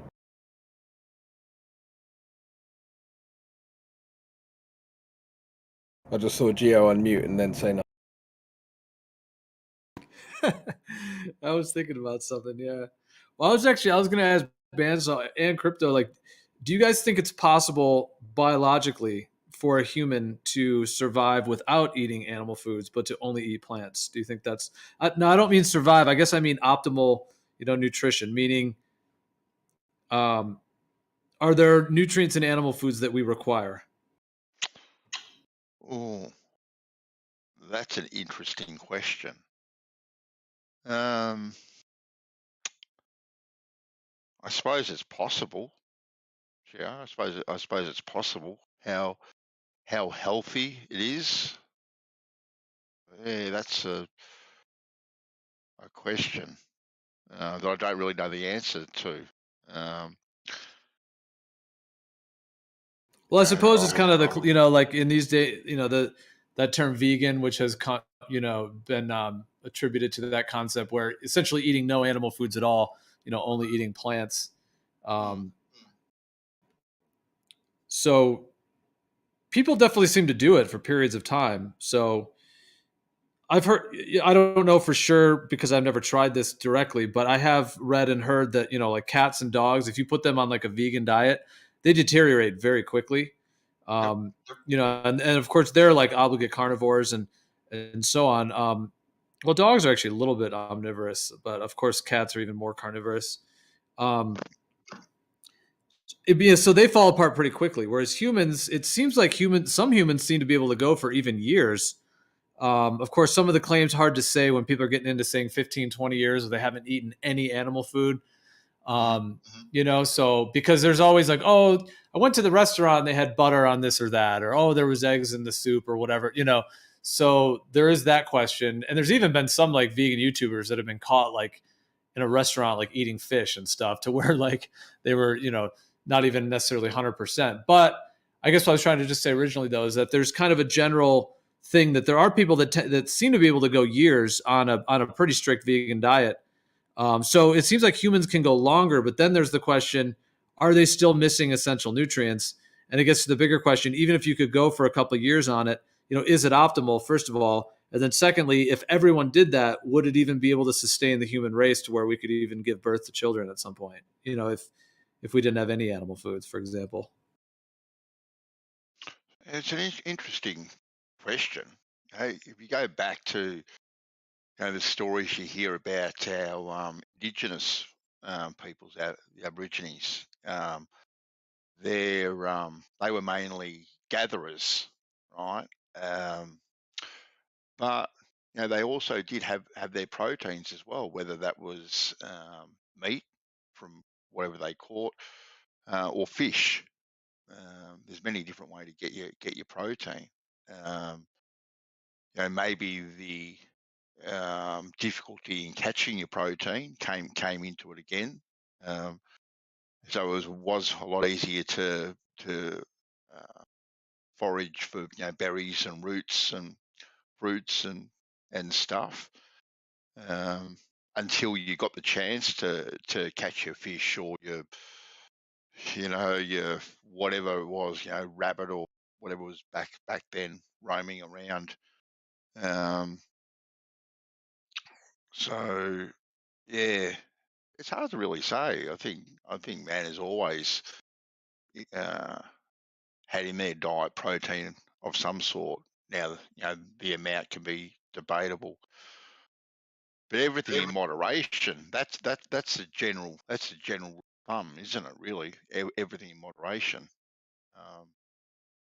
Nice balanced diet. But I know White has his different theory on food. I heard him and you, Gio, have a very interesting conversation in regards to protein, and the amount of protein you should eat.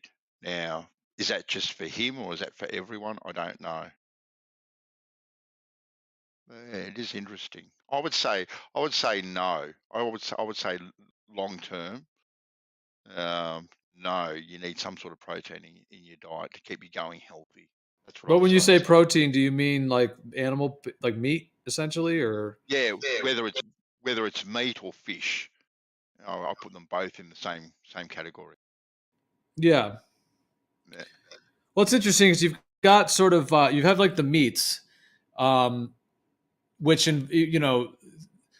potentially the most potent would be the organ meats, and then you have the muscle meat, and then other parts of the animal as well, and of course bones and bone marrow and all those kinds of things, tendons, all that kind of stuff, collagen, etc. That all is in the whole animal like that.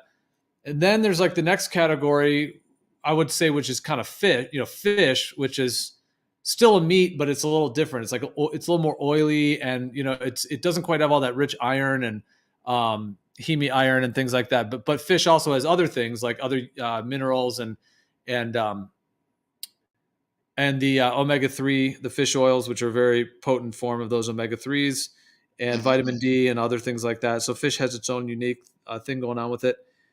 And then the next category down, I would say, is kind of like eggs and dairy, where it's not necessarily the flesh of an animal, but it is, in the case of milk, it's the milk. In the case of the eggs, it's the egg kind of category, which I guess would be your vegetarian. And then, of course, people that only eat fish would be pescatarian.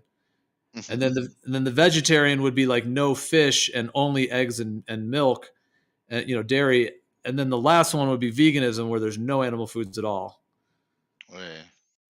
And the only place to get protein on a vegan diet would be like nuts and seeds, beans, maybe, grains. And then some, vegetables do have some protein. Even like a sweet potato, has some protein, but does it have all the amino acids? And is it the same type of protein that's in meat? I would say definitely not. Mushrooms are pretty high in protein. Yep. Mushrooms are another one. Yeah, mushrooms have vitamin D as well, which is unique for a plant. It's a form of D2 though. It's different than the animal-based D3, but it seems to be able to supplement the D levels, but it can't necessarily raise them if they're really low very well. And yeah, well, there's a question there, like how mushrooms do you have to eat in comparison to, say, a piece of steak? Or how many nuts do you have to eat in relation to a piece of steak? Are those balances way out of whack? You know, you have to eat 3 kilograms of nuts to get the same as a 250-gram piece of steak. Is it that disproportional? I don't know. I've never looked. Yeah, no, it's interesting. Yeah, I mean, in general, people that do vegan diets tend to eat a ton of food. Like if they're the ones that are really doing it, like it's just massive amounts of food to get that much carbohydrates. Some of them are sitting down, 30 bananas in one sitting, kind of a thing. There was that girl, 30 bananas a day. This YouTuber. Well, that's just insane, isn't it? That's just. I don't Well, think I she can calls eat herself- 30 bananas. Holy shit. She's called the Banana Girl. Yeah. Yeah, I question what she's really doing with those bananas. But anyway, that's another.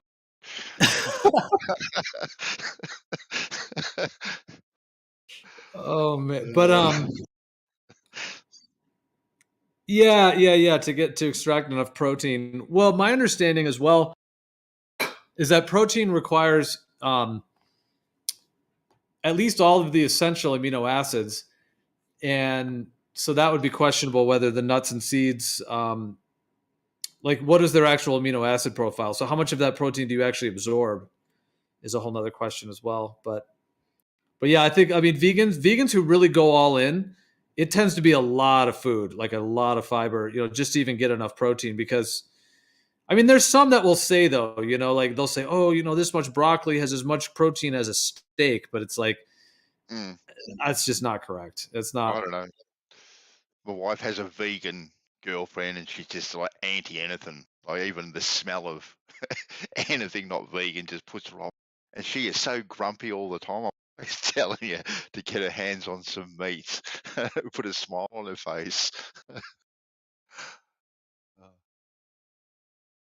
Yeah, it's interesting because as all the research I've done, and in terms of like the fatty acids and the cholesterol, like our brain needs all that, and so Well, nothing satisfies like a good steak either. Really, like.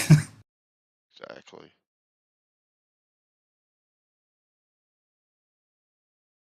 Even just a nice cooked piece of chicken as well. Like they're just satisfying. Like, yeah. Absolutely. Yeah, there's something very steak different. Cooked in butter. Actually, cooked in lard is even better than butter when it's cooked in lard. And it's just, oh my gosh, that is good. Ripping. Nah, butter's better, mate. Kerry Gold butter, absolutely. How about deep fried steak? You ever deep fried steak? No, never done that, Jerry. No. Oh, it's awesome, man. Yeah. Duh. Yeah. Here we go. No breading, no nothing. You just put it in the fryer and you wait like 15 minutes maybe. Ooh-wee! Wow. Yeah, I mean, ooh-wee, that's funny the way you said that. Hopefully with lard or something healthy, not canola oil or something dodgy like that. Oh, lard. Or ghee. Make your own ghee. And they're so rich, so flavorful. Yeah, so I mean, like the question would be with the veganism thing is like, are there nutrients that are in animal foods that we actually require, which are just not in the plant foods? And if that's the case, then that would mean that a vegan diet is a partial starvation diet, is often what I've thought of it as, where you're not fully starving because you are eating some things. You're getting some, carbs and some protein. They say like you need all of the essential amino acids to build protein. And so that's why people mix beans and rice, because they claim that you get at least the essentials. So, you know, you could probably get some protein from that.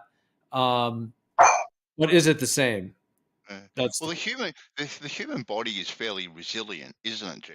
Well, you can abuse your body for years and years and years, right? But you know, eventually it does break down, and you suffer the consequences. So, you know, a vegan diet may be fine for say, you know, 10, 15, 20 years maybe, but in the long run, what's it going to do to you in the long run when you are older? You know, your bones all brittle, you're falling apart, you're getting dementia, you know, these sorts of things. What sort of illnesses are you going to be suffering as a result of that? Yep. And there's actually a lot of vegans. There's like, because I've kind of tracked it throughout all these years, the whole like vegan movement thing and vegetarianism and all that. And more people have fallen off the vegan train than ever. I mean, it's unbelievable how many just realize after some amount of time, just so many people. And there are some that are still hanging in there to some degree, but But I think it's a very cultural thing. And that's why I think it's difficult for those people to, you know, stay vegans, because society doesn't really cater to that sort of diet as well. I mean, every other fast food joint you go to is meat based, you know, chicken or beef usually. So there's not that many options, that many good options, unless you're willing to, you know, have the time and put in the time to make, you know, all the certain foods that you like.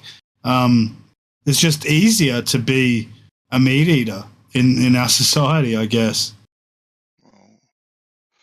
I suppose I would agree. I would agree, but there are tons of other options these days, though. At so many different fast foods and things, they do have more of that. And actually, I think it's a little bit of the agenda of the you know, WHO and God knows what else. I think they have a bit in these nutritional parts of the government. They actually are pushing somewhat of the vegan, you know, plant-based diet, as they call it, and all that, which potentially they're trying to drive that into the laboratory meat industry eventually. I would agree with you, Rams, when it comes to the chains, big names. I agree there, like the options are limited. But if you go to a lot of restaurants now, it's surprising to see on their menu, you know, you've got gluten-free, you've got vegan, you've got, you know, vegetarian options. So there's plenty of options. Yeah, that's true. To go out, but I 100% agree when you're going to the big name ones, the options are definitely limited. Yeah, it is still Google challenging. taurine. It is still Taurine. challenging. Taurine. Oh, yep. You can't get that from plants. So, yes, they're definitely missing that if they go the plant route. And just Google how vital that is, how many processes that's involved in. It's almost as important as magnesium. Yeah, taurine is exactly. It's like an amino acid, but it's a little bit more of a complicated form of an amino acid that has a whole bunch of different features, functions in the ATP production system within the cell, and it's just not in any plant foods in any significant quantity. Is it even in any plant foods at all, Whites, or is it only in very small amounts? Not to my knowledge, no. It's just not in any. Yeah, that's kind of what I thought as well. Although I'm not 100% sure that there's not teeny amounts in something, because you know they do they do make synthetic versions of some of these things. Like taurine, you can buy in like a capsule, you know. So yeah, but would you then say that person's still a vegetarian or a vegan if they're taking taurine capsule? Really comes from, you know, okay, they might make a synthetic version of it, but I'm pretty certain the synthetic version of it doesn't do the same job as the naturally derived one. So, just like they're out there taking their organ supplement. Is the perfect. Do they declare that they're? Yeah, exactly. I just found an article that says, "Does taurine in the Red Bull really come from bull semen?" There you go, Joe. A vegan sandwich. That's funny. Okay, they're saying though that taurine is in bull semen. However, it's not the source of the ingredient in Red Bull is what they're claiming, but it could be a conspiracy. You never know. Okay, this says specifically taurine may be synthesized by reacting aziridine with sulfurous acid from a series of reactions starting with ethylene oxide. Ooh, that's the stuff they have in the PCR test swabs. Ethylene, or is that ethylene dioxide? But yeah, and sodium bisulfate. So yeah, you can make it synthetically. But yeah, is that even the same version of what you get from the real animal foods, though? That's a whole nother question.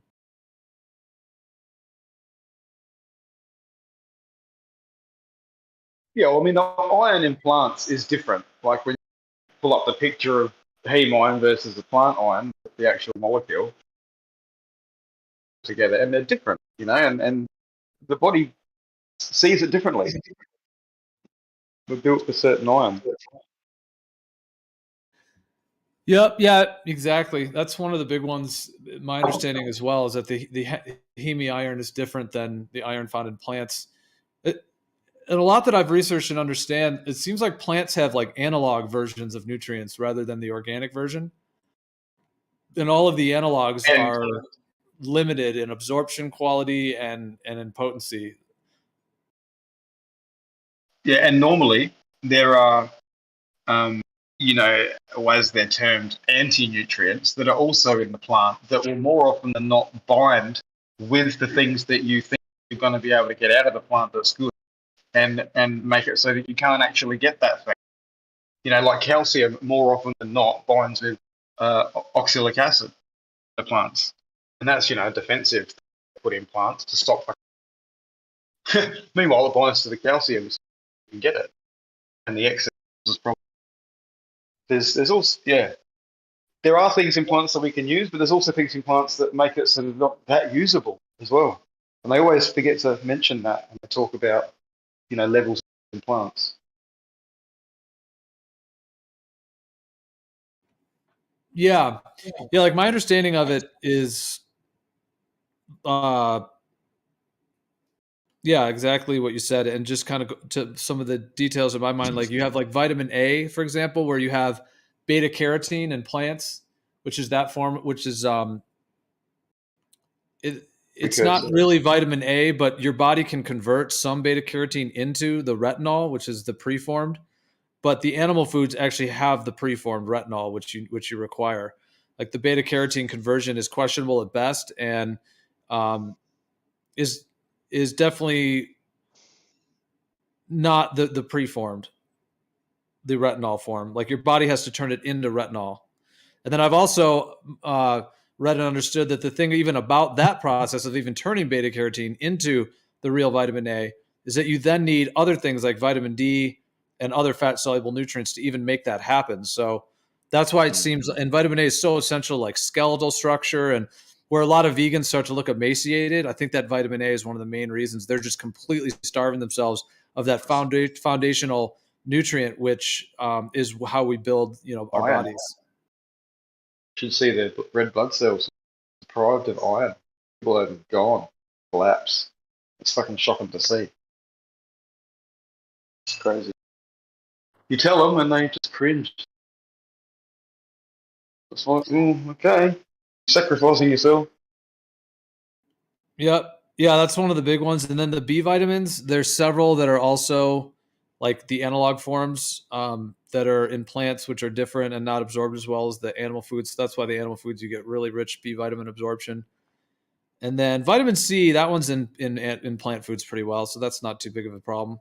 Vitamin D is not in plant foods. You got to remember though, with vitamin C competes with sugar, with glucose to get into our system. So you're going to be getting vitamin C from all plants. You're actually either blocking out glucose or blocking out vitamin C. Body will prioritize glucose, so it blocks out vitamin C. For someone that doesn't eat any plants at all, you actually get enough vitamin C just out of the flesh of meat, because ruminants make their own vitamin C, like we can't. That gene's been disabled in us. We can't make our own vitamin C, but ruminants can. So it's just right through their flesh, and you get enough just from the flesh. And you need a lot more if you're a vegetarian, or if you're blocking half of it out.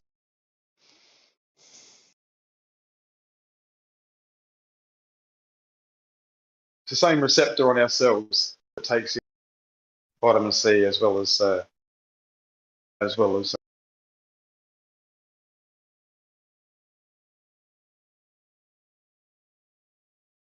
which is interesting.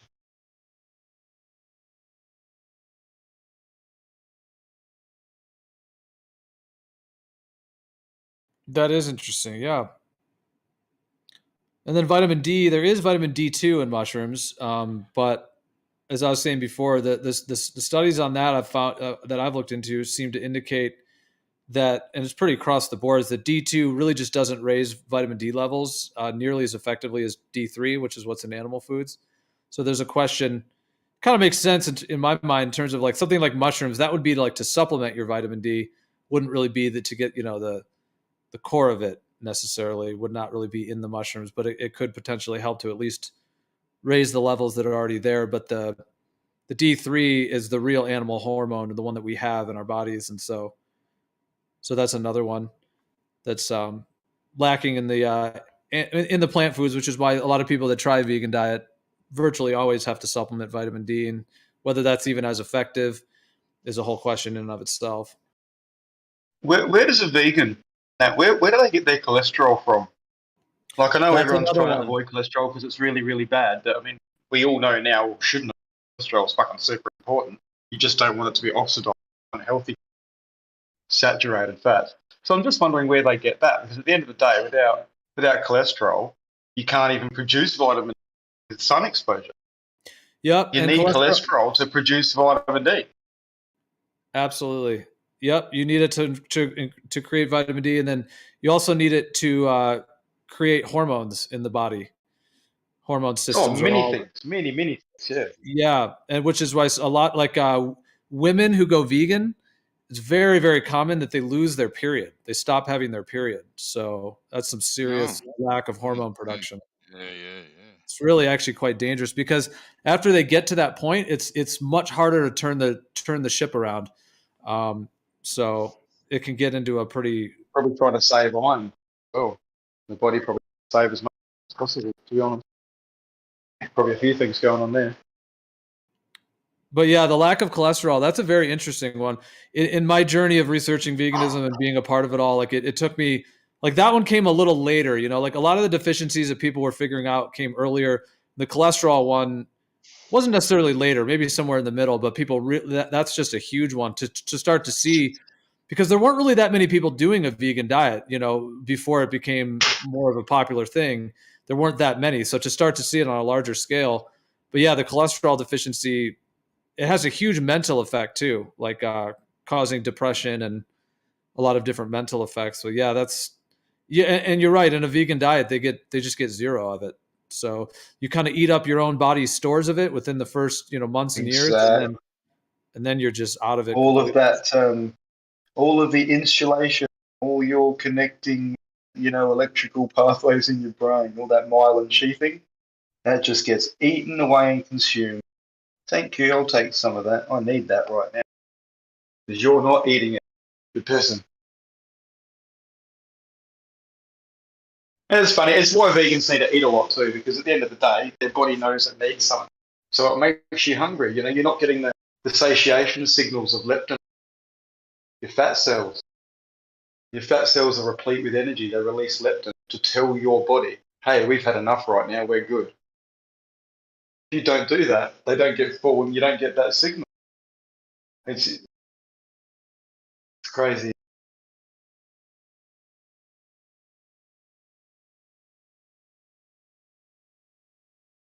Yep, and then of course there's the B12, which is really a huge one, and that's one that's very well known about, the whole B12 deficiency problem, which that one could be major, because my understanding is once you get into a really depleted B12 state, you start having like permanent damage to your body.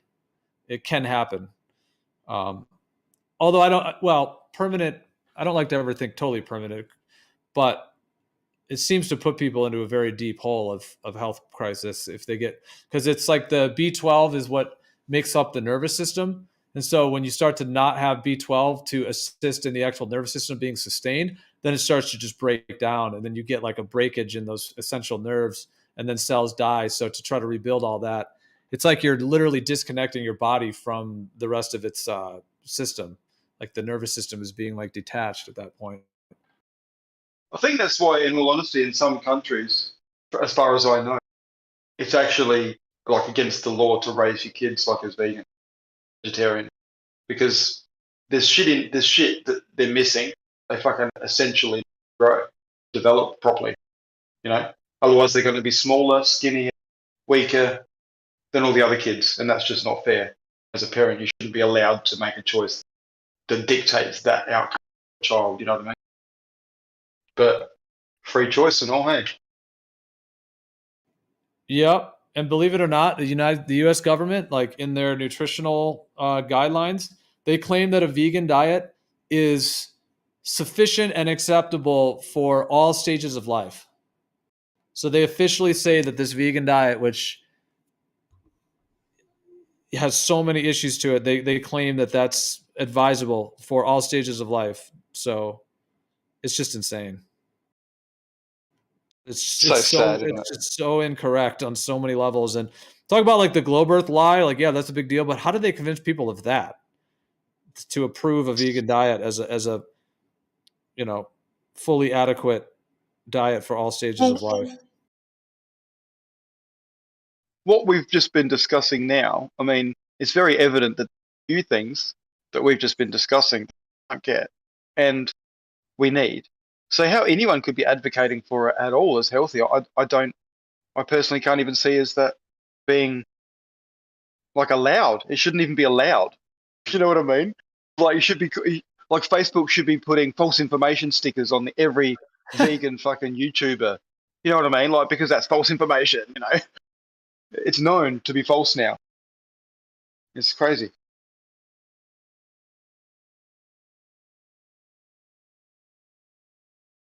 Yep, and then there's all the other like amino acids as well, like taurine and carnitine and carnosine, carnitine and carnosine, leucine. And yeah, and then there's proline, like all of those amino acids required for collagen production, proline and those, and then there's just collagen itself, which is not in plant foods, which is interesting that a lot of people that are vegan for long periods of time, it's like the whole collagen in their face is all like broken down, and they often look like they're about 20 years older than they would be. Like a 30-year-old girl that's been vegan for like 10 years, looks like she's like 45 or 50, like the skin and things like that. So yeah, it's like I brought it up originally because I mean I would prefer not to eat animals, to be honest. Like I would prefer to just eat plants. I would say, but my full and complete understanding of it is that it doesn't actually work biochemically, but I'm open to somehow seeing that it could be done, or even the idea of breatharian or something. But look, if you're open to eating cloned meat, like, and you don't like the idea of killing animals and having to go through all the waste of watering them and feeding them and all the shit that goes along with animal agriculture. If you're against that in general, and you could stomach just eating cloned protein that grows in the fucking lab, that given that it's cloned, has all the fucking essentials that you need, then you're going to be fine in right. But I mean, me personally, I could do that, even if it did have everything. That's just not me. So I wouldn't be okay in the future with that. And I don't know. Some vegans might be okay with that, and some vegans might still go no, that because it's still animal flesh, even though it's been grown in a dish or in a factory, or like I don't know how people feel about that even. Yeah, but you need it. You can't not have it.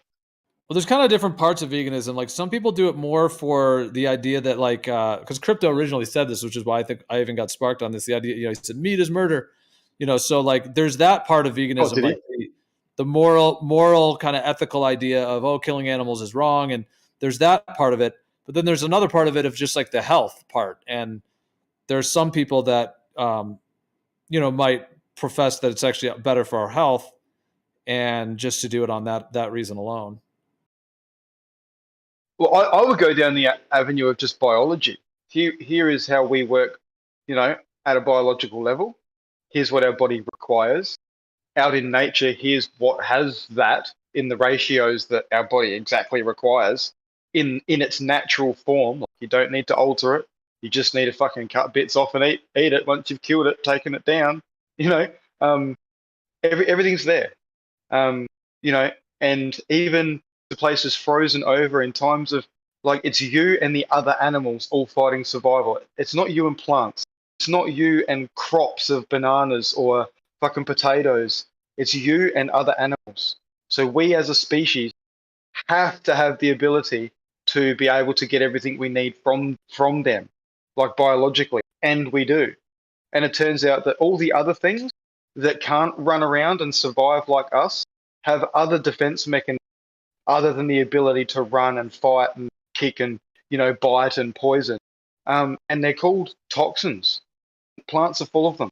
And so if we're going to go and try and eat the plants, we're basically, you know, susceptible to all their defensive mechanisms. And sure, there might be some stuff in there that we can get by on here and there. But if we try and consume them all the time, those toxins build up and cause a problem. So, but on a biological level, we just have to have it. And I've discussed many times the Randall cycle. We've got to try and just not abuse that. To me, that's just clear. It has to be.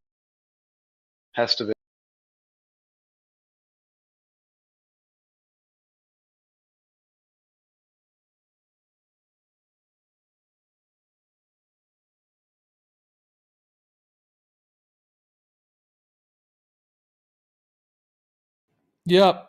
There's also just the saturated fats that are not. I mean, there are some saturated fats in animal foods like coconut oil or avocados, but it's really a different form of saturated fat than that's in the animal foods. And then there's that like complex of like the vitamin A, D, E, and then K2.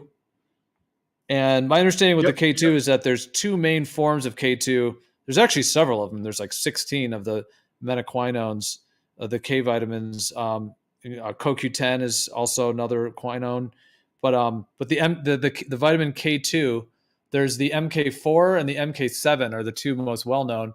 And the MK7, both of them are very, very deeply connected to, like, you know, bone formation and cellular formation, and connected to the brain, the blood, like the organs, all these different parts. They're basically like these activators that activate different pathways. And even what Dr. Weston A. Price, likely the MK4 was the one that he called it activator X because he didn't know what it was back when he first discovered it. But nowadays people know it as the MK4 version. But the MK7 actually can be found in certain plants, like fermented soybeans and sauerkraut, because it comes from soil. And that MK7 form, it is good, and it does but the MK4 is the one that's not found in plants, and they're different. We need 4 and 7 because they play different roles. And the MK4 is the one that's not in plant foods at all, but it is in like virtually all animal foods. You know, eggs, meat. There's some MK4, and there's the highest amount in like the organ meats and things like that. Yeah, But and as you know, Gio, we can't go trying to isolate, like, you know, the one good thing in a plant out of it and put it in a capsule and mix it with other things to try and have it, because things work in synergy. Like, you know, isolating things out and trying to get it to work on its own like it did with all the other things that were with it. You know, it doesn't always work. More often than not, it doesn't. You know, very rarely is that the case. It requires the combination of things that it was packaged with to actually have that effect. Now, that's not in every case, I realise that. But, yeah, so, I don't know. Everything you need is packaged in, especially the ones that have red meat. Like, everything's there. You don't need anything else. You can live your whole life just on steak. You don't even need the organs, right? Organs are something that you would entertain or use if you were deficient. Like if you were a vegan and you realized, you know, the truth and you want to make yourself healthy, yes, use some organ, you know, supplements or fresh, whatever, to get yourself back to where you should be. But if you're just eating meat enough regularly, getting everything, no one's deficient. People are only deficient What about, when they don't have it. Well, what about my understanding is that flesh meat doesn't have very much of a couple things. One of them is vitamin A. I don't think it has much of any. The preformed vitamin A that needs to be gotten. My understanding would be from like liver, organ meats, blood, or milk or eggs. But milk and eggs don't even have that much. Butter will have a decent amount of vitamin A. Actually, pig lard has a lot of that has a lot of vitamin D. But like flesh meat doesn't have very much vitamin A. That's my understanding. Is that yours, or do you have a different understanding of that? Well, it's not that it's a different understanding. It's just that if you're going to go by like the required daily intake, right? A bunch of rubbish. If that's what you're going by, and you're going to go, oh look, I eat or whatever this much, and that's not enough daily intake, then that's where I differ from you. Like if you're only eating meat and you're not depriving yourself of nutrients from having excess carbohydrates in your diet, there is enough vitamin in the flesh. Like it's the same as vitamin C. There is only a little bit, trace amounts of vitamin C in the flesh, but that's all you actually need if you're not obstructing the pathway with carbohydrates, like an inundation of carbohydrate, extra vitamin C, plant, or else it comes, like orange juice, God forbid. By the way, a glass of orange juice is the same as 3 shots of whiskey, but you don't fucking get the. So food for thought. That's how it goes to your liver. Just anyway,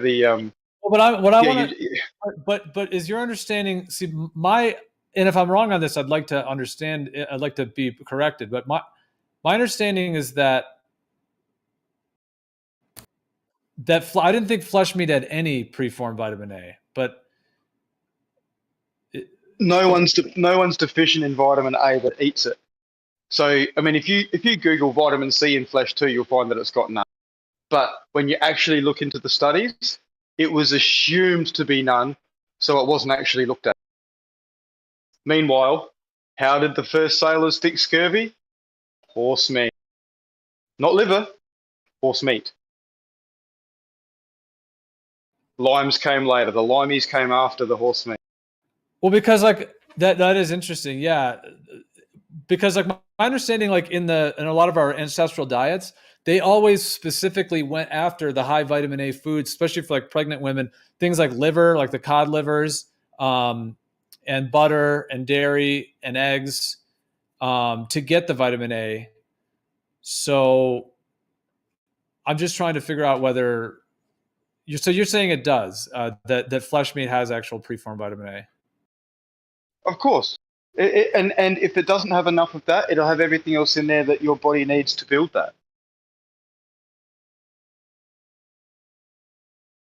So you gotta appreciate that as much as there are vegans out there that have been doing it for a while, you can look at them and go, yep, you are not a picture of health.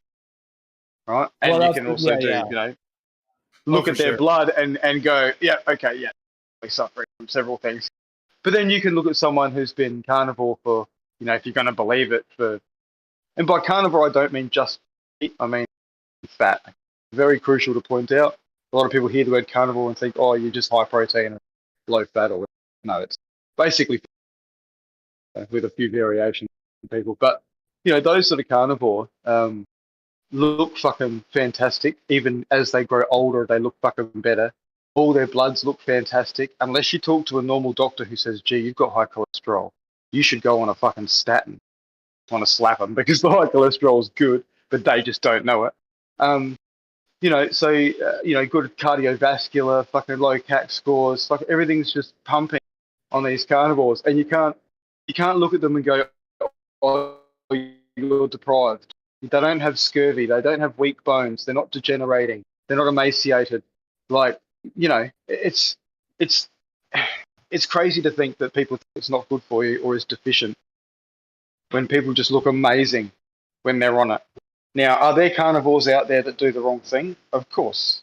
You can't be carnivore and be having all sorts of carbohydrates because it goes against nourishment. You're blocking out your saturated fats. Talk for hours. Just stop me. Stop me!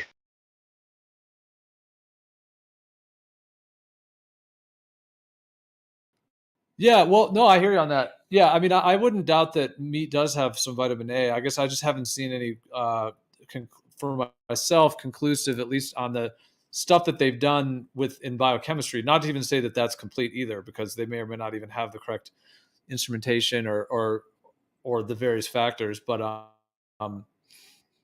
it could also make sense to me that if you just eat enough of it, you'll get enough vitamin A anyways, even though there's higher amounts in liver and things like that. What about collagen? Because my understanding is there's different forms of collagen. Like my thought about muscle meat is that it's good, but it like the things that my understanding is that it doesn't have as a reason why we may require organs as well would be like carnitine, which is in like what's in meat as well, but it's in higher amounts in like the heart of the animal. And then the vitamin A thing. And perhaps everything's in the meat. It's all there. There's varying ratios of it all. You know, there's different things that get made within our microbiome as well. You've got to remember when that's healthy, that are a function of their wastes, which are beneficial to us, which are only produced if you put the right things in. So, you know, similar to a cow, you know, they eat the grass, and that goes into their rumen and gets, you know, all the bacteria eat all the grass, and the cow actually consumes bacteria and the bacteria waste, not the actual grass, the shat out the back, fiber. The cow actually consumes bacteria and waste. I mean, it may actually be, as I'm thinking about it, that like perhaps, and that's basically saturated fatty acid. You're right. So cows are actually fat eaters.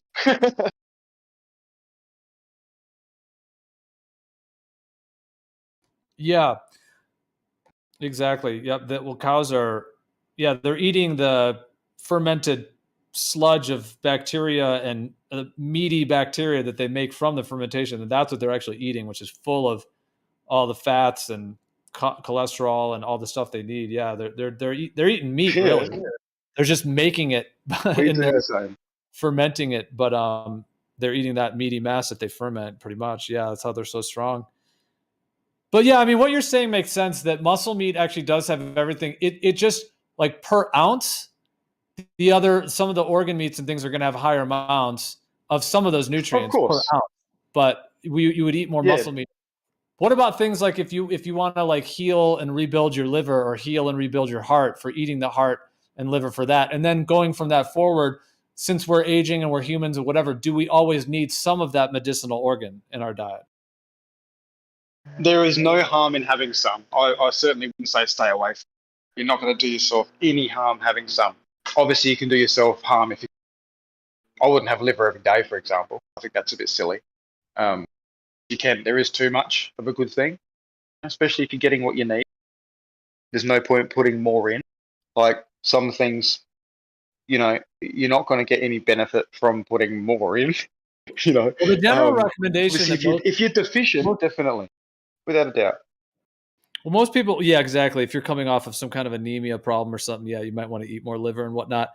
But I mean, in terms of like the Weston A. Price Foundation and that group and a lot of others, I mean, a lot of people recommend to have organ meats, you know, let's say twice a week or something like that. Meaning it's not necessarily the staple, which of course makes sense, because if you take down an animal, you know, whatever it may be, a woolly mammoth or whatever, there's going to be a ton of muscle meat, and then there's going to be only limited organ meats. So it makes sense that you would only get, you know, like let's say the whole organ is a 40-pound liver, then maybe 40 people in the tribe, each person gets 1 ounce, you know, whereas the muscle meat, there's a lot more of it. So it actually correlates with like the animal and how it breaks down for our bodies in that sense. So, I mean, it would make sense that you would eat a smaller portion of, you know, heart, liver, kidney, things like that, simply because, or even the brain, the different parts, because that's the ratio in the animal. So like eating the ratio of the animal, like a whole animal in our diet is an interesting idea.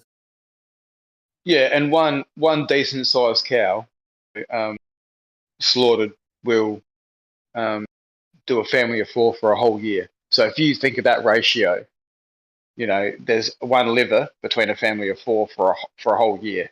So that's bugger all liver each. But that's how it comes. waste not, want not. 1 cow a year does a family of 4 and on your way. Think of how sustainable that is. So much better than cropping stuff like that. But each to their own. And also against any of it. It's just it's just unfortunate that there's certain things people are missing out on, and it takes a while to realise that. And most people unfortunately get sick to realise it.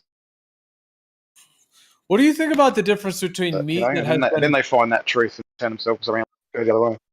What do you think of the difference about meat that has been frozen versus fresh meat? So meaning fresh meat that's never been frozen, either cook it or raw, however one would eat it, versus frozen meat that has been frozen for whatever, of course, maybe the amount of days and the temperatures being frozen at might all play a factor, but let's just say for in general, frozen meat and then thawing it and then cooking it or eating it raw. Like, what do you think are the differences between the fresh and the frozen? Because I actually think about this a lot, and it's something that I'm really kind of discovering, recently more than I did in the past. The differences, of course, frozen is so much more convenient, and a lot of places only sell it frozen as well. Things like that. There's especially like, certain types. But anyways, what are your thoughts on that? The differences. I personally couldn't tell the difference, like between a thawed out steak and a fresh steak. Most of our steaks that get frozen are like, they're not hung, so it's a fresh kill. Like, it's all cut up, cryovac, frozen straight away. We might keep some out, obviously, for the week that when we get a delivery or whatever, we might keep some out for the week fresh, but it's not hung. So when it's frozen, it's literally gone from the slaughter to the face. And I honestly can't tell the difference in taste between a fresh piece and a frozen piece. But having said that, it would definitely change the structure of some things. Some things in there wouldn't be the same. And so I would suggest that if you were to just only ever eat frozen steaks, that would probably end up causing it. So yeah, I think like anything, you've got to probably make sure. Again, ancestrally, we've had periods where you might have only come across something that's just thawed out of the freeze, and you're going to get stuck into it because you're desperate. But that wouldn't be every day, because that would stuff you up. Well, that's kind of what I've been realizing, because I've been having days in a row where I'm only eating frozen meats, and I'm really noticing like my body needs the fresh meat, and I can do like fresh eggs or fresh dairy. That will help somewhat. At least you're getting some fresh. But yeah, there's something I'm noticing that when it's been frozen, I mean, frozen meat's still good. It's still great. In fact, I mean, it's fine. But is it complete, or does it have some issues cellularly? And that's what it seems like to me. Like the freezing probably breaks down the cells in some way. And not to say that it makes it terrible necessarily, but it really does do something to it that is not as ideal. So then if you only eat that, then you're building your body only out of that frozen material.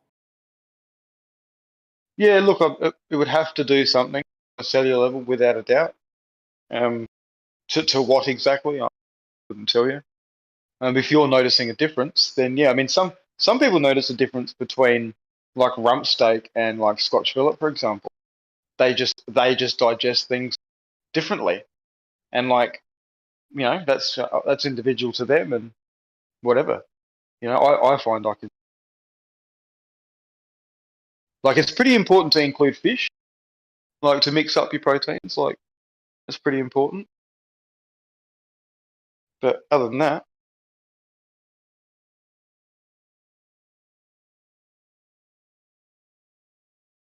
I love the fact that you don't, like, when you eat this way, like, and any athlete that eats this way, like, there is no wall to hit. Like, if you're doing a marathon or you're doing anything like that, you may need a little bit of water, but you don't need the squirty fucking things, glucose or anything like this to get you through, because you're literally just oxidizing fat for energy. And so you don't hit any wall. The muscles don't get built up with fucking lactate. It's amazing. Like, I'm surprised more athletes don't actually make the most of it. It would help with all of their time and whatever. So do you Produce your think own water. do you think then what the science with athletes somewhat down the wrong path? No, no, there's both sciences. It's just that there's mainstream going one way and there's, you know, alternative people doing the other thing. Like even within like rugby, there might be 5 or 6 fucking full carnivore people and they're just smashing shit. Like and there's an Ironman dude that's a bloody carnivore, has been for a while, but he's just not like, he might be public about it, but just not, you know, like having a full trending channel and promoting carnivore. He's just doing his own thing because he knows it goes sort of against the grain and probably going to cop some slack and whatever. Like all the doctors will tell you not to do it because they'll tell you your cholesterol is going to go up and you'll attack and die. You know, so there's no one really going to help you other than an alternative who are at the cutting edge of the science. There's plenty of professionals who are. You would, well, I don't know. Like I said, or like you just said, yeah, it's publicly out there, but you know, with every sports person trying to get that competitive edge on the other. About it. I think they'd know. It seems surprising, maybe, that it's not more commonly known, or sorry, more commonly reported, and yeah. Well, you see, the narrative still is, Bandy, that a calorie is a calorie, and that's unfortunately very wrong. It has been for a long time. A calorie is not a calorie.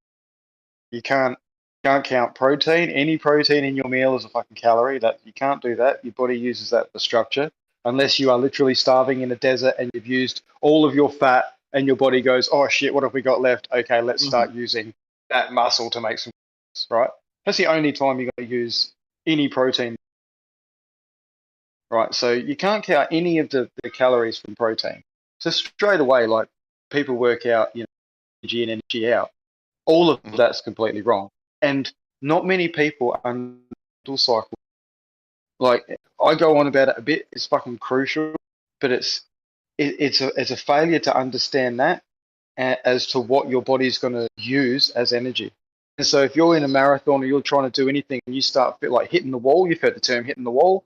That's most athletes like hit a wall. You know, they try themselves to, you know, get the cardio up to extend where they hit the wall and all this shit. That's just because your body's run out of carbs, the glycogen basically. Your muscles are out and it can't produce enough on demand because it's never. And so you need to then go and reach for more glucose and squirt that in your mouth to give yourself more energy. So people who are fat adapted, they switch straight over to oxidizing their fat while their liver can produce all the glucose on demand because it's used to doing it, right? And so the athletes that burn their own fat, when you think about it, the process of oxidizing fat produces like metabolic water. So you actually don't need to, right? You hydrate yourself as you go and oxidize fat. You also lose weight. Some of these athletes can burn 3 to 5 grams an hour, right? So you think about that. Like that's a decent amount that you're dropping. So on a long distance marathon, you're actually losing weight. So your times are going to get better. Like you're not taking on water. Anyway, it will be more and more well known. More and more start smashing more and more records. It's counterintuitive, and that's why it's not just. Yeah, well, yeah, because I follow the Tour de France quite closely each year. You know, I love it. You know, you got these athletes that are powering along for 200 to 250 kilometers every single day for 3 weeks straight, and they quite often use the term hitting the wall, especially when they're in doing the climbs. You know, the body's just run out of energy, and they're always promoting. He hasn't taken enough on, so it just gets you to wonder. Instead of having these power gels that they're constantly sucking on and downing all the time, and the powered drinks, why aren't they munching on, say, beef jerky all the time? Well, no, because you'd want to have a fatty steak. Okay. Yeah, no, you'd want to have a fatty steak. Not too much protein, not before a race, but you'd want to have some decent fats. So your small intestine's got some fats in it ready to just be rapidly absorbed. Because you don't want to necessarily just go on your body stores. You do want to load up a bit, but not carb load, you want fat load. But you've got to be fat adapted. And that's a metabolic process that has to build. Like most people don't have that because they put too many carbs in all the time, too regularly. And like we've got processes in our body that you just can't abuse, and so many people abuse, and that affects. It's a shame it's not taught at schools. It really is. And you get in trouble if you actually try and, if you're a nutritionist and you try and tell someone they don't need carbohydrates, you can actually get in. Even though there is no obligate need for a carbohydrate. There just isn't one. And that's known. That's biology. We make it. But if you try and tell someone that as a registered dietitian in trouble or nutritionist, it's bullshit. I was watching it one year, the Tour going through the Alps, had made a breakaway, and he had a good 8 to 10 minute break on the peloton. And I think it was back then. I think it was Lance Armstrong, actually, in his heyday. And he literally had a matter of kilometers to go before he reached the end, right? And he hit the wall, and he almost came to a complete dead stop. It was, and the anguish that was on his face from just powering up these Alps like a machine. He literally just hit the wall. His body just ran out of fuel, and he just couldn't find the right gear to even hardly keep any momentum. He was zigzagging all over the road. Could hardly even stay on the bike. It was it's quite heartbreaking for him to at the time, and just to watch too. Really. Oh, there's nothing worse than that feeling too. Like, because I mean, I remember it. I used to like doing long, and the feeling of actually getting to that point where you want to keep going, like your brain's keen, but your fucking body's just letting you down. I remember thinking that as a kid, like, fucking, what is going on? Other people can just fucking keep going, it seems. So everyone has a different metabolic rate, and that's what goes on. That's why we're all individual. But there's definitely processes that become engaged that limit your ability to output stuff. And if you burn through your glycogen, it's fucked. Unless you can use your fat real quick. All your body knows is burning that sugar, burn that sugar, burn that sugar. And then you look for fat and it doesn't know how to use it. You just crash. Everything just goes, brr, powers down. Some people fall asleep after they eat because the body shifts into like digestive mode. And so a lot of energy is required to actually perform digestion.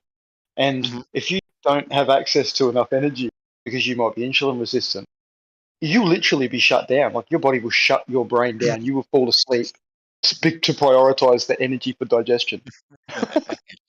Actually, You're nodding off after you.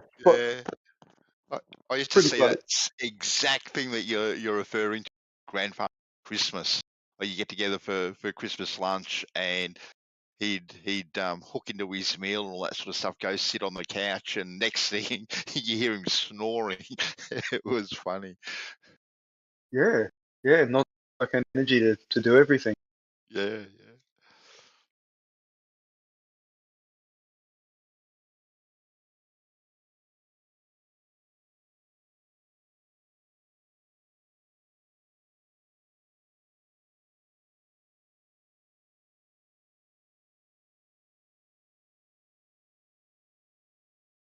Got to supply that more.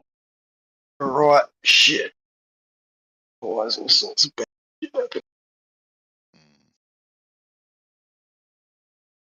And you get that from your mum. So everyone should fucking bring out their mums and thank their mothers. Because you get your mitochondria. Your fucking dad.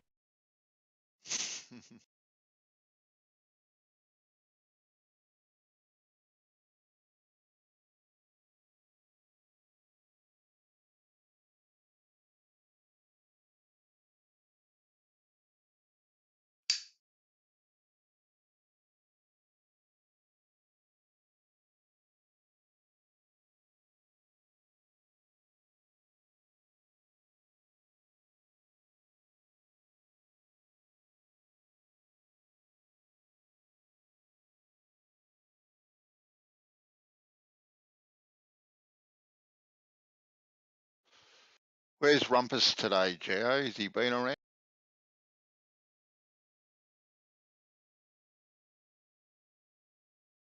Not that I've heard. Nope, I haven't heard Rumpus for a couple days. Yeah, the last time I heard was that with Witsit. Him and Witsit were talking one time.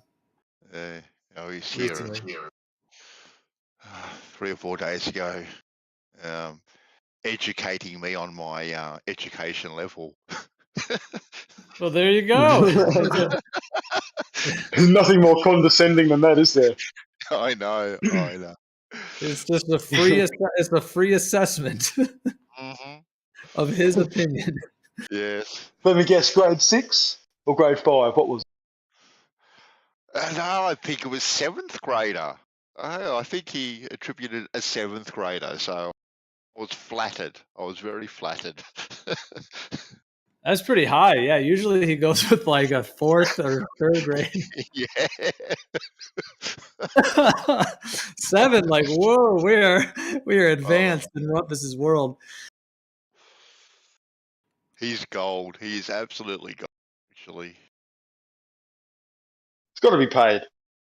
Oh, look, yeah. Well, I don't know if he's paid. Actually, it would be it would be nice if he just showed just a little bit of self-control, just a little bit, not much, just a little bit. He'd be around for a lot longer. Just deafens himself when he's he loses the control and he gets muted and deafens, and that's that, isn't it, with Rumpus? Instantaneously, he deafens himself. Yeah. Yeah, he's got it on auto deafen if someone mutes him. There must be an auto deafen we don't know about. It happens real quick. Yeah. It's like a tantrum almost, isn't it? It's his way of just having it and being done with it. Or putting his hand up. No, speak to the hand, speak to the hand. Yeah.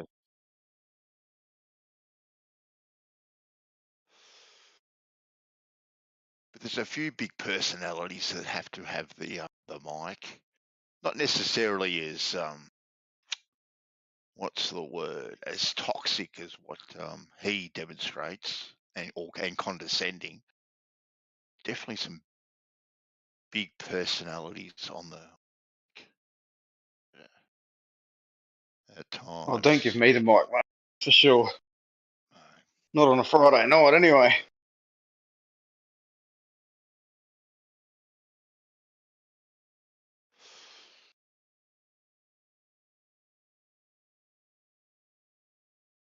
I actually had it.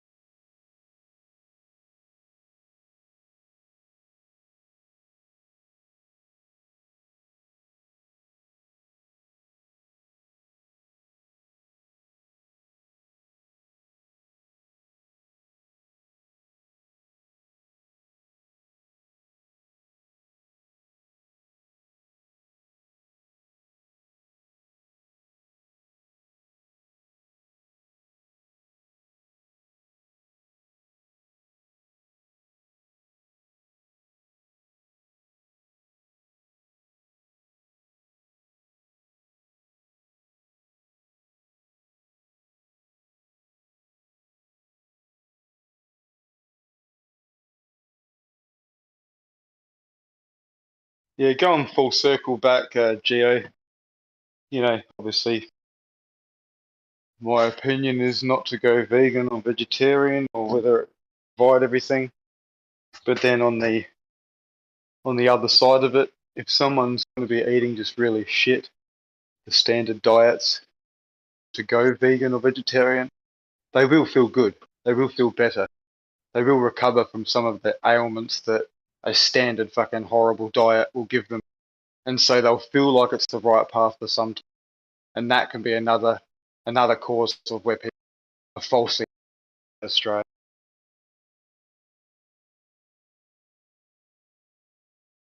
Yeah, you cut out at the end there, but I think I heard most of that. Yeah, no worries. But yeah, I agree. And if they don't eat meat, essentially my understanding is that your body just starts eating itself. It eats its own meat because it still needs meat. So that's why some people will lose a lot of weight if they go vegan or vegetarian. More so on the vegan front. Like if somebody's overweight and they instantly just go vegan, they will lose a lot of weight fairly quickly because their body just basically starts eating itself. And so it starts breaking down that fat tissue at a pretty accelerated rate. And actually, as a short-term thing, you know, to help people lose weight, I mean, I don't think it's ideal, but it can be done with some success. Yeah, like I just suggested, it'll be better than what they were doing. Definitely. You know, obviously I would go as far as saying if you're going to use plants to lose weight, that's all good. But obviously you're filling up your body with all the things that plants don't want you to eat. And then you're going to have to deal with that after you've lost the weight anyway. So why do that? Why burden your body further with something else you're going to have to deal with down the line? Avoid that. But no, that's just.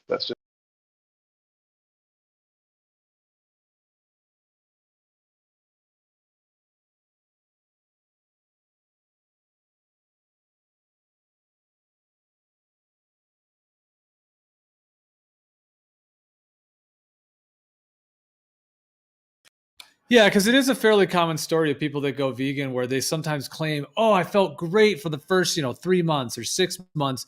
I just had tons of energy and my skin was clearing up and I was just, didn't have any fatigue and their digestion's better. That's what they can claim at the beginning. And so, like you said, it makes them feel like, oh, this must be the right path. This is the answer. So then they go all in. And then it's just a matter of time until they seem to find out where the problems are. And it shows up differently for different people. Some people, like women, it's more like the hormones or like not having their periods. Other people, it's like their hair falling out. Also, the teeth get really weak. People that go vegan often, they have like a lot of teeth issues. And then, of course, the B12 deficiencies and other things. So that's what I've seen. I mean, it does seem like there's perhaps still some people sticking in with it. Because like Banstal was saying earlier, some people can have really, the body can be very resilient. And depending on someone's genetics, they might be able to plug along for quite a while with those deficiencies. But yeah, in my observation of the whole movement, the whole thing, the whole vegan thing and everything around food over the last, 20 years, it's just the great majority of people realized that the vegan diet really didn't work for them. At the end I of the think day. we're seeing evidence. Yeah, you're right. I think we're seeing evidence of that exact sentiment with regards to the very poor uptake of plant-based fucking. Like even when all the shops got cleared out, because people panicked and they bought, like that was the only thing left on the meat shelf was all that plant-based shit. No one wanted. So I think that says volumes. People aren't.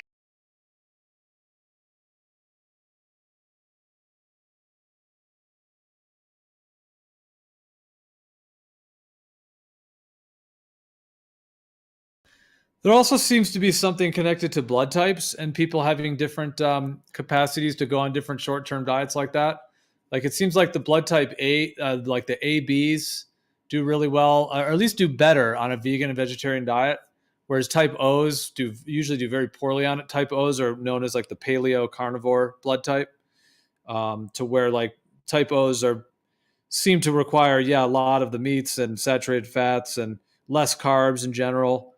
Carbs will destabilize them, and the meats and fats are really seem to be the foundation. Whereas some of these other blood types do seem to have more like omnivorous qualities to them, where they can actually get by fairly well on things like soybeans or different lentils or things like that, with maybe just like a little bit of cheese or something like that, like even like a vegetarian something like that.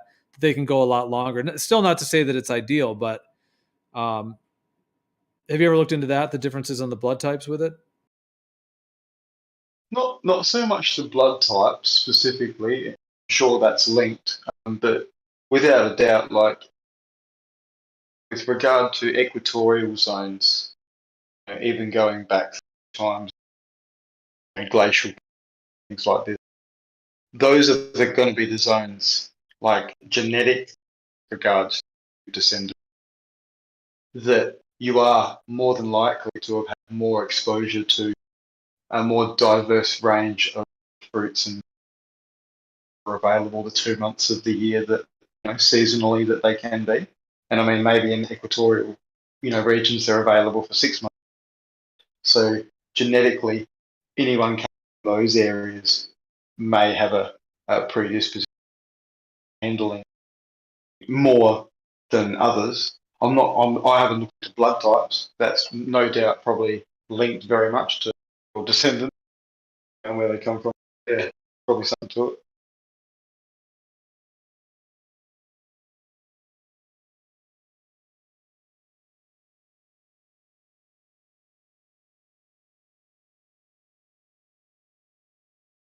Like I personally don't know the tree and started, but we definitely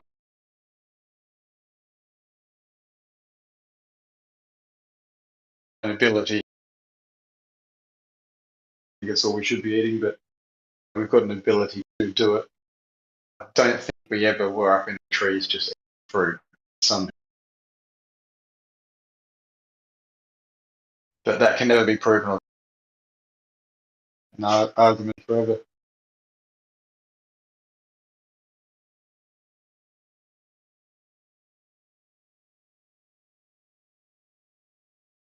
Adaptation based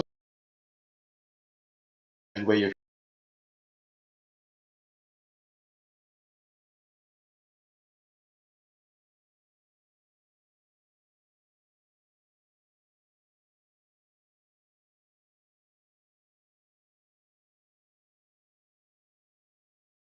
There's also a bacterial, so they can try and people, some cats, evidence that they can't have allergic. But it's just a pass. Tick-borne or mozzie-borne, however it gets in.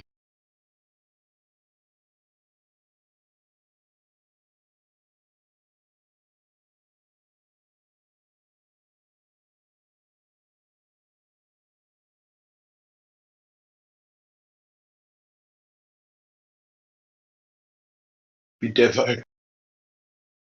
Mile away.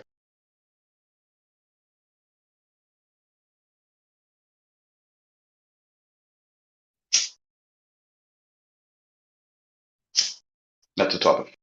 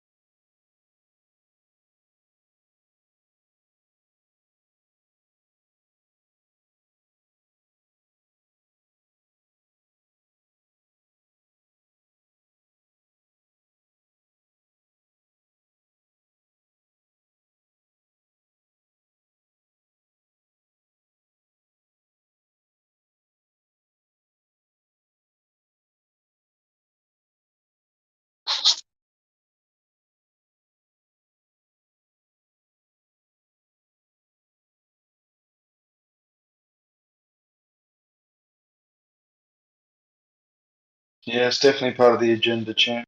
Just looked in the text chat. Even though most people are fucking dead set against it, they're just pushing forward like everyone wants it.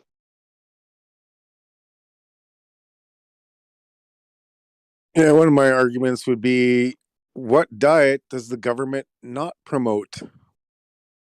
It's always good to go the opposite.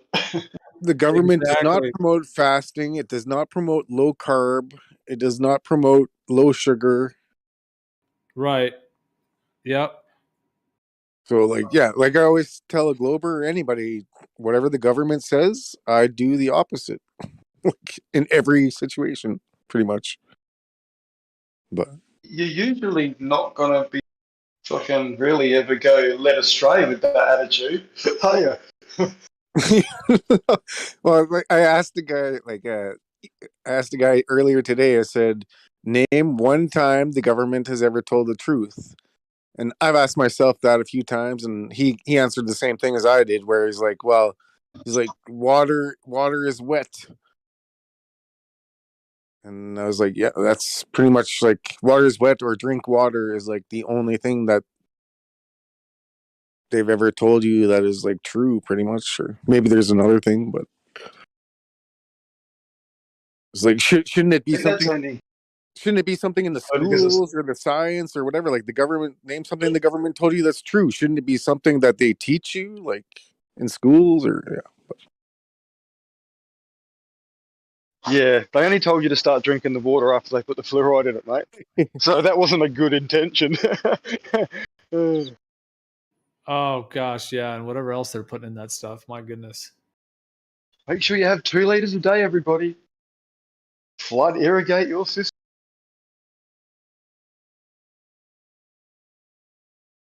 Yeah, imagine if every person tested their own water in their own house to actually see how good or bad it was. But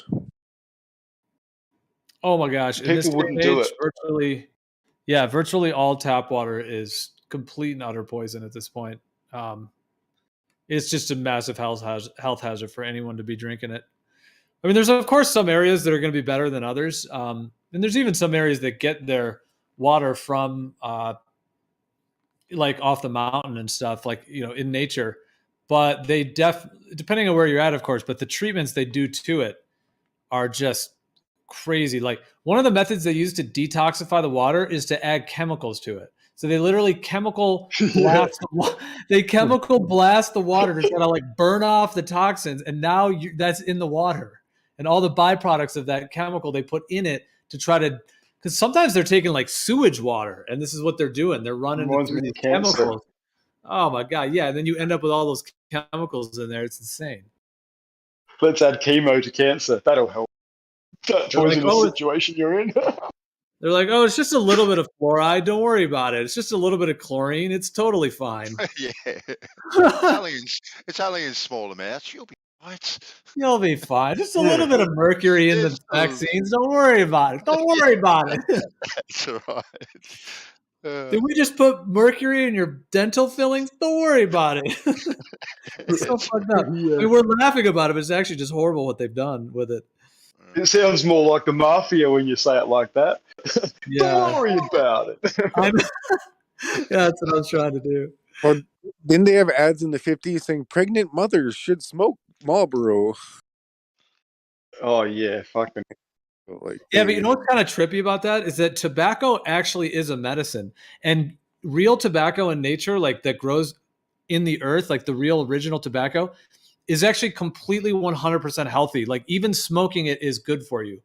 The whole idea of well, I mean, smoking a cigarette, you're burning the paper, so that alone is not natural. But I'm talking about the actual tobacco itself. Like if you have from nature the real true heirloom tobacco and you smoke it, it literally causes no damage to your entire body. It actually only is a medicine, and it helps the body in a whole bunch of different ways, which is just interesting because like you're right, like in the 50s, they were like doctors were like promoting smoking. So what's weird about that is that like in ancient times, the medicine men always used tobacco for different purposes. And then you have these like modern day doctors, like, saying like cigarettes are good, but of course they're not talking about the real, tobacco. They're talking about these like, sticks that have whatever else in them.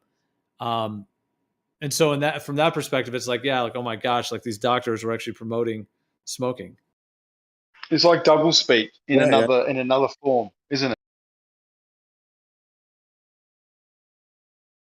Well, it's like it used to be healthy, but then now they're promoting something healthy, but it's a poisonous product that they're selling you. Hijacked yet another fucking. They've hijacked it, turned it upside down, and inverted it in every aspect. Right, I know exactly. They take the real ancient tobacco, put it with these modern day doctors, and then mix a bunch of chemicals in with these cigarette things. It's just, yeah, it is beyond crazy. But Well, that it's probably illegal to grow your own tobacco, just like it was illegal to make your own alcohol. It's illegal to grow your own weed. It used to be, so it's like, yeah, yep. I was saying. I just posted that before, one that I just posted that one you were talking about, Northern. It says a brief reminder on why you should never blindly trust government-approved science, and then it's got the woman's the smooth taste expectant mothers crave, pregnant mothers smoking. Another one with a little baby's face, and it says "No flies on me" thanks to DDT, which was that insane Oh my chemical God. that they would just spray in neighborhoods. Yeah. And the kids would go out and play in the spray of the DDT coming out of the back of the truck. And then it shows asbestos. Let this magic mineral, asbestos, protect the buildings on your farm. And that stuff just causes Magic. lung cancer. Yeah, magic mineral. Fuck. That's crazy. A magic mineral. That's just right there. You would not trust it these days, would you? It's almost like the peaceful atom. Does everyone remember the peaceful atom? That rhetoric? No. Oh, okay. All the rhetoric coming from the US when it was like during the the wartime, the Cold War, and everything, and how we need to do all this stuff and put it to good use. All the propaganda was about the peaceful atom, and all the things that you could use it to do. Blah blah blah blah. And obviously, it had a bad side. But anyway, it just reminds me of that. Let this mineral asbestos help you out. Fucking. What's the other one? I can't read it. The other one says heroin hydrochloride, which it says compressed tablets. So basically, this is like synthetic heroin tablets. It looks like,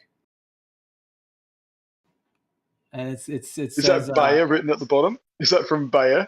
Yep, it is. Typical.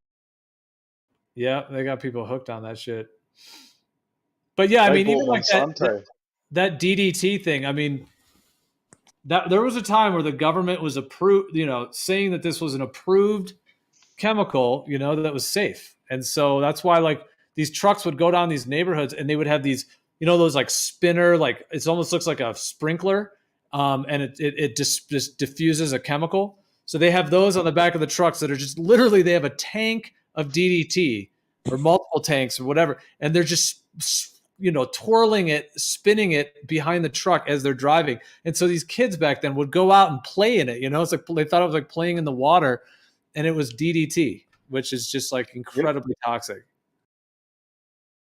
Yeah, I've seen footage where like people are just dining, like out on the streets, just having their lunch, and a truck goes down, and a cloud just comes out the back, and everyone just sits there. And once the cloud clears, everyone's just still their dinner or eating their food, like it's just nothing's happened and it's all good.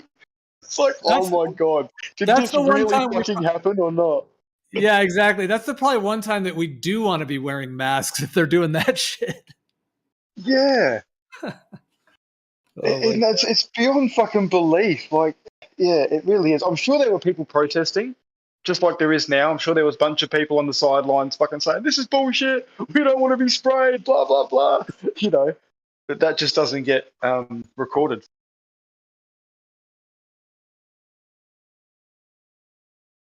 Did people say to them, oh, you're going to be a tinfoil hat conspiracy theorist about 50 years from now?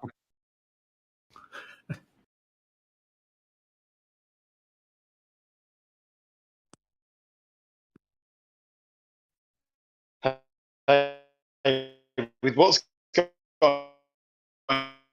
on at the proven correct 6 months in, and then all the other conspiracies that have spruiked up since then have like it.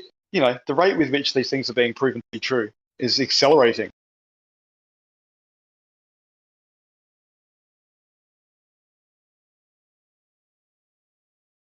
Yep. You were cutting out a bit. I don't know if it was me or you, but you were roboting. But I did hear the last part you said. Yeah, I agree. It is accelerating for sure. People are seeing through the bullshit.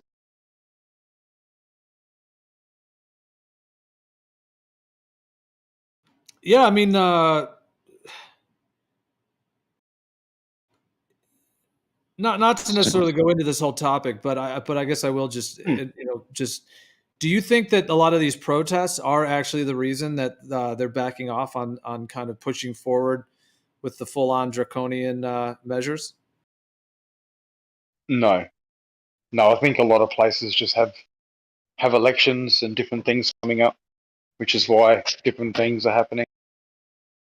Yep, and like I've said from the get go, the whole narrative is to collapse local sovereign government, right? So the governments are going to be brought to their knees in essence, whether it's by the people or just by fucking prolonged lockdowns, and then they get voted out, stuff like that, for different people.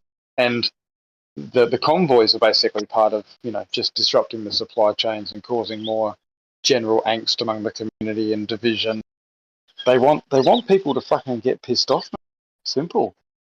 In Canberra, man, they've just used microwave weapons on people, and I don't know if it was coming from the roofs of cars or whether they've potentially fucking blasted 60 gigahertz 5G fucking out amongst the fucking population, which is probably another thing we fucking probably should talk about. But, even if it's just these LRAD devices with sonic weapons, they've literally deployed this shit. It's not a water cannon, man. It's fucking a whole new level that they're willing to go against the crowd with, and that's going to piss a whole nother bunch of people off.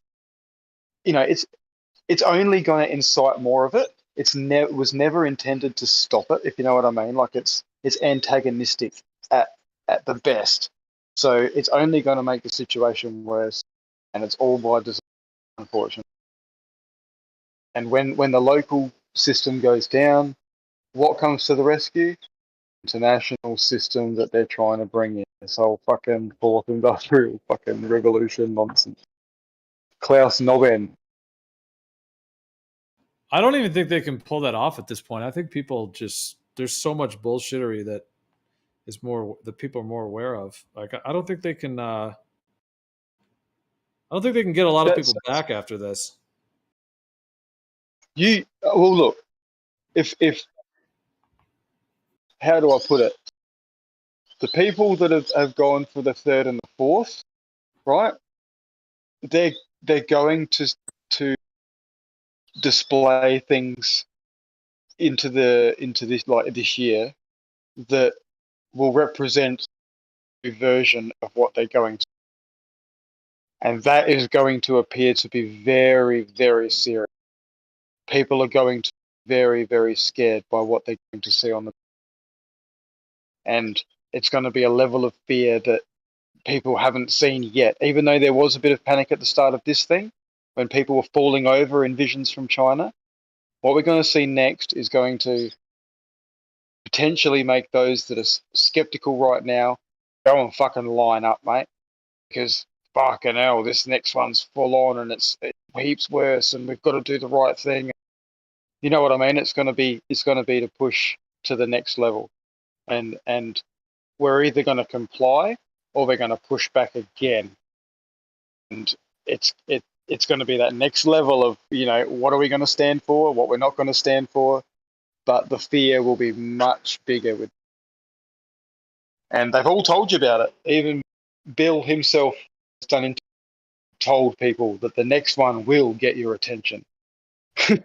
Like everyone who's involved in this has told you. It's been written about. It's coming. But what we need to do as a people is just not comply with any of it. Turn the televisions off. Not believe the bullshit. Not go and get fucking tested, and just not comply. Just go about our lives. They can't fucking do something to everybody. Like there's not enough of them. There's way more of us. But how the fuck do you get that message out to people? And though, because they'll just tell you to get mandatory double or triple to get your license, double or triple to pay your hydro bill, double or triple to pay your water bill, or else you're not allowed in the building. That's assuming you comply. Yeah, no, that's right. If people didn't comply, like they can't put a cop at everyone's house.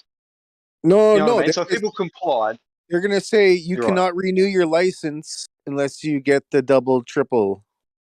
But it doesn't stop you driving your car. Like I can still go and turn my car on and drive it without a license, and there's not a cop for everyone to pull over. That's my point. Someone might get pulled over, sure, but not everybody. But Well, I'm just dreaming because everyone's here, going to just fall for it, and the I'm aware of situation that. I'm only here is the harshest restrictions in North America. We've had mandatory masks for the last like 18 months. And it's finally being lifted in March 15th for the first time in like 15 months. But that's awesome. Fantastic. But you're right. There's just going to be another one, and they're going to, like, once people's jobs are threatened, their money is threatened, then they might and probably will take the directions, government directions. Well, people are losing their immune system. Like, without a word of a lie, anyone that's had these things are losing their immune systems, right? The numbers of white blood cells are diminishing, and that slowly but surely fucks you up. And if you're going to keep taking them, they just get less and less to the point where you have an immunodeficiency. And if that doesn't resonate with a lot of people to some disease that went around years ago that was blamed on some virus, you know, like, everyone's going to look like they've got autoimmune issue, right? A deficiency, and that presents a certain way, and it doesn't look good. It looks terrible, especially if they're going to say it's, you know, in the air, like fucking, oh, don't go next to someone who's coughing because you could catch this from them. Meanwhile, fucking people have lined up who have already got it. It's their own immune system failing. Yeah, It's you're talking fucking about like terrible. this, the idea of like VADES. People have been referring to it as AIDS. Yeah, well, that's right. Well, that's what it is. You got an immunodeficiency, and that's what AIDS essentially is, and that's all the symptoms of AIDS is what it presents as. It can even go as far as looking like Ebola or fucking Marburg, you know, those fucking right. So it's, symptomologies. when you have VADES, you basically have, you know, the V word AIDS, acquired immune deficiency syndrome, but it's caused by the jab itself, and so if the jab itself is giving you an acquired immune deficiency syndrome, which is that's what they call it. But that's what they call it. But at the end of the day, it's just fucking up with your white blood cells, so they can't do their job, right? So they can call it whatever they want. What do you think it's what do you think it's actually doing? Like, if you had to try to, I mean, I know it's pretty hard to get this information.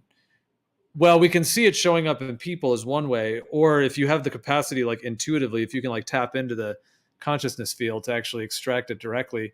But what do you think it is actually doing to people? Like, you think it has to do with the white blood cells?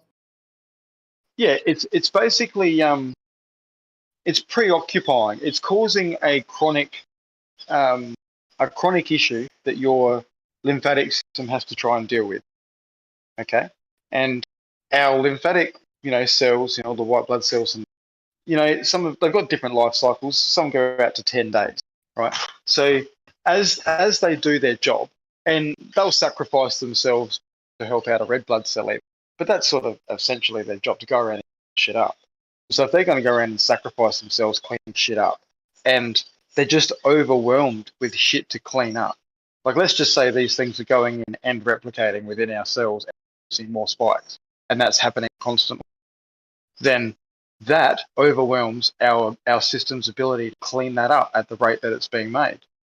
So you end up with a depletion of numbers of white blood cells because they sacrifice themselves and destroy them. You know what else is insane? And then you've got a lack of production of them, so your numbers drop. It's just numbers game. Yeah.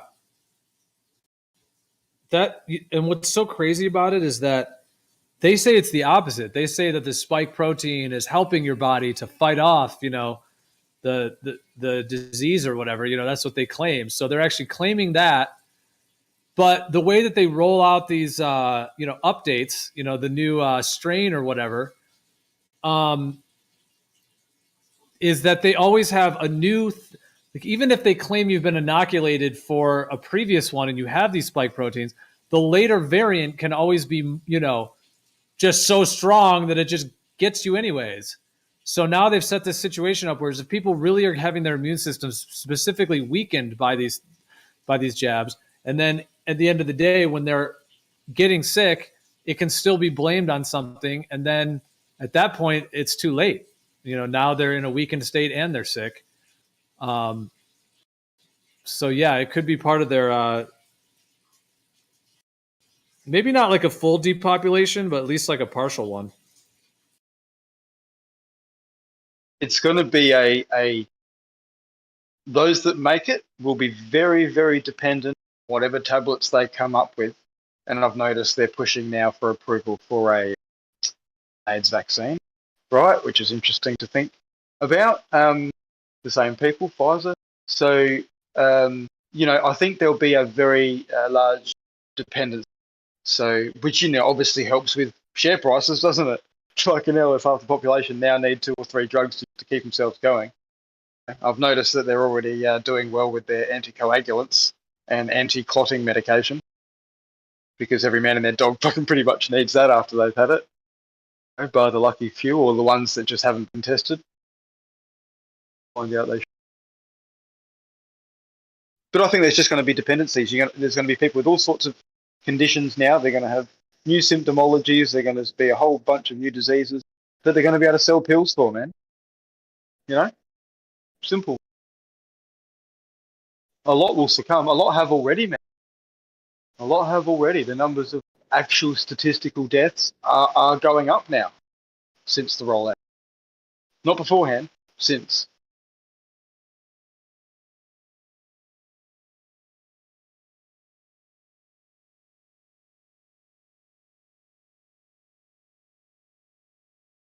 What pisses me off is that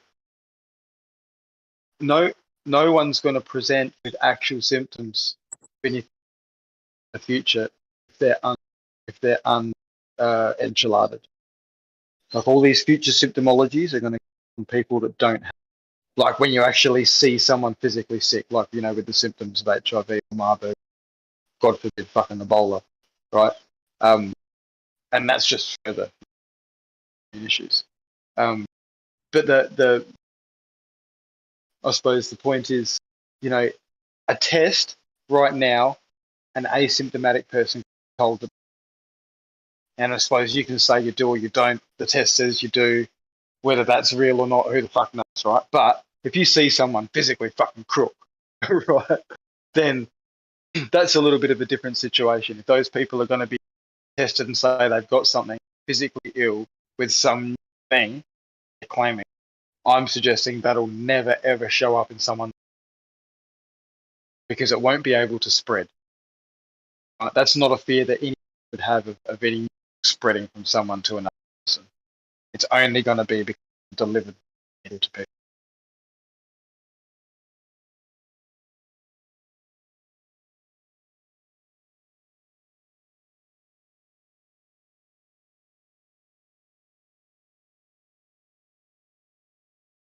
Yeah. Well, it's kind of a perfect storm situation that they've created. Yeah.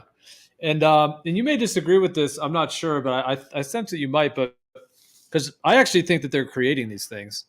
These are like nanotech disease-causing organisms that actually do lock into the body's system and cause various symptoms if the body's immune system can't fight it off.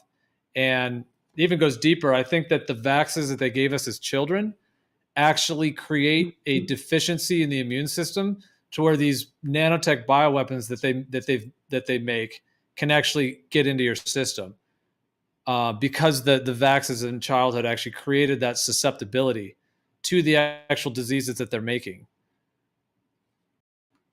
But it's possible to actually it's possible to just build your own immunity, though, when you get sick by these things. If you just let your body handle it naturally, your body will repair the missing parts that were created in the first place. So eventually you won't get sick anymore. Yeah, I mean, that's entirely possible, Gio, without a doubt. Who knows how nefarious and how, I mean, we know all their goals are long term. They're fucking planners. I don't think we'll ever know the truth to how far back, the evil goes and how orchestrated it is preparing ourselves and our bodies to accept later technologies. It's all possible, without a doubt. But I do know the way they're rolling out these boosters, it's like they're either trying to like either they know damn well that what they're putting in doesn't last long enough to achieve what they want, or what they're putting in needs to be put in over time, otherwise it's too toxic. So I'm yet to determine whether they're truly actually doing anything on an RNA level and actually creating these spike proteins and worrying about a virus at all. Like I'm quite capable of just ruling that completely out on the basis that they're actually just delivering something to us, and they just have to do it in small packages to not overwhelm the system. But they've got to keep putting it in because, I mean, we've bought, our fucking government here's bought enough for 14 for everyone. 14 doses, man. Preemptively bought.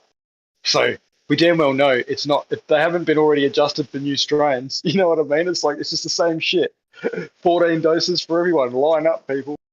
Like, so I think it's just because our systems will reject it, like you were saying, and they need to establish a certain amount of something.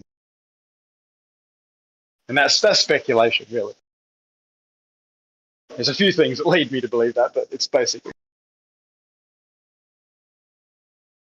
Yeah. I mean, at the end of the day, they want to control disease.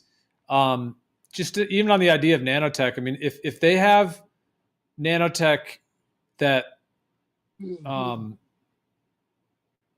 basically creates a susceptibility to an agent linking into your body from the outside, then they've literally created like the implant for the disease and the disease. Well, that's exactly part of what I'm focused on, because I'm leaning towards their, how to say it, laying a network, and by laying a network, that network is very much influenced by external forces. And I'm not just talking in the brain, I'm not just talking in the foot, I'm talking a full system. All right, and that sounds crazy, but that's where I'm leading to. I don't think mRNA going on at all, personally.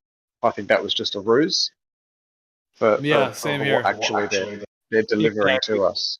Exactly. I think that's complete garbage idea, or the technology that it's really, the whole mRNA story.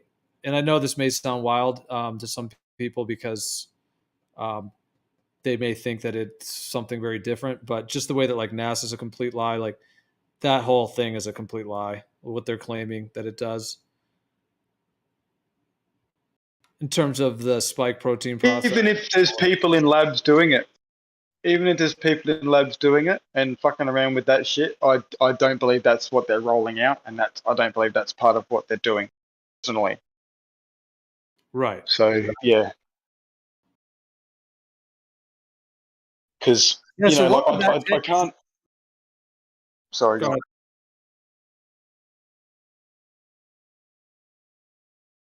No, go ahead. I think there's a delay.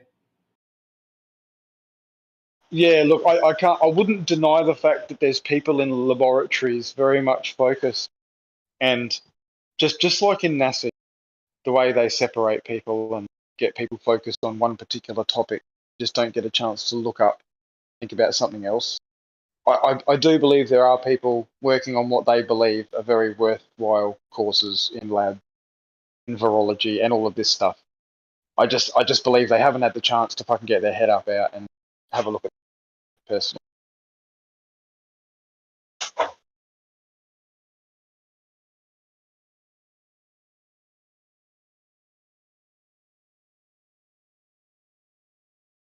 Well, really, a lot of them just study symptomologies.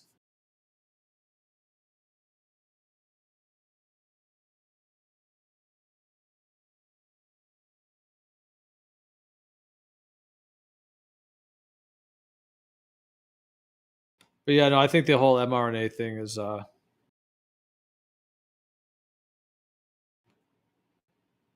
psyop essentially. Yeah, I think it was purely so they could say that, hey, we've got this new tech, so that they can try and roll it out quickly. Because why would you try and roll out the old tech quickly when you know that the old tech needs fucking 7 to 15 years to be proven to be effective, or you're going to do lots of damage, as they well know. So they had to say that they've got some new technology that should be safer and all this sort of stuff, so that they could at least have a chance of rolling something out quickly on a global scale. And people fell for it. Listen to all the rhetoric here from the other side. Apparently it's still safe and effective, and it's working, and you should line up and do it. Like, it still works. It's crazy.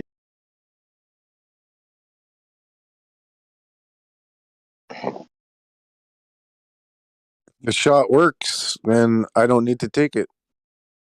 If you took it, I don't need to take it. If it doesn't work, then I don't need to take it. Because it You know doesn't what they work. were literally saying though? They were literally saying like, no, it's because the more that get it, the more like spike proteins we have that are fighting the virus on the larger scale. And it's like, are you kidding me? Like, just to even that they even convince people of that we all have to be getting this thing to be fighting the invisible thing, and that's when it's going to go away, is when we collectively bring our armies upon it. Like, how did they even get people convinced of that? Like, it's like a war. It's like a war type of mentality, like that we're up against this horrible thing. Yeah. The war on germs, Geo. Germ theory. The war on That's what it germs, is, yeah. exactly. The war on germs. They declared it, just like the war on drugs. The war on germs. Fucking well before the war on drugs.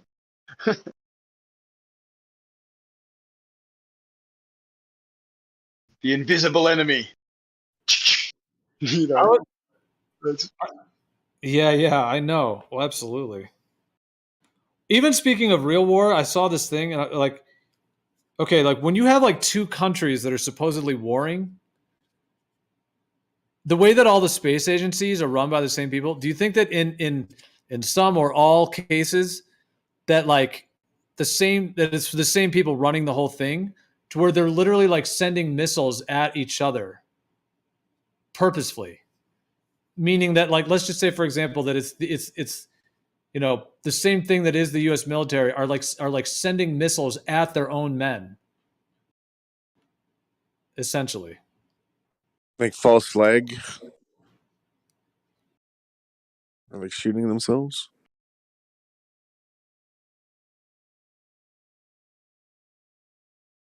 Well, I think there's a couple things, because it's like when they try to take over a country, there's a whole thing going on with that where they're actually doing a takeover.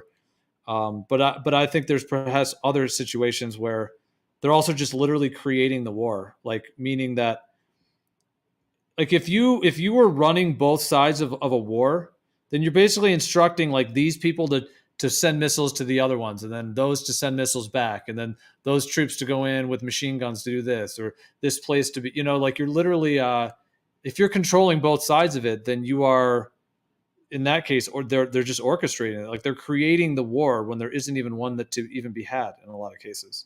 Of course, Geo, yes. Yeah, that's where the term cannon fodder comes in. Because that's pretty much what everyone who signs up is, even though they don't for righteous reasons. And in some cases, I suppose, it was justified. But at the end of the day, you're a pawn for some elite somewhere that's decided to fucking create a demand for his new fucking product, or whatever the case may be, to get some mineral rights somewhere, or it's crazy. That's all it is.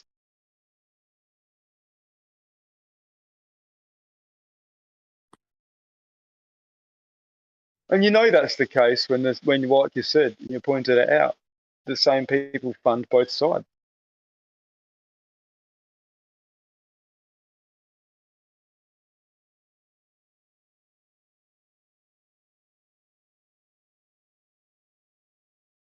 Well, it's like in the How easily Vietnam, could all of the wars been stopped?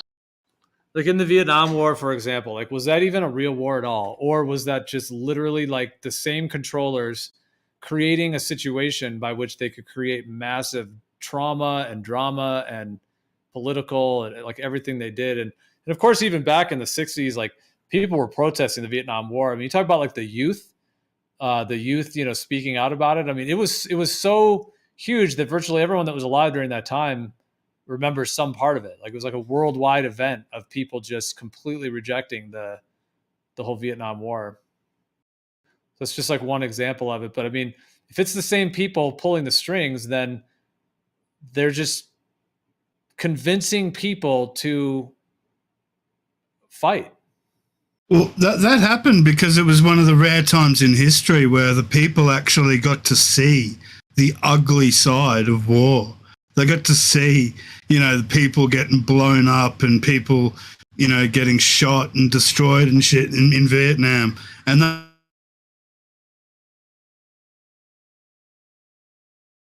that's simple. And that's why they've censored that sort of shit ever since. Anytime you see any reporting on any military activity or, you know, foreign entanglements or whatever, they never ever show you any of the actual victims or the things that they hit or anything like that. Back with independent journalism. It's not anymore. Yeah.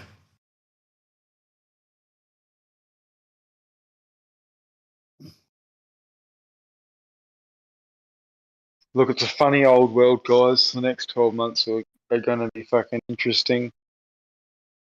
Australia's going to be a little bit la-di-da. We've got elections coming up. So after that, we might fucking see things again. Obviously, coming into our winter when people generally fucking, you know, start to detox, they'll start probably calling that fucking all sorts of stuff. And people in general are going to suffer more because they're immune. So they're going to find their winter detox even fucking harder for to get through. So they're all going to go and line up, test positive, no doubt, with some shit. And so we're probably going to have all the lockdowns. There's a few local different government departments that are putting the word out that, you know, fucking things are going to be pretty tight come term 2 of the first semester with regards to teachers for schools. So several schools are going to be closed, like literally all go to online because they can't get the teachers. Like enough teachers have said, no, I'm not fucking this fucking.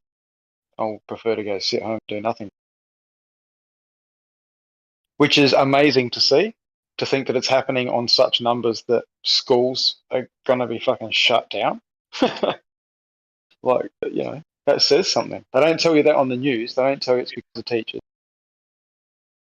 They say it's positive quarantine, shit like that. But yeah.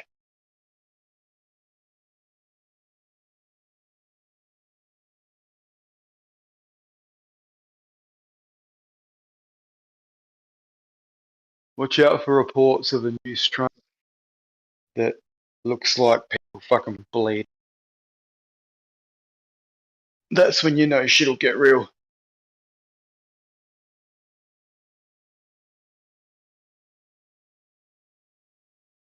And it'll probably start somewhere where they're already onto their fourth one.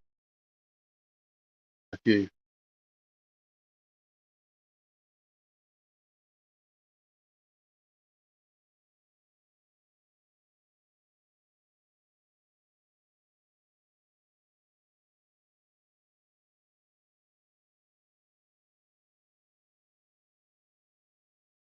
I'd fucking love to know what they used on people to just burn their skin like that. Like 3rd degree burns. I don't think that's a fucking sound system. I really don't.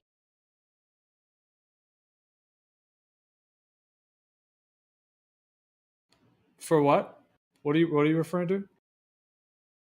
In Canberra, there's a bunch of demonstrators, a bit like, you know, like they've got a convoy of cars that are all over Australia, and they've met up in Canberra at Parliament House in Australia, and they're protesting, you know, peacefully, whatever.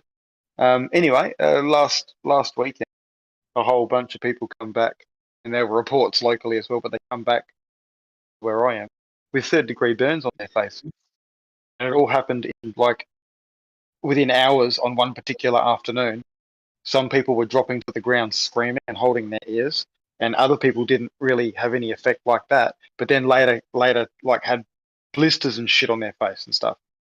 And so the police and the military did have these full drives out with what they call LRAD devices on top, and they look like just a flat dish, not like a satellite dish, but just like a flat pan. And it's apparently a speaker, like a sound device that can produce, audible sounds to annoy you, and it can produce inaudible as a deterrent, make you feel dizzy and stuff like that. Which sort of makes sense, but I wouldn't have thought a device that puts out an audible sound or inaudible sound could burn your fucking. And if it could, I couldn't imagine that they would be justified in using one on the public like that. You know what I mean? Like it seems like a whole new level. And if they were using LRAD devices, they're not capable of doing that. I'm very interested to wonder what the hell it was, because it wasn't the sun. It wasn't sundown. Put it that way.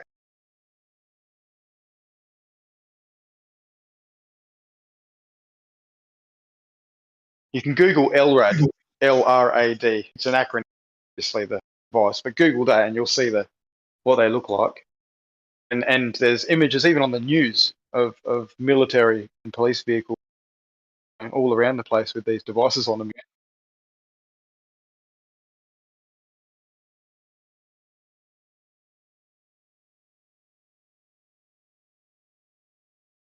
It's one thing to take a water cannon out, you know what I mean? But to just secretly, quietly on the sidelines blast people with something that burns. Well, I don't remember any taxpayer fucking signing up pay money for that shit to be developed and sold to the police and shit and be used on its own citizens.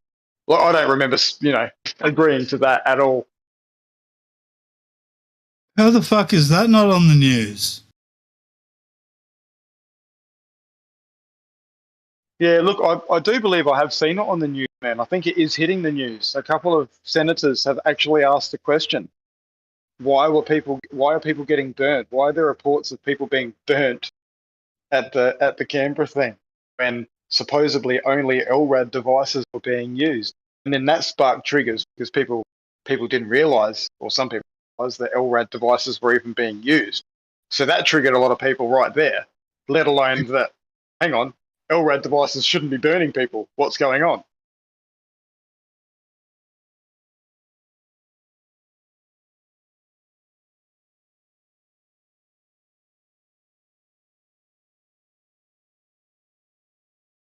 But what better way to piss people off even more, though, and start using guns on them, peacefully protesting? It's just going to make them angrier. More people are going to come from more parts of the country the following weekend. Like, again, it's just by design. Piss them off, cause more division. Then probably make it a super spreader event, blame them all.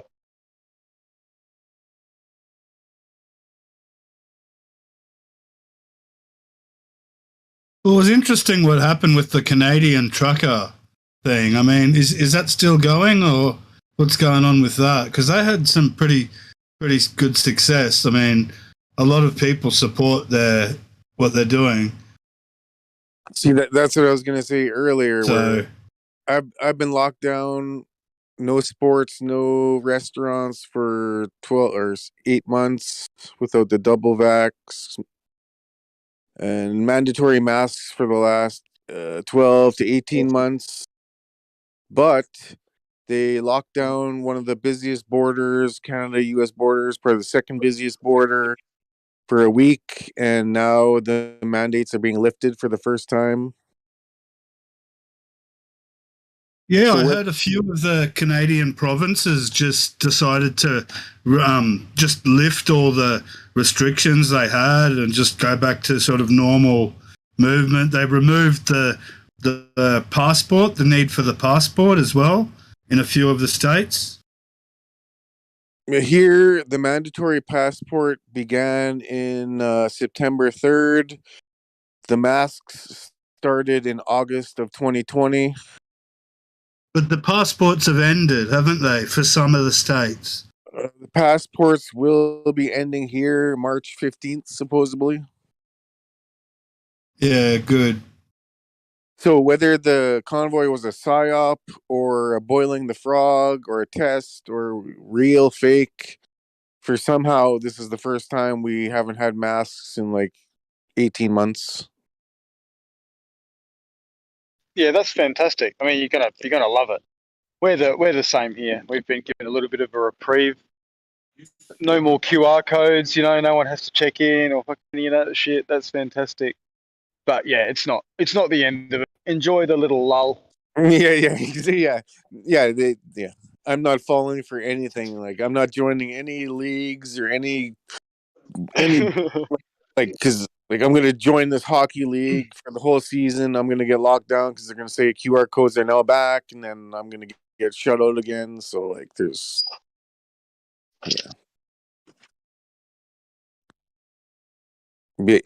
it's not over. Just that like our province has like this like code system where it's like yellow, orange, red, code orange, and we keep going up and down. So like this system is still here, so they can just go to code red and whatever lockdown again.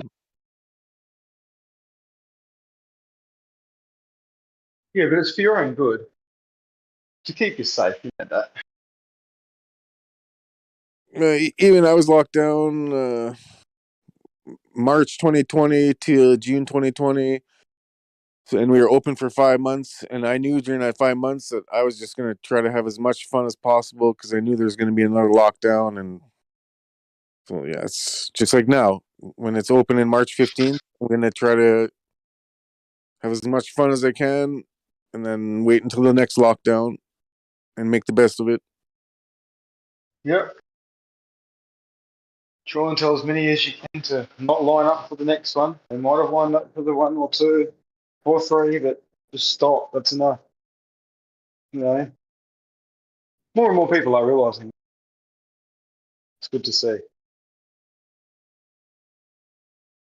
Yeah, I've had multiple people who are like doubled, and they're like, "I shouldn't have took it," but they took it for various reasons, and then now they'll probably be pissed off because they took it, and now everything's back to wide open. But Yeah, but we need to remind these people. We got to prepare these people for that upcoming fear I was talking.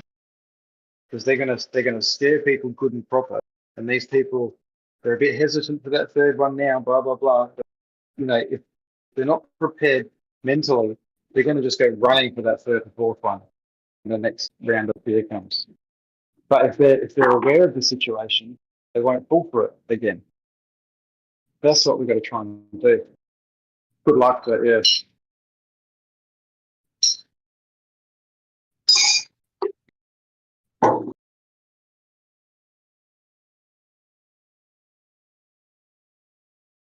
Fear, man.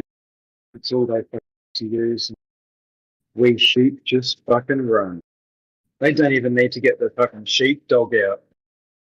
They just need to threaten use of the dog. I'll get the fucking dog. Everyone just runs. We don't even need to see a picture of a dog. Sheep are actually more intelligent. They won't do anything until the dog physically fucking comes and barks and bites at their ankles. Then they'll move. We don't even need the dog or a picture of the dog. We just need a threat of a dog. It's pretty sad, isn't it?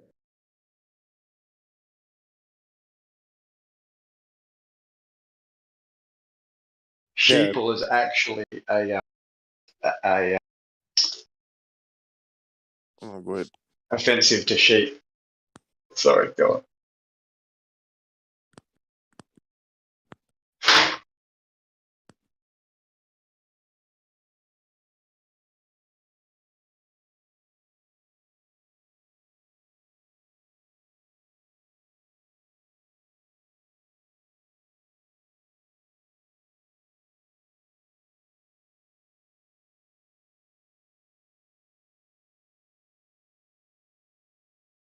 I want to go on mute because I sort of feel like, not that there's anything wrong with gin. I'm feeling a little ginny, so I'm going to go on mute for a while.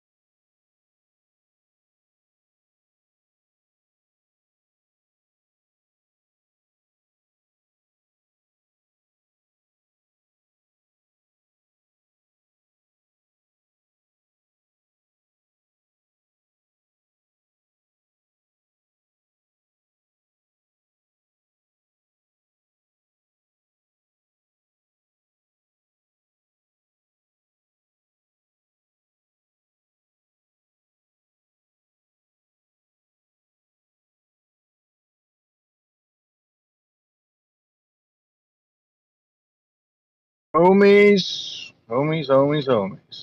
It's concave time. Ish. Concave flat.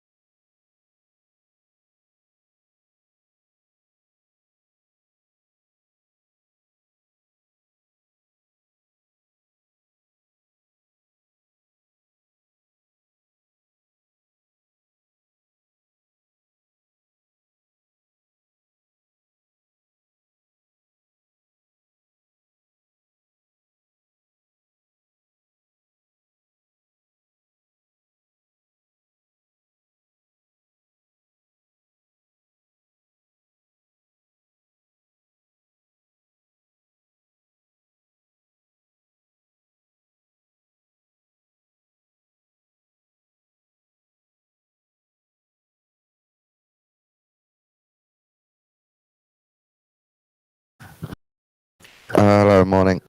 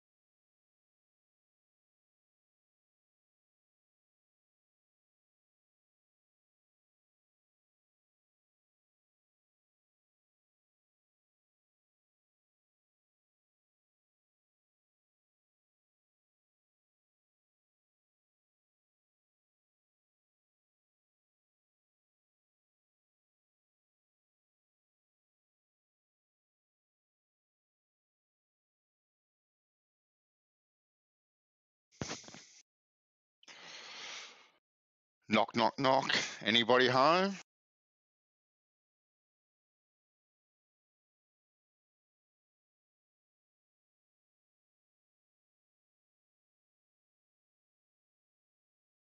Nobody home?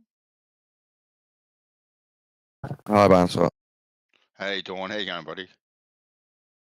Okay. Okay, good to A hear. full free day to do whatever I want. Good for you. Good for you. To do whatever you want, and you're here. Yeah. I'll say anything more about that. The irony of it all. Well, my idea was I can get some of you to help me research the occult. It could be fun. The occult. Yeah. Have you ever looked into the Vril? I have, yes, quite a bit. Okay, what are you? I didn't look super into it myself, but I've just followed a YouTuber the last 6 months to a year, and he talks about it all the time. Oh, okay then. So is it now? I've only heard and seen such a very little bit of Dawn, such a very little bit of it, right? So, from my understanding, the Vril cult, the Germans took on quite passionately there at one stage, and is it true that the Germans back in the Second World War spent more money looking for the Vril than they did on the actual Second World War itself, or is that just rumor and innuendo? What? I've heard that they spent more on the Vril research than the war. Yeah, yeah. Would not be surprised. I'd say they were obsessed with Vril more than the war. Mm-hmm. Mm-hmm. I don't know about money. You know, war is expensive. Oh yeah, no, exactly. And I don't know if it's true too, but is the Vril the only cult that has female leaders? No, it's not the only one. But it is quite famous for having them. Yeah. Yeah. There So you go. Maria Orsic, this blonde lady from Germany. They call themselves the Vril Society, but I do agree with you. If you count them all up, it is a big cult. Mm-hmm. And I don't think Vril is evil in itself. Vril just means body and sex energy, spiritual sex energy in the body, like chi. So it's not just sex, but you can use sex to enhance your chi or whatever. The same with Vril. Yeah. But then they try and attribute it to also powering UFOs and craft.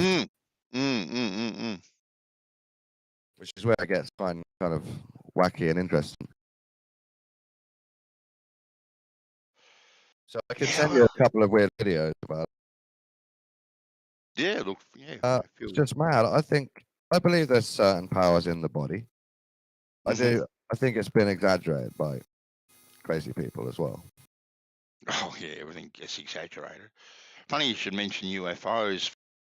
I remember 3 or 4 years ago now, I think the Germans / Nazi were accredited with looking into UFO technology too. I think I saw some old.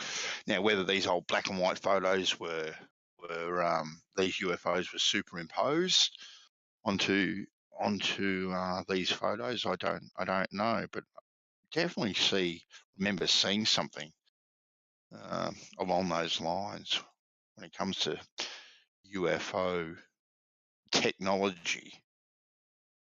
That's crazy. I saw a German flying around in a hovering dustbin. And I couldn't tell. I think it was jet powered or something. I don't think it was propellers under there. But he was zooming around, just standing in it, controlling it. Mm-hmm. Was it jet power or yeah, that's why I assumed it was. Or some sort of frequency, Yeah, I think it's hidden jet power, But I also think they're trying to use fill and frequency to power crafts as well, while they use secret jet stuff. Mm-hmm. Interesting. But then it all sort of went away. These pictures are all black and white from, I think, before the war or during or after. Yeah, possibly. I just remember seeing, like I said, seeing something. And then it bleeds into the alien thing. So reptile, greys, and palladiums. Moonies. This girl, Maria Orsic, who was like a white cultist, like high priest leader in the German occultist group that believed in Vril. And one day she said, "I'm talking to the Moonies, certain race of aliens from that star up there," and then she pointed it out.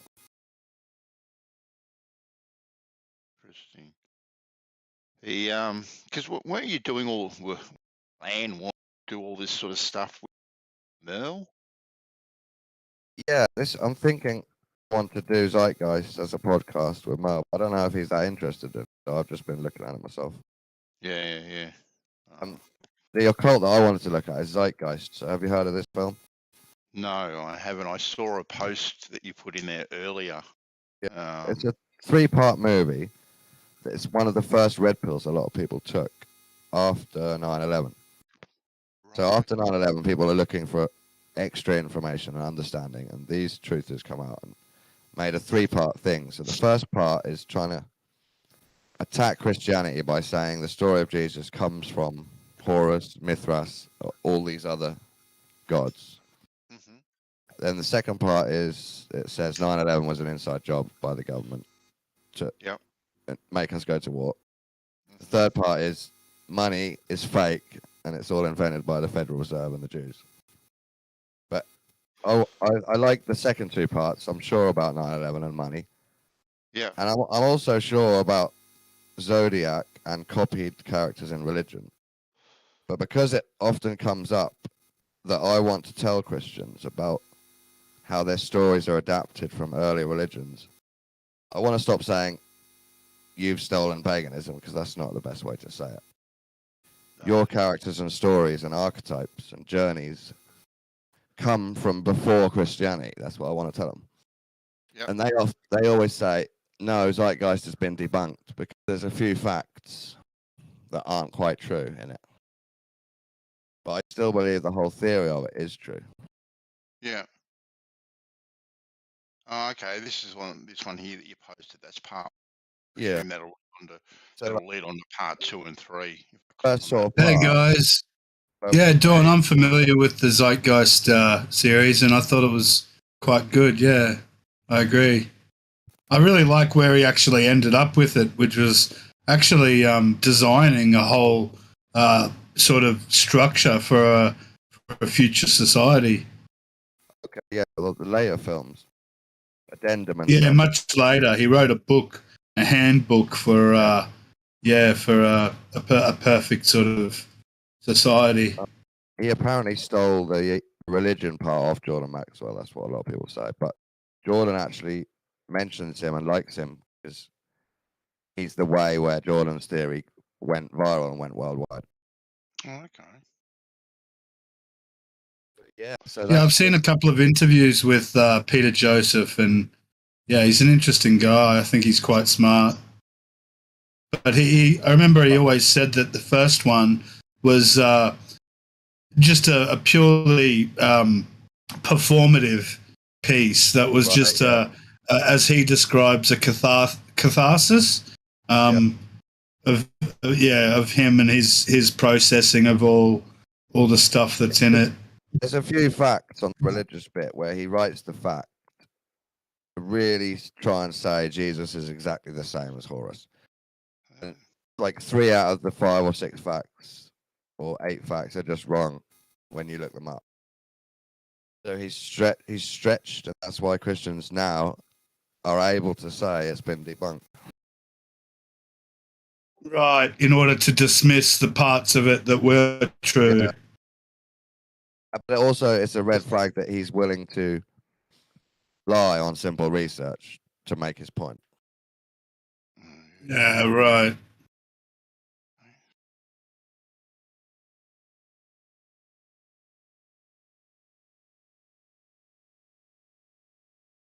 think they were genuine lies or just misunderstandings of perception or whatever of his?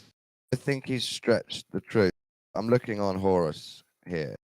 His first link to say Jesus is copied is that. Oh, actually, sorry. He explains Horus before Jesus, but he's already mentioned that he's referencing the story of Jesus. So on the list for Horus, it says born on December the 25th, born of a virgin, a star in the east.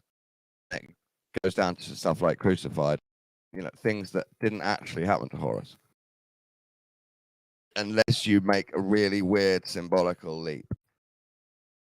So instead of saying these are similar and Jesus took these elements from Horus and some elements from somewhere else, he's trying to say they're all exactly the same with stuff that you can look up really easily now.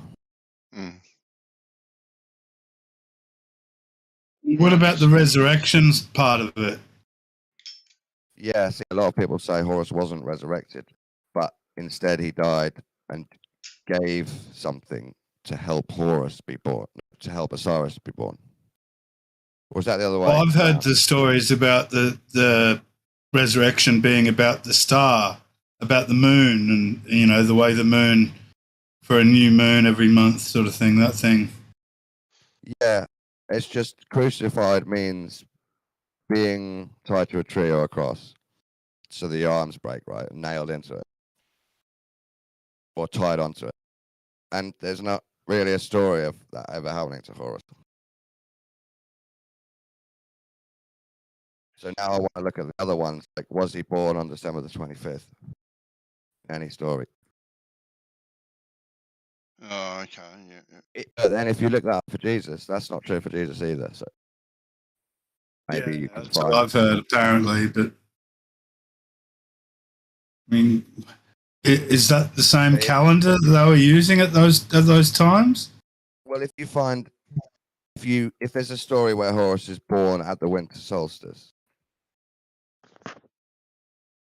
then it would count. Yeah, that would right. Yeah. But for me, I'm just obsessed with the way these religious characters get designed and redone. Because it's a hero story, the Son of God, the story.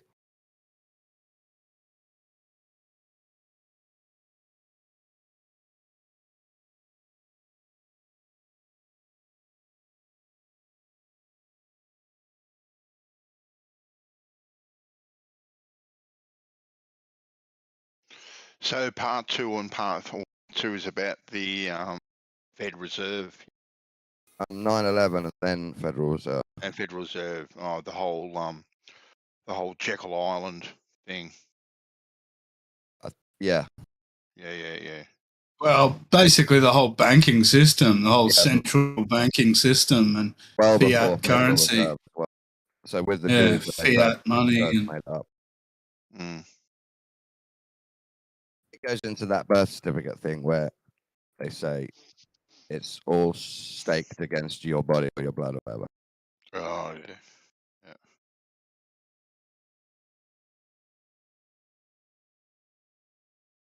and the bankers have been the same people for hundreds and hundreds of years, and they've backed both sides of many conflicts around the world. They're going back hundreds of years as well. So, and they're mysterious people that we don't know by name.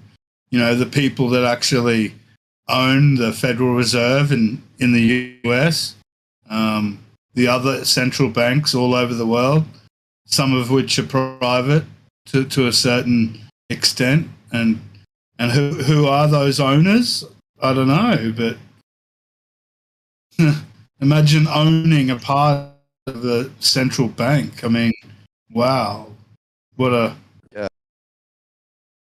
in that position, you can say, okay, if Tuesday afternoon we print just an extra side 10 billion, people might think that's a bit too much. Maybe we're doing it wrong. You own it, so I can't say anything. Oh, these days they don't even have to actually print any money either. They can just go into a bank account and just move the decimal place Yeah, that's true. in Ravens. whichever direction they want. Yeah.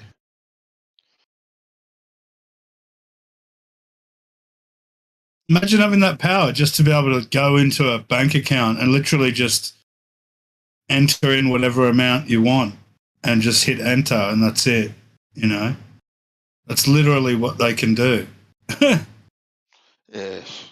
I find it fascinating too that they always tell it wasn't the printing of the money that gave them the wealth; it was the loaning of the money to the government and the repayments on that money. That's where they get their wealth from. And the Yeah, yeah. it's quite. It really. It puts the government in a trap. A trap they can't get out of mathematically. Like you can't pay back more than what there is in circulation.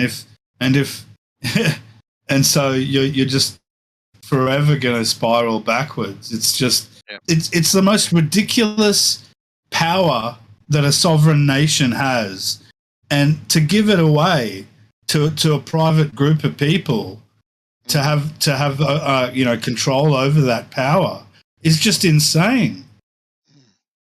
It's like giving the keys to your house over to just some stranger, someone else. Well, to the robber. Here you go. Here's my keys. Yeah. Oh, here you go.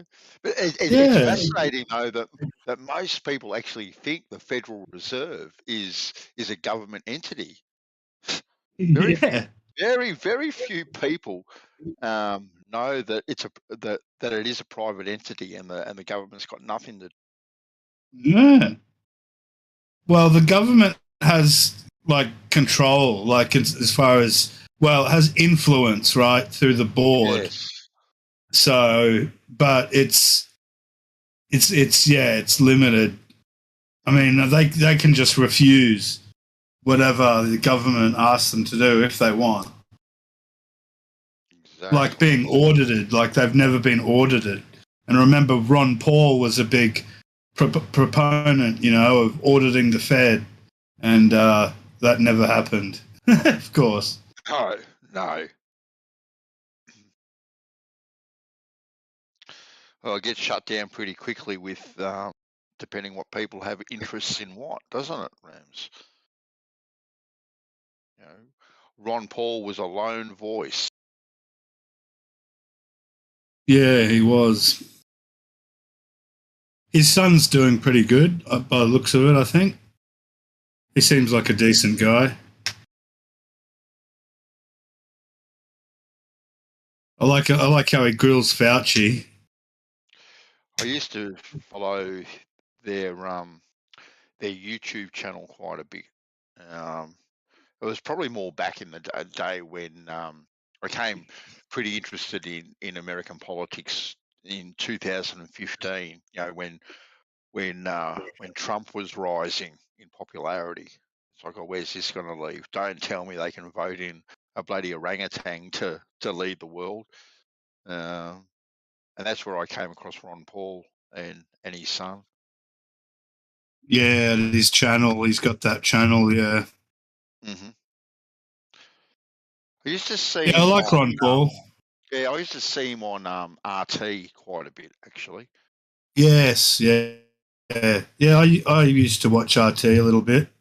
RT America, at least. But I think they're quite good, actually. Who was the fellow that the comedian that used to have a segment on? Lee Camp. That's the one. Mate, he is brilliant. He is absolutely brilliant.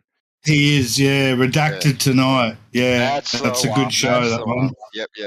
That's it. Yeah, he's very good. He's very good. And very critical too. Very critical of his own country. Well, he's lucky he's working for RT. So and that's the good thing I like about RT America is that although they're funded by the Russian government, which is not the only funder, but nonetheless they're Americans reporting on America. Yep. You know what I mean? So so it's an interesting take. Like I don't think it's propaganda. I think most of them are actually spot on in most of their reporting. And there was another fellow on RT. Was it Heath Ledgers? Heath Ledgers? Oh God, I'm sure it was something now. He was quite good Oh, too. Chris Hedges. Chris Hedges, not yes. Yeah, on contact. That's the one. Yeah. Yeah, he's a good one as well. He's a Yeah, he used to speak out quite a bit too. And then what's his name? The old guy that passed away. Larry King. Larry King? No. Larry King? I'm sure Larry King had a I segment. know the one you're talking about. He was the headline news guy at RT there until he passed. Yeah. Yeah.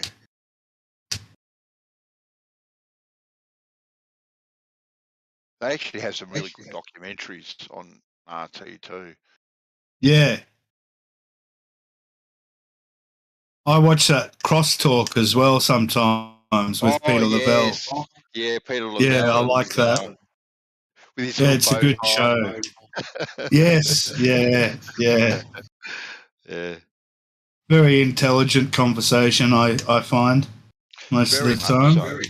Very much so. And he challenges both sides too, because most of the he's got a couple of regular Russian commentators that are on there, as well as American. But he does, Peter. He does challenge both sides quite Definitely, yeah.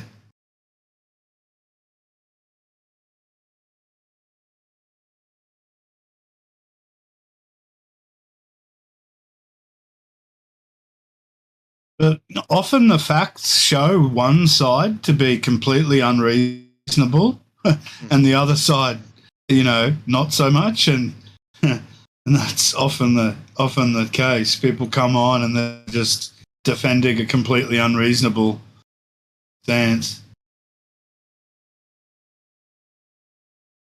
But that's how it is. Mm-hmm.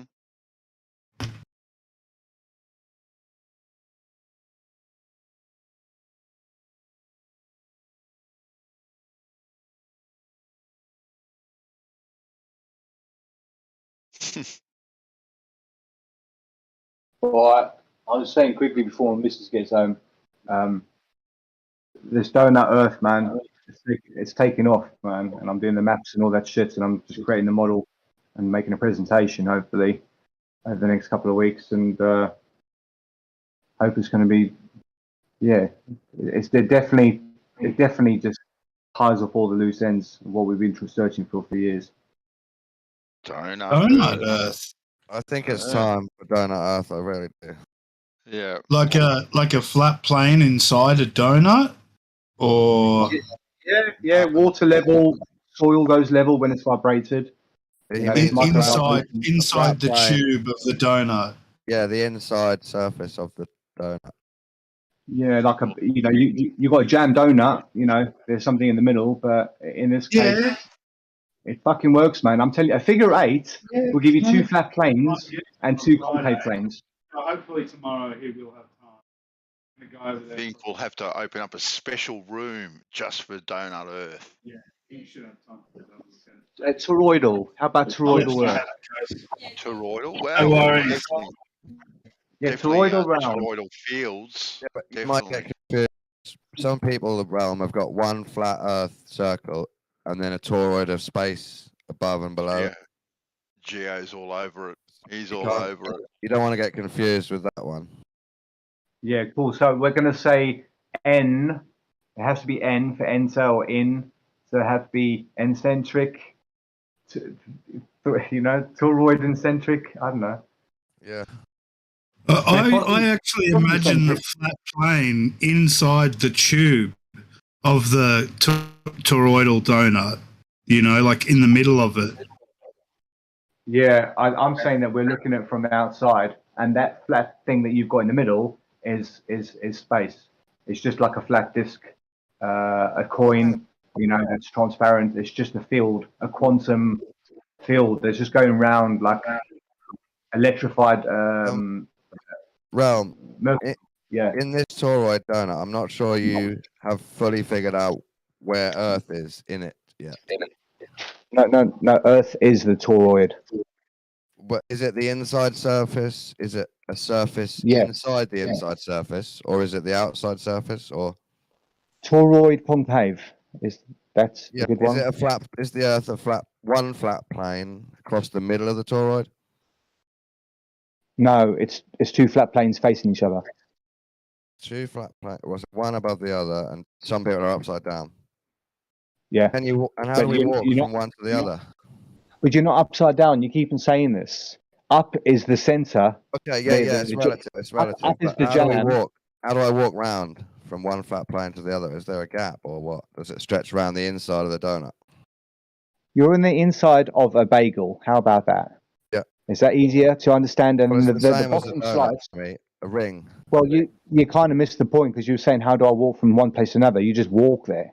It's like a But bagel. then it's not two flat planes, is it? They're connected by a curve. Yeah, but where is the actual surface that we walk on? Where is that relative to the inside of the bagel?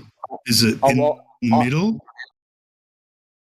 No. It'll be you hollow out a bagel. How about the Orlando Ferguson stationary map of the world ×2? Yeah, but Realm. So if you cut a bagel straight across, like in half, and opened it up, that wouldn't be it. It wouldn't be like that. That's the flat surface. Yeah, but it's more of a saucer from a cup and saucer, two facing each other. It's not really flat. It's just two sources. Yeah, but are they connected around? At the equator. At the equator, yeah. Okay, so what you've got is a ball just flattened. Bit. And you're inside, yeah. Yeah, concave but flattened down, so it's a bit flat. Yeah, so toroid concave. Okay, I get it. A flatter concave inside a toroid. Yeah, and the bottom slice of a bagel is flatter on the outside than the top. So but it doesn't matter what the composition of the outside is. But a toroid, a toroidal field infinity, that all there will shape the world. Yeah, with like yours, the toroid field is affecting the inside more than the outside because we don't see the outside. Yes. It's shaping it from there. If you get a rotten potato that's rotten on the inside, you'll see that an ecosystem can exist in where there was no space, and all of a sudden it's just eaten away and eaten away and eaten away, but nothing's changed. So let's say I get Stephen Christ's model, put it in the middle of the room hanging, and there's a toroid round it that's affecting it inside and shaping it. And then I squish it. Then I squish it a bit down, so it's getting wider but flatter. Is that your model, basically? Yeah, and the problem is when it gets wider, it shouldn't get wider. So naturally, you might end up with something close to a four-leaf clover or a butterfly. Okay, it might spread out weird. Yeah, because if your equator is your equator, you can't lengthen your equator. So using what we've got. Let's say we've got two four-leaf clovers spread out. If I'm walking near the edge, do I get affected and suddenly distances are shorter? No. Apologies. When you look at the ball from the side that you've squished, because you can't make the equator wider, naturally, the quarter hemispheres are going to have to bulge out, aren't they? I don't know. If your equator is 40,000 kilometers of a ball and you squash a ball down, is it going to get any wider? Okay, yeah. If you have it squashed, I'm just saying when we walk round, do we not notice that it's squashed? Is it like people still think it's a globe because we don't notice the squashing? Yeah. I mean, you could put it like that and say that it's like I think the Ptolemy model and the FE model where the skies are moving above you in a whirlpool. But But yes, it could just be for the fact that we're deflating or we are inflating and we're still new in evolution. You could. The whole plan of all this is that we would get to a sphere, maybe, with all the farting and methane that we emit as animals and plants and all that. They just discovered that plants release methane under UV light. They've just discovered that. So I've got a good picture of your model. Does this mean, though, even though we don't notice it, does it mean some oceans are more curved than others? Oh yeah, because they'll be deeper in the middle because they're basins. No, I mean the surface bit. Is it more curved on some bits than others? Yeah, because of the basin, because they are basins. But we You got don't the know. Pacific. No, I meant because of the squashing of the two source Earth hemispheres. Because they're being squashed down into sources, so they're not fully concave. They're a bit flatter than normal concave. That means some oceans have a sharp curve, even though we don't notice it.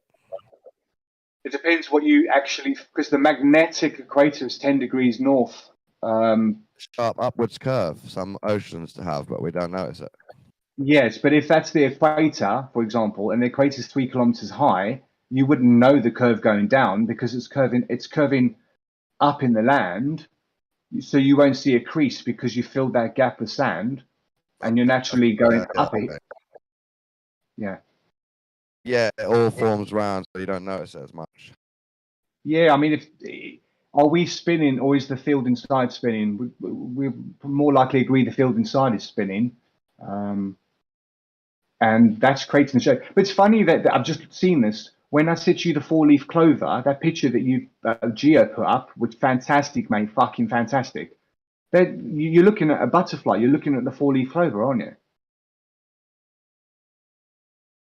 Does that make sense? Sort of squashed into 4 bits. Well, you can see four. You can see 4, demi-hemispheres, or whatever you want to call it, a subdivision of a hemisphere. But that's the image that you're seeing. Is this the image of the atom? From the side, From the side, you can pick out 4 areas, like a butterfly. Yes, and in the middle where it says magnetic vibration, that's your celestial shape.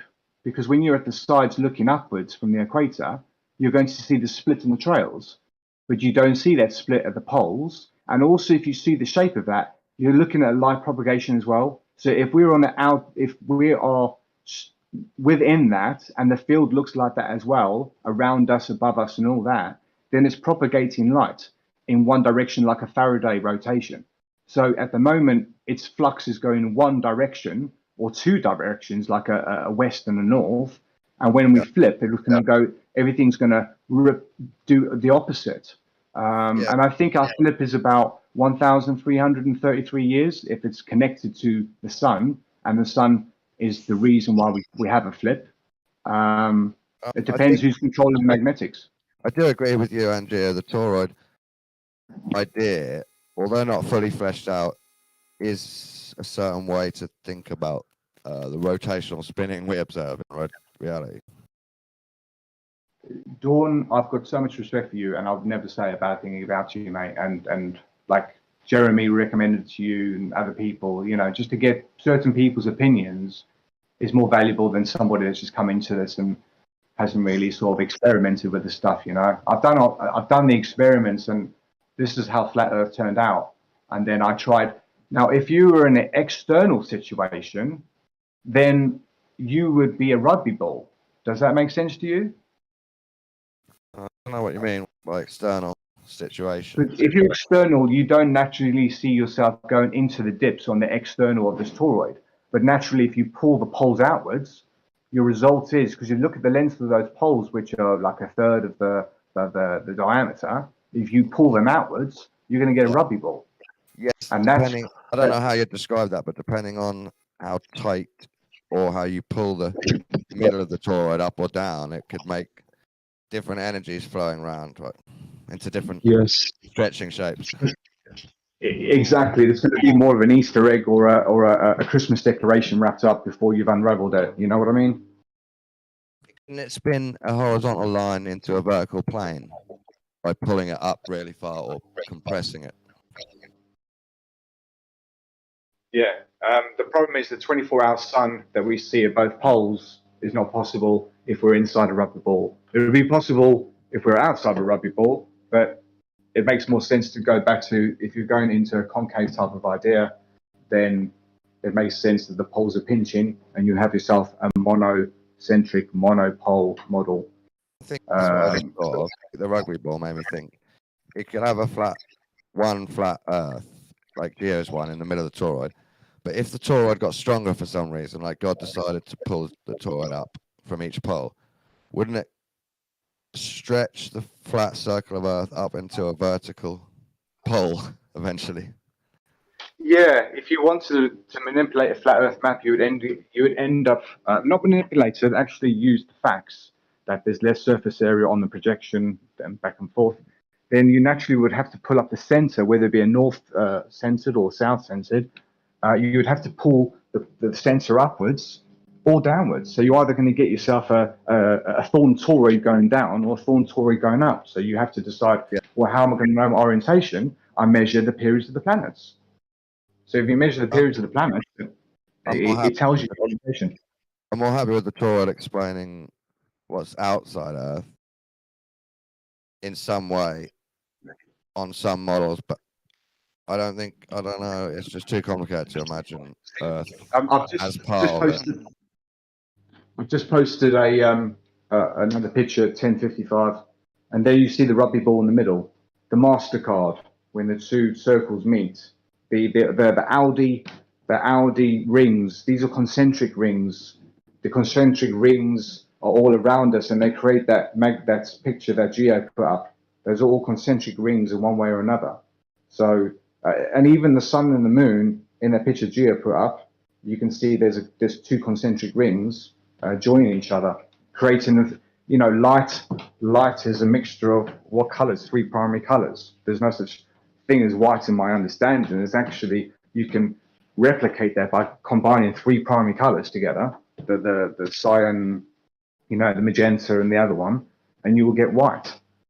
So it's when you say infrared and all these are all the layers of the gases from the ground to that plane, the green plane in Geo's thing. The green plane to me is our solar system, and it all exists in that diamond.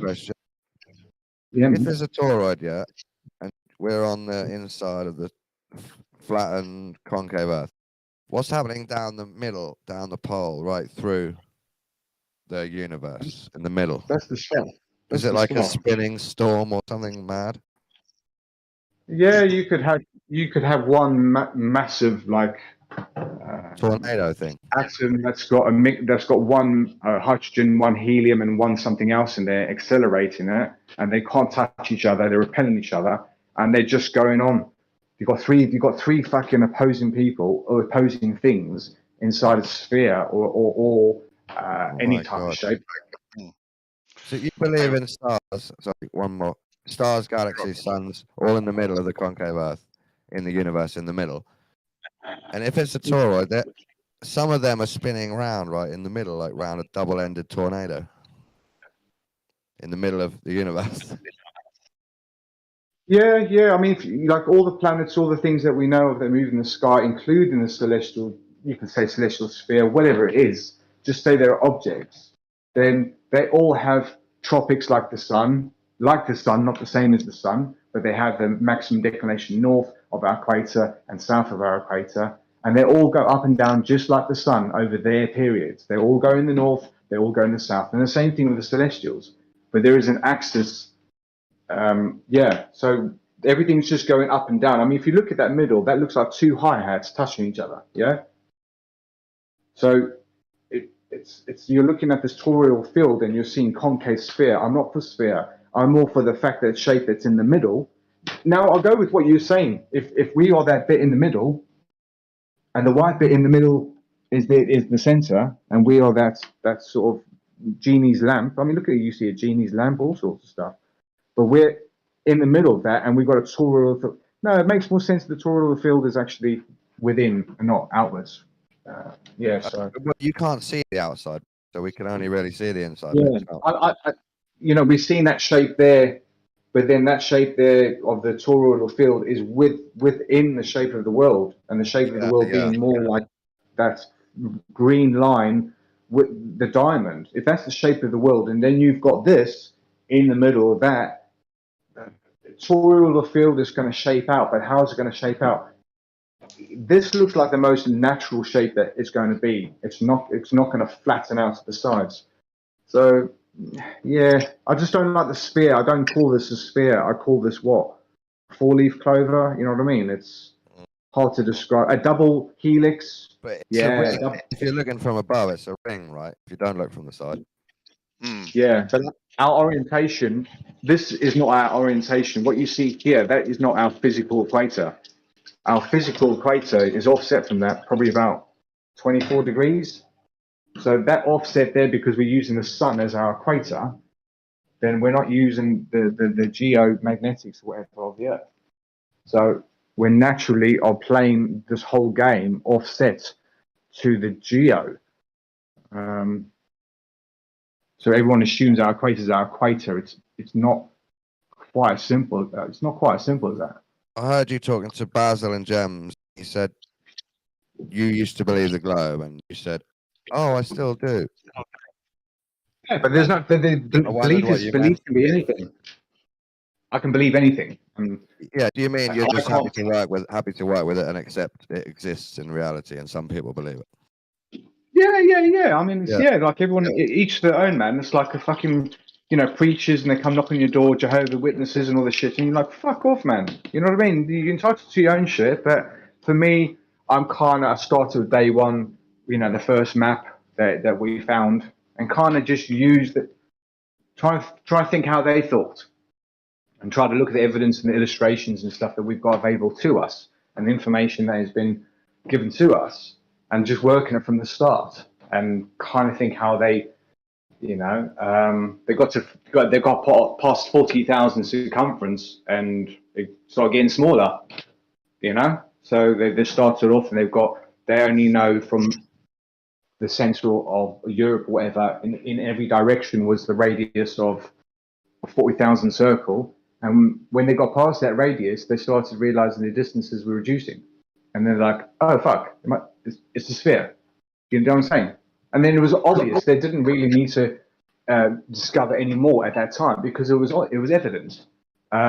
So are you saying are you saying the land on the outside of a sphere? Is that what you're saying? No, I'm saying we're inside a donut. Right. I agree, but do you think the Earth is on the outside of a sphere, or is it on a level plane? I don't. Just said that. Curve, but a bit flattened. It's a flattened concave model. It's a donut. It's a bagel. You're inside. Yeah, Flat Earth is one. Are you on a planar Earth on the inside of a sphere? Yeah, I've got to go now. Mrs. Home. Yeah, two flat Earth maps, one north and one south, facing each other and joined like infinity. See that, guys? Gotcha. I'll tell you, it's concave model but squished, with your toroid idea inside for the space. Yeah. So the water is curving upwards, not downwards. And at the edges, it's curving sharply, but we don't notice it. It's slightly flatter to please flat earthers, but it's still a concave model. I'm not sure what you're talking about. I'm telling you what he just explained to me he believes at the minute. Right, but I don't understand it. Well, imagine two sources. One's upside down on top of the other. The Earth's surface is the inside surface of those two sources, with a toroid in the middle. I can't picture what you're saying. Do you have a picture or any type of... You can't picture a saucer upside down on another saucer. The space like a cavity in between them. Like these that I posted, I'm reposting it. You're talking about...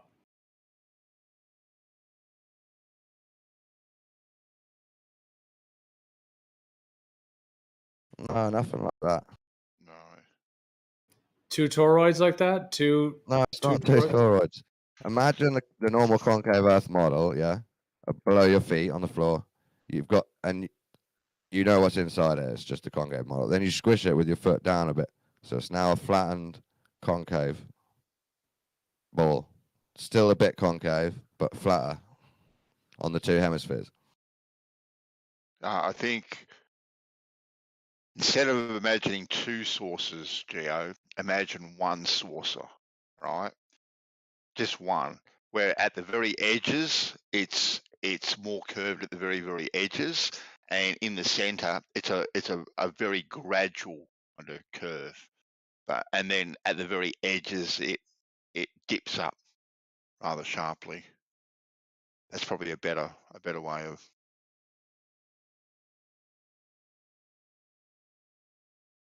If that makes any more sense or it's any clearer, probably not. And as well as it being concave and flat, he's happy to use the globe model, help him understand his flat concave model. So yeah, Well, all the there's no bases. such thing as will be flat covered. and concave. Those two geometries are not the same thing. It's flatter. It's flatter than a concave sphere. It It's can't. not totally flat. Flat means horizontally level. So if it's not horizontally level, it's not flat. Well, you know what flatter means. It's not flat, but it's flatter. Less curved. Less curved at the It's like so convoluted at this point. I mean, what less are we even curved talking at the poles, Geo. More curved at the equator. Concave model.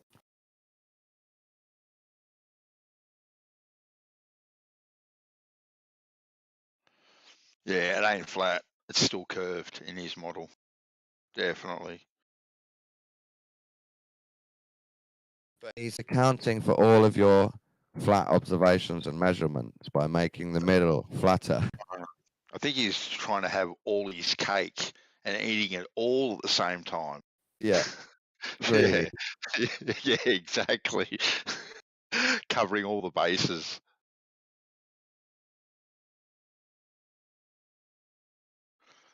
I must say the whole magnetic field thing. I think that has a lot of credibility as far as explaining Star Trek.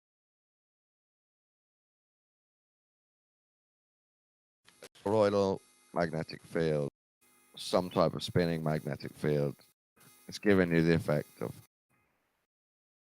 giving some people the effect of Earth rotation and you the effect of star rotation. No. While I was onto it, before I heard about his toroidal field, I was put onto some things by another fellow. One of them I did drop the link for, which is prior, by a fellow by the name of E1. He was on the scene some number of years ago, but he's no longer on the scene now. But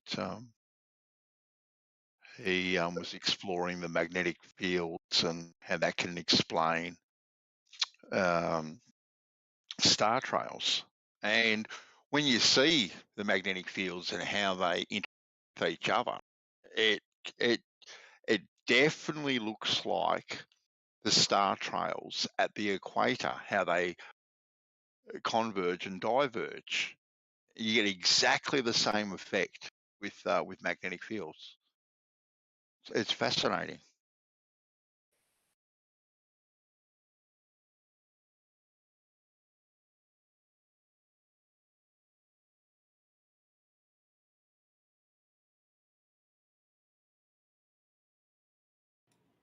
This isn't hard, yeah. You were describing something concave but flatter. That's why I posted that other one. Like I still have no idea what. Look, you see this picture? Yeah, it's a squished ball, squished sphere. So you see at the poles how it's flatter. It's not flat. It's an oblate spheroid. It's flatter. Yeah. Oblate spheroid concave Earth, yeah.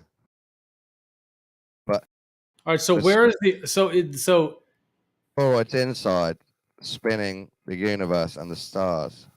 the Earth is on the inside? No, the toroid.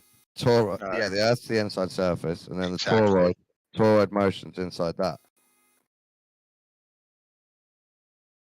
So there'd be like different curvature rates, and then what? The whole sky is in the middle? But we don't know it's the curvature rates for some reason. I don't think he fully explained. Are you telling me this is what Realm actually believes? He's starting to. Okay. This is his new model. His new As model. I asked him, how it can be flat and concave, this is how he explained it. Yeah. Because he came from concave, he went to rugby, and now he's going to donut, and now he's on this kind of thing. He wants it to be a donut as well, Gio, but I sort of made him say the donut was energy inside.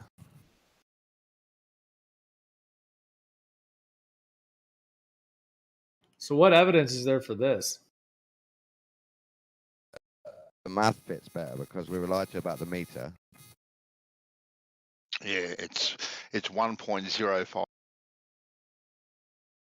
or in his workings.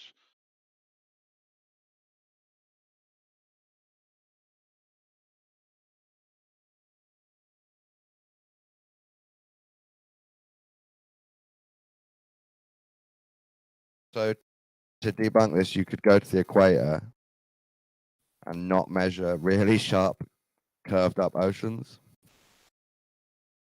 And he would have to say it's warping because of the toroid field or something. You can't notice it.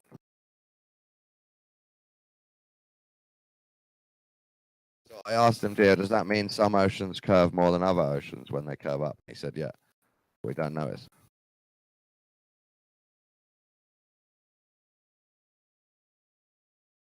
All right, so what are the chances that since like the model of a planar Earth surrounded by a celestial sphere, which is like since the dawn of time, that's been humanity's understandings, and then you've got this globe thing of NASA, and then the realm has a spheroidal concavable thing. Like, do you think is he the new Copernicus? Like, did he crack it? Is that it? That's Maybe so. Yeah, everyone is Copernicus now if they want to be. That's the new age. Merle wants to make an Earth model, but he's also projecting the idea that nobody can know. But you're Copernicus. You've got the 4 celestial poles to Earth, on Earth, and above Earth.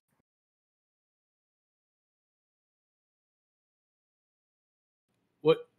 Geonicus. What's that? You're Geonicus. You've got your own Geonicus. Earth, you've got your own Earth model. I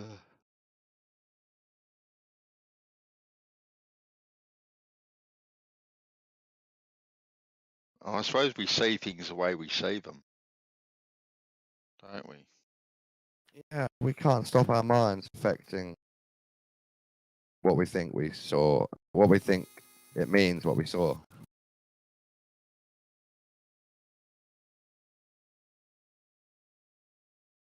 And at the end of the day, that's where ideas.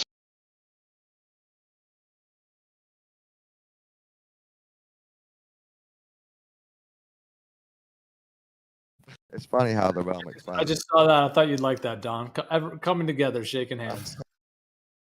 I just found that on Google.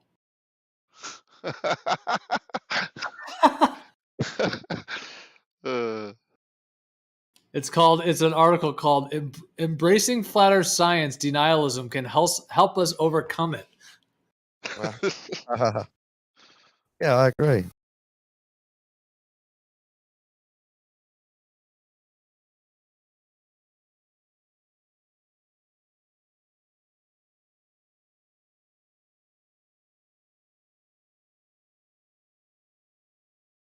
Did you see Laurie's version of the chakra toroid Earth, Gio?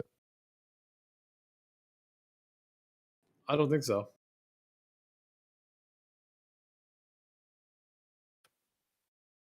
It's the globe interacting with chakras in a toroid. All right.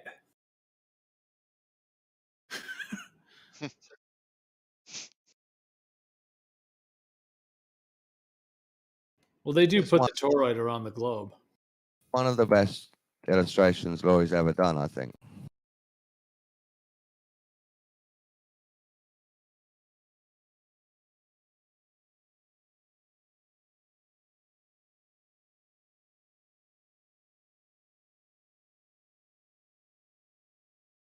Doesn't it just make the most sense that water's level, though? I mean, the idea of all these oceans clinging on the inside of the ball or the outside of the ball, I mean, it's pretty fantastical. Well, they don't cling; they just naturally stay there because God made gravity. It's not that it makes the most sense. That's exactly what it It's the does. same as any ball. Imagine a ball with an attractive thing in the middle, and it attracts anything: gas, farts, dust, poo, and water. Just happens to work with water as well.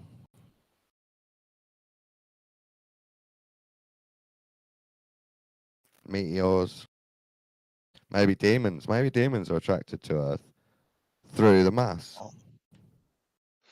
Well, one day with a bit of luck, you might be able to demonstrate a pulling force.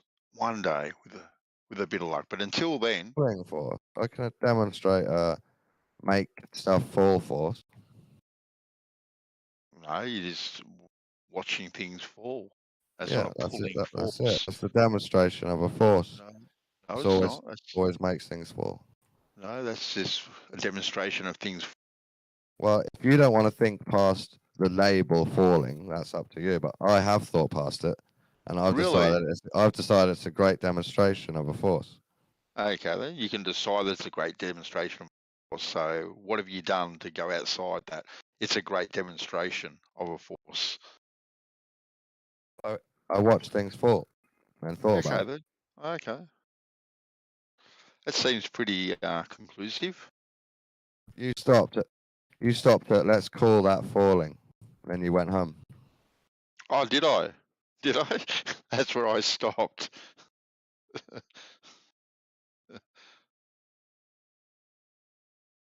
All it is pressure. That's all it is. Look at this one I just found. Oh, That that looks one is rather demonic. That one. that is symbolic right there. Yeah. Fire and brimstone and the Satan's staff, whatever that thing's called. That's the true representation of Earth. What's that called? A triad or that? Isn't that the thing Nemo had? The three spiked thing. I think it was Nemo.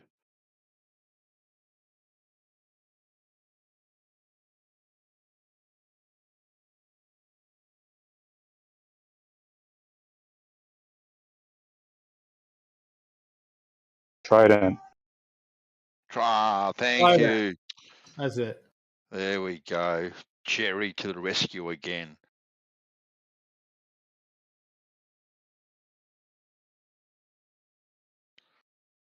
Thanks for the video, Jerry. Muchly appreciated. Muchly. Yeah, as soon as I saw it, I was like, dance off.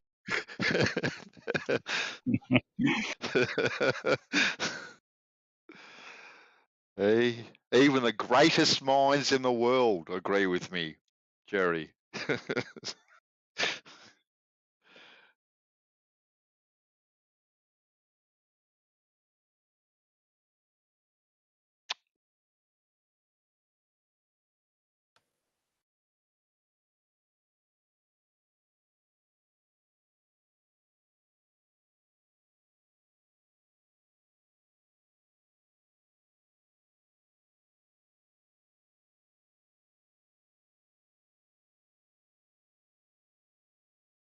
Hey, look what I just found. This one shows 4 little star fields. Oh, there we There it go. is.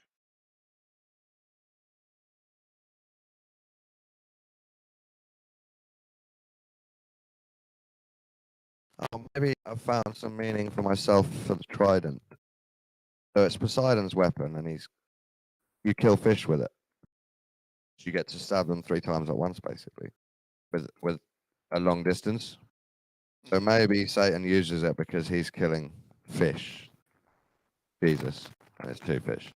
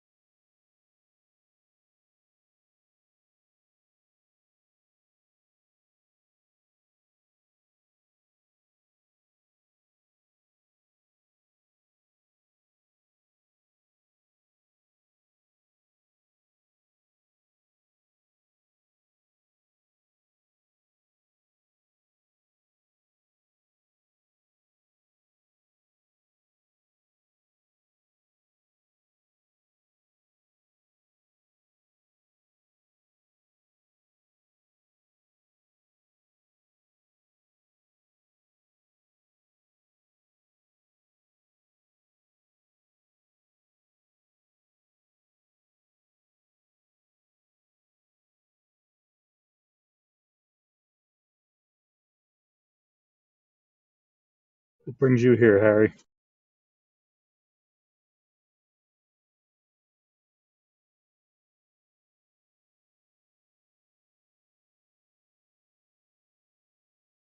Are you banned from 24/7 already?